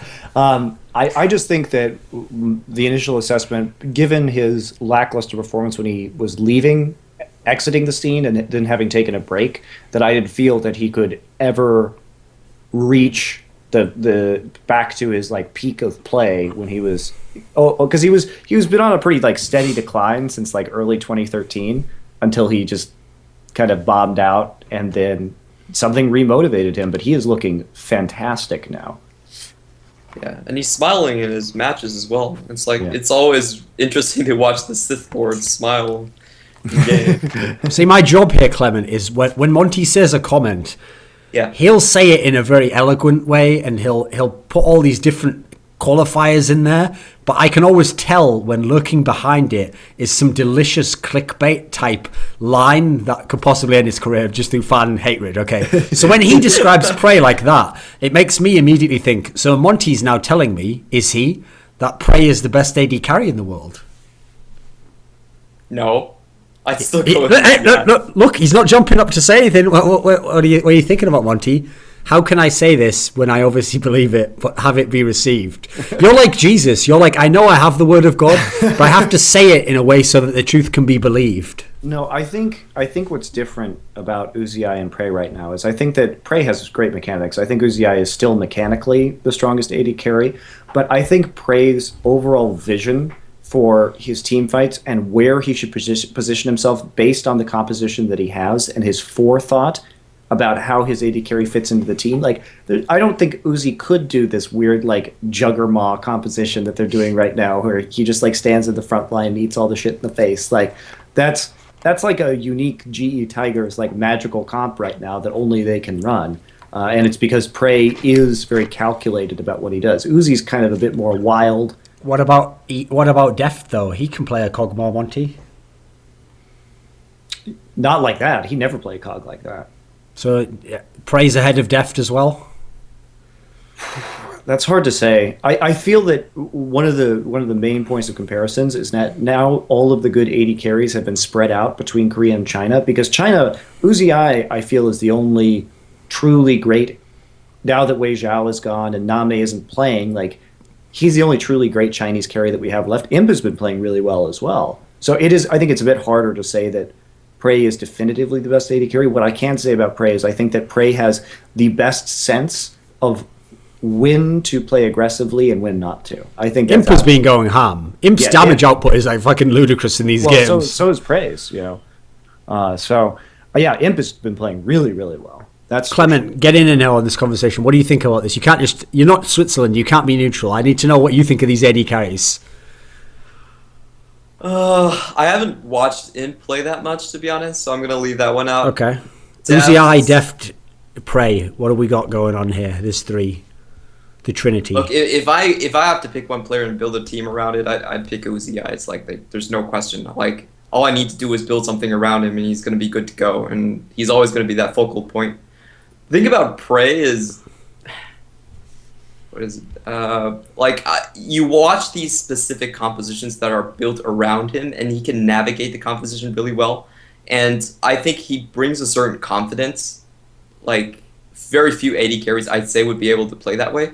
Like, he was just in front, and he was, like, baiting people to flash initiate on him, and he'd flash backwards and just evade all of the initiations as well. But I like, in terms of comparison, it's just... Because what you're trying to get out of us is, like, you're trying to get a ranking out of us. But what we're telling you is, like, style differences. So I don't think it's, like, it's not really an answerable question in my mind. Like, we can describe them, but if you're asking us to rank them, it's just kind of hard. Yeah, but this is like, that's how everyone always backs out of these discussions where it's like a hard choice. So like if you ever ask someone like, who's better, Tom Brady or Peyton Manning, people just give these like political answers like, well, Peyton Manning's a better quarterback, but Tom Brady's a better player. Like, what? Well, they both play the same position. What does that even mean? Like, you have to pick one. They never do though. So let me ask you this. Does it change anything if we now bring back the Phantom of the Opera, if we bring Name back into the discussion? What do you think of Name? Like, are you one of these people who... have you written him off because of Worlds?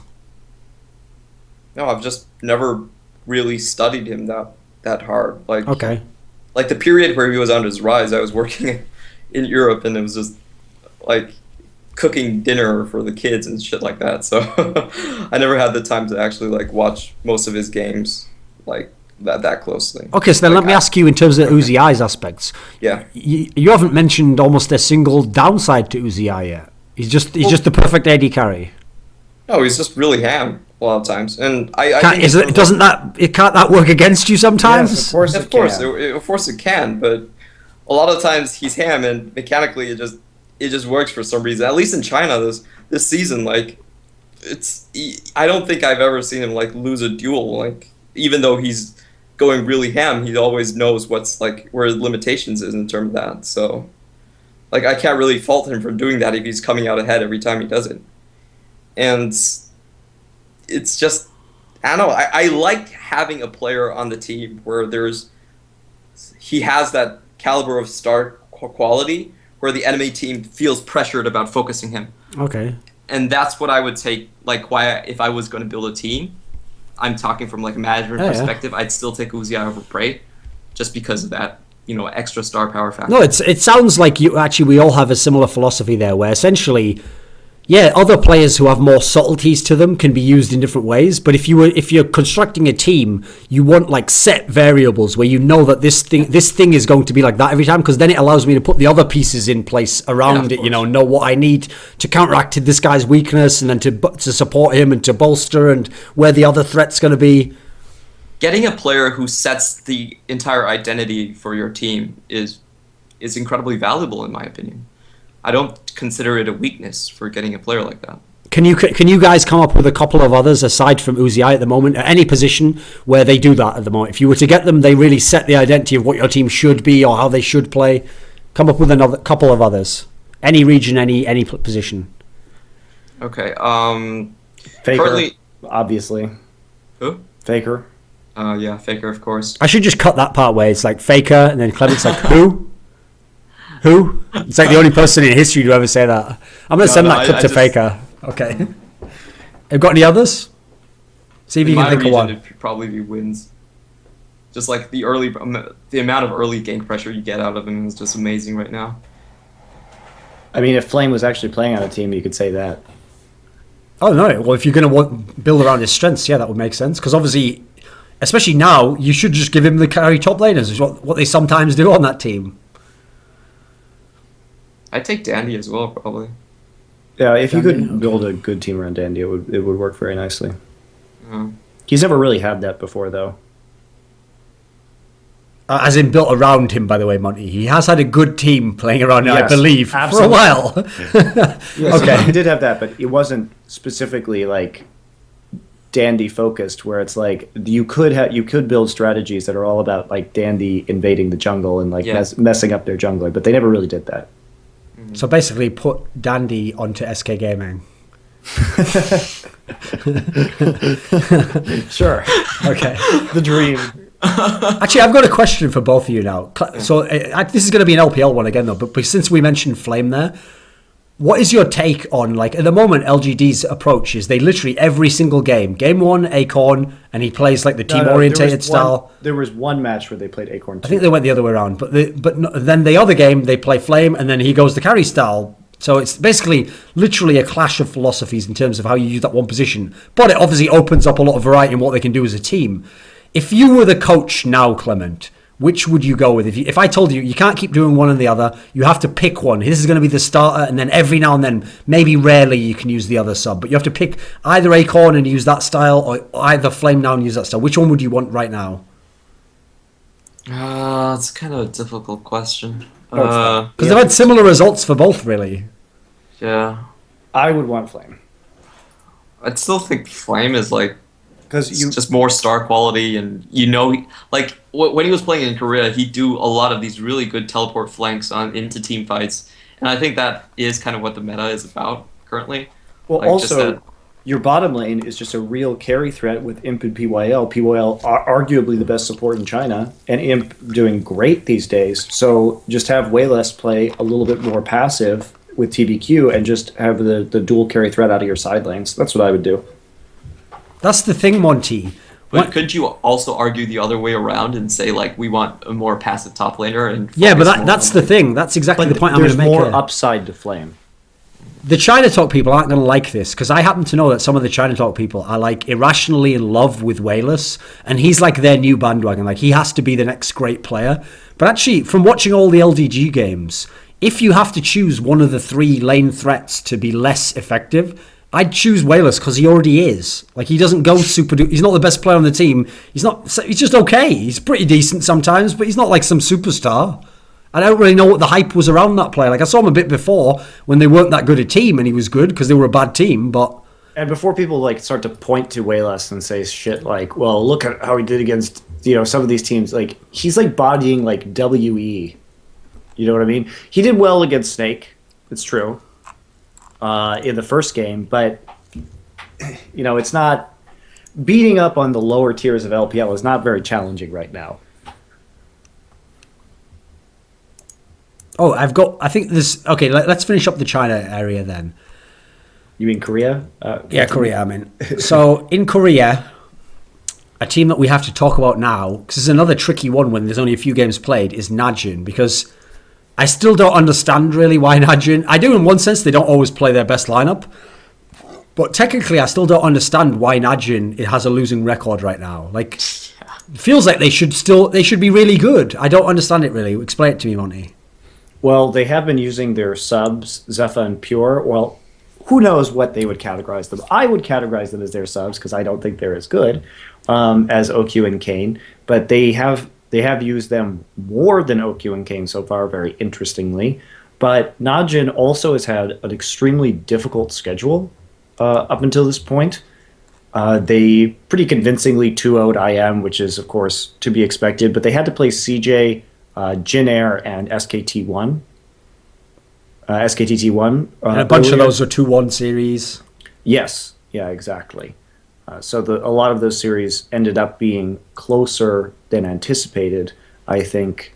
And Najin, so it will be easier, a little bit easier for them as we finish the first round robin going forward.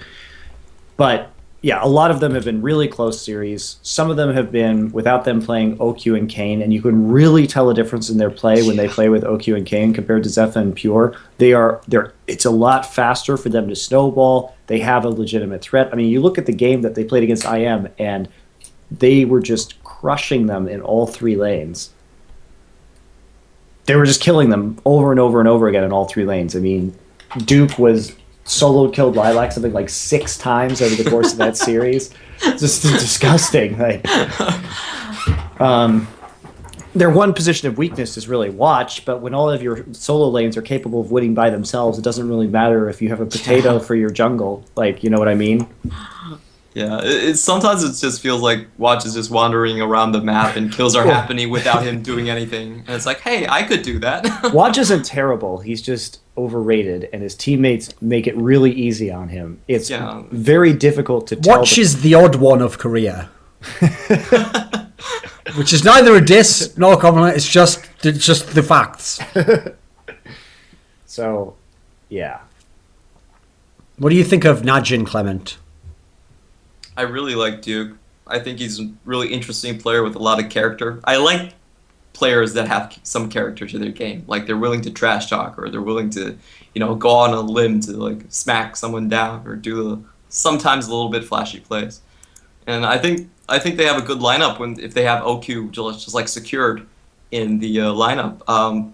This is something I want to ask about to Monte is like, what do Korean coaches think about like swapping the lineups all the time? I don't actually really know the answer to that or why they're doing it. I don't have a lot of insight on that, unfortunately. I think that in certain situations, it can be okay. In other situations, like we're seeing with Najin right now, it just doesn't make any sense at all. You don't know.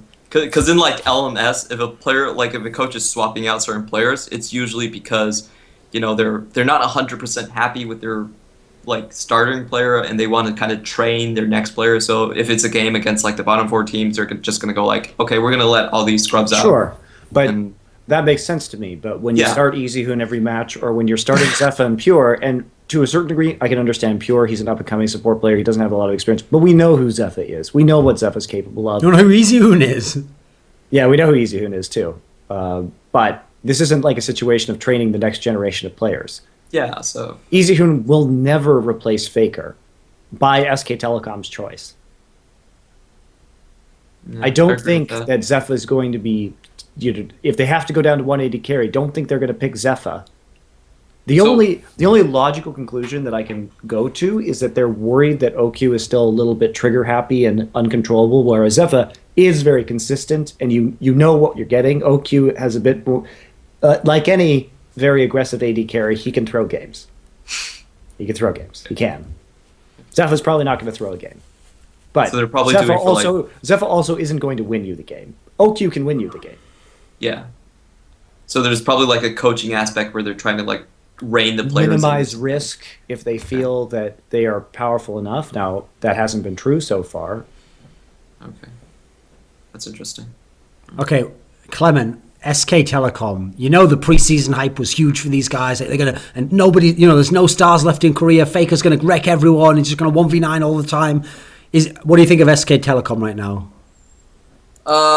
Again, like the ban pick phase is just puzzling for me. I don't understand that. That's their biggest problem right now. Yeah. I don't know if it's like Coma calling it. I just don't understand what they're doing with it. I will say that I was really impressed with their games early in the preseason because I feel like they were one of the few teams that were willing to say give up a dragon to snowball Marin. Like that was really rare in the preseason coming in because people, I feel like, overvalued the first dragon. And Marin did a great job with that as well. Yeah. Marin really carried hard out of the top lane. He's a major threat. They played a lot of games where they were just they went like, okay, fuck the dragon, mid laner, jungle, come up with me. We're gonna shit on this top laner, and Marin's gonna go ahead 20 CS. And they were able to play that style pretty successfully. I think it was like on Rumble or like on Kasten, some of these more carry oriented top laners, and they did really well with that. And I think that gives a team a lot of threat in terms, because there are still many teams that aren't going to pull that trade. They're not going to pull the trade for like getting some farm lead and a kill on top laner for a dragon. That's not something every team does. But when you have that threat in the games constantly, it puts a lot of pressure on the enemy. Okay, the last team I want to talk about is very briefly talk about CJ. Because what's weird about CJ is I know this is the team for Monte where he thinks that they should level out now. Like, they had some wins before that maybe it was just the right time. They got lucky in some of them. They should level out a bit. They should start to head down the table. But actually, when I look at CJ, I'll admit I don't think their players are that good. I don't really know what superstar players they have. But they somehow know how to play the game. Like, they actually play the game well. They actually play from behind. They team fight really well. They do the right dragon fights. So something weird. I don't know what's changed with CJ, but that aspect's actually fun to watch. I love watching them actually as a result. Yeah, and we'll see how Coco does. Again, Coco has been doing really well lately, but I'm not confident that he has sticking power because I've seen this before from Coco.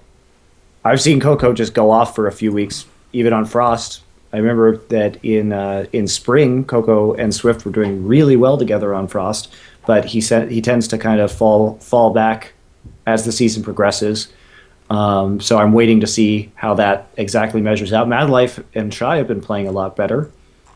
That's for sure. Ambition is, he's like a pretty good jungler right now. He's okay. Not as bad as like the initial expectations were for Ambition jungle. Right. Well, yeah, the bar was set pretty low, but Space has been absolutely fantastic. So that's the biggest surprise and what I think is pushing them over the top. Very confident in lane, capable of picking up kills in lane with him and Mad Life. Very confident, had that insane Baron play on Sivir that will never be replicated probably. That was really, really crazy that he could 1v4 them in the Baron Pit. I didn't think that was possible, but he managed to make it work. So, but they really have, like SK Telecom, they really have this weird priority. Like SK Telecom is obsessed with Xerath for stupid reasons that remain unknown and drafting themselves into a hole. And CJ's, unlike everybody else, not obsessed with Gnar, and that really messed up their draft, and they got totally just destroyed in picks and bans against GE. So I'm really surprised they managed to pull the Mundo back into the meta. yeah, like, but Shy's been playing great with It it. helps if you have Yeah. Shy playing it. Yeah, Of course. Because, like, there's so many Morellonomicons with Mundo, and, like, you can't really initiate a team fight, like, mindlessly, or you're never going to get your health back. or at all, really. Yeah. But he still does a great job of zoning out the carries. I mean, he's Yeah. like 1v3ing their back line. I don't even. That It's takes a lot of baffling. skill. It's baffling, like how he even gets back there. I'm not even sure how Yeah. he gets back there. Honestly, That's what- That's why I get so confused in their team fights because I'm like, how did Shy? How did you even get back there? Like, what are you doing? Because you can't really initiate on that champion. Like, you have to play the zone thing, but Yeah, he managed to Like- like slip through the cracks somehow, and he's always just like on top of their AD carry. It's almost, I think he's like hacking or something. He just like teleported right on top of them. I don't know what he's doing. It's crazy though. Okay, I think that's the end. We've talked about everything for a million hours, and Yeah. we've made so many statements that like Reddit won't. Half of them, luckily, they won't even remember the first half of all the controversial things we said and teams we dissed and said that we weren't as good, etc. Let's just wrap it up now. Do you have any final thoughts for us, Clement? Is there a place people can watch you? Will you be doing anything? It's just if they want to watch LMS, they tune in and watch you. So currently the LMS is going to get a English broadcast. It's not certain who's going to get it, but I'll try to be casting that, and hopefully I can see you guys more often at the caster desk. Yeah. Okay, no, right. That's the end of the show. Okay. YouTube, Twitter, all that stuff. Yeah, that's it. All that stuff.